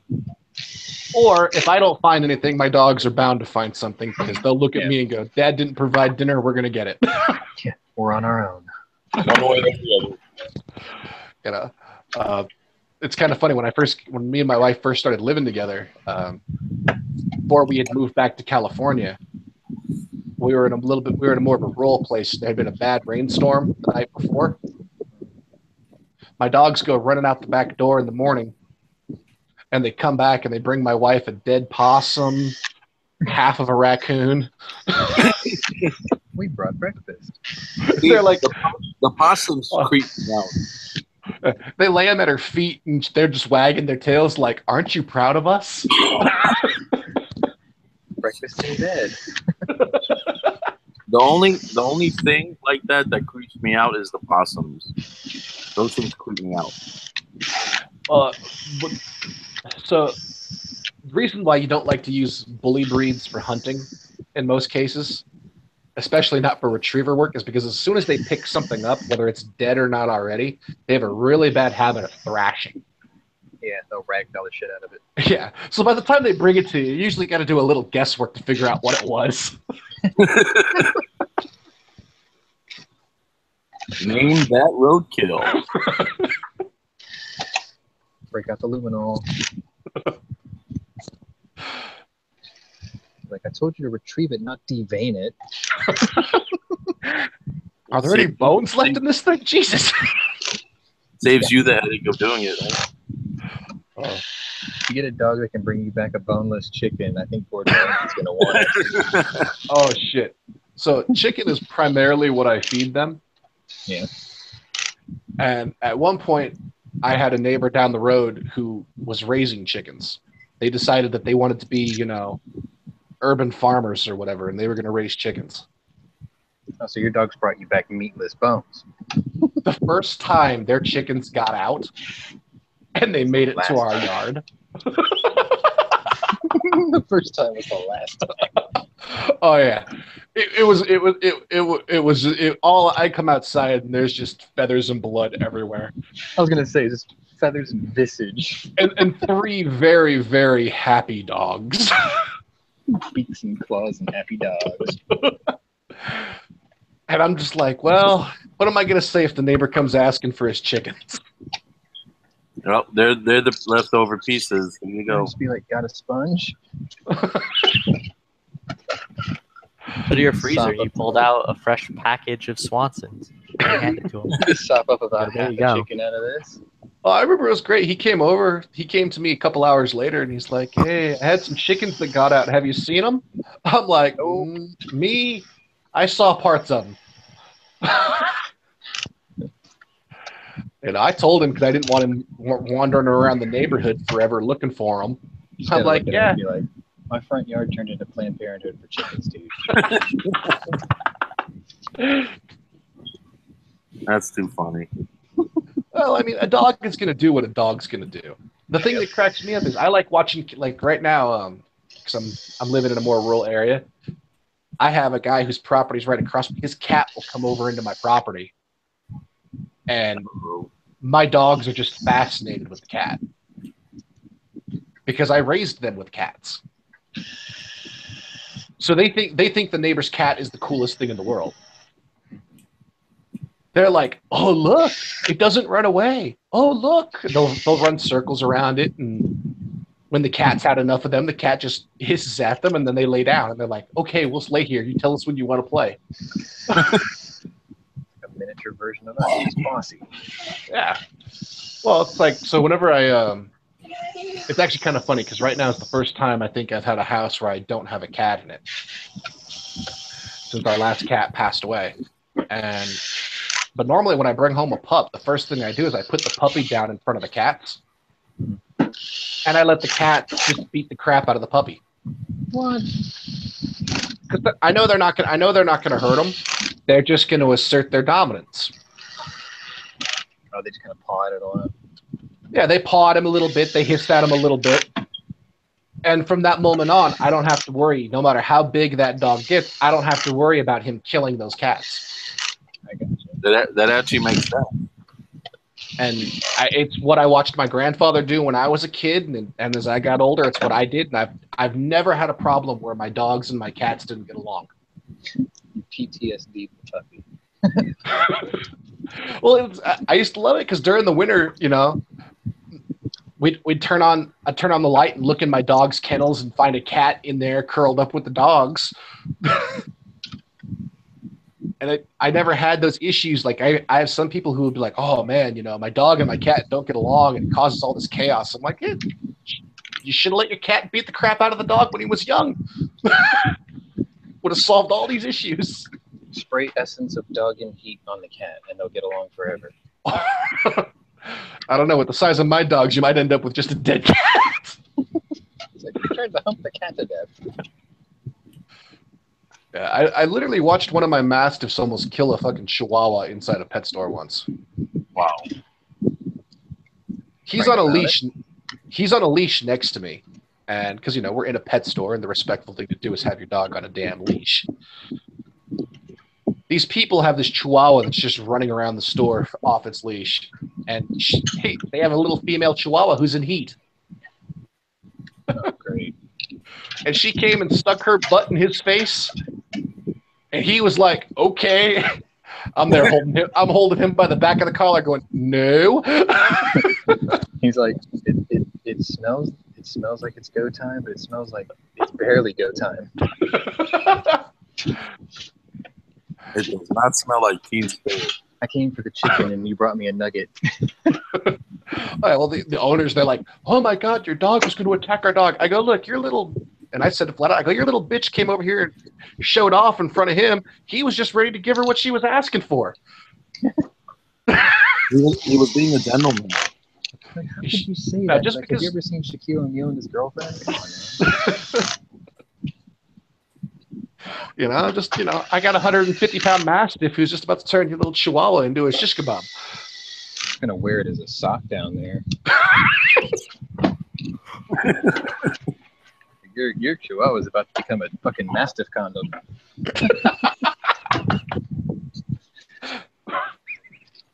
Like, what's that cross-eyed thing on the end of your dog?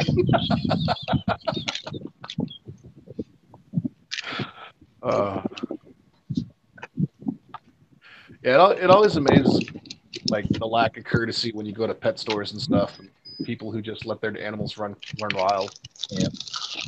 Yeah, I got a friend who's a manager at a PetSmart franchise. And she's always talking about that too. She's like, sometimes you get people who can bring their dog in without a leash, and they'll stay right at their pocket, right down their seam line, the entire time. They're very well behaved. She's like, and sometimes you get this asshole who just like basically turns the dog loose and let it go out and shit everywhere.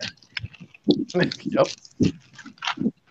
I know. It's like the only reason I even have to put a leash on my boys is more out of courtesy than anything else. Yeah. For the other person's mental safety. Yeah. Like, let them think it's under control, just with the visual. Well, it's like I've had I've had people before, and part of it again, my dogs are all trained for the purpose of if it's go time, they're trained for go time. Yeah, and it sucks because sometimes you never know how someone else's dog's going to be. I've been plenty of places where people have these dogs that they can't control, and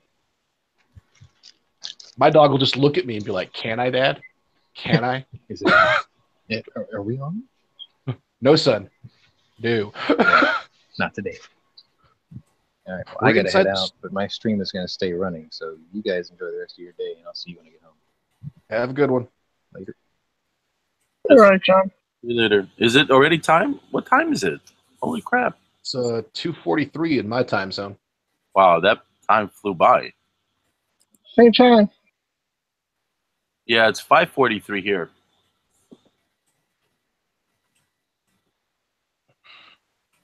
I'm debating.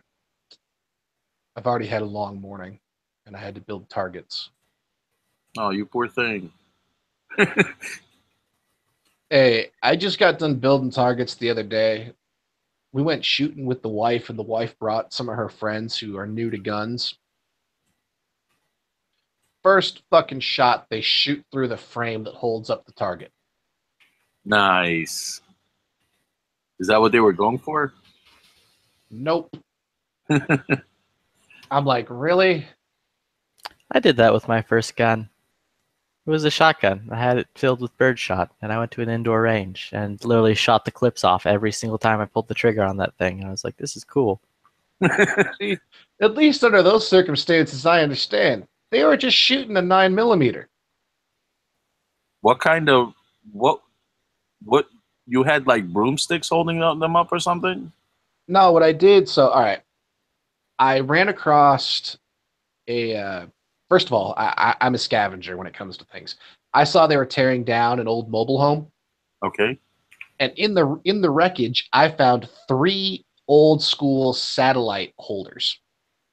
Okay. So those are cool tripods. Yes. I made PVC frames to hold up targets that fit down in that tripod. Nice. Now, I made them out of PVC because, if you accidentally shoot one of the PVC pieces, it's easy for me to fix. Okay. They shot right through the steel axe barrier that holds it up. Wow. Hey, you got to give them credit for being able to do that. I'm just standing there like, really? I literally just got the target set up. You guys suck. I'd be happy to build targets. That would be awesome. It's a mixed thing. It's one of those things that I enjoy it when I know I'm like, oh, cool, I'm doing this. I'm going to get to go use it. But when I just finished building them and their first outing, they get messed up. Yeah, I can understand that could be a little irritating. Because in legitimacy, that target should have lasted me 4 or 5 trips before I needed to like modify it or replace it. Or so you thought. Yeah. And since they shot the one part that's not easily fixable, because now I can't get the tripod to fold up or anything because they put the bullet right through the part. Like, yeah. I'm like, not even near the target. So. And that's the tripod you just bought? I didn't buy it. I had just built it.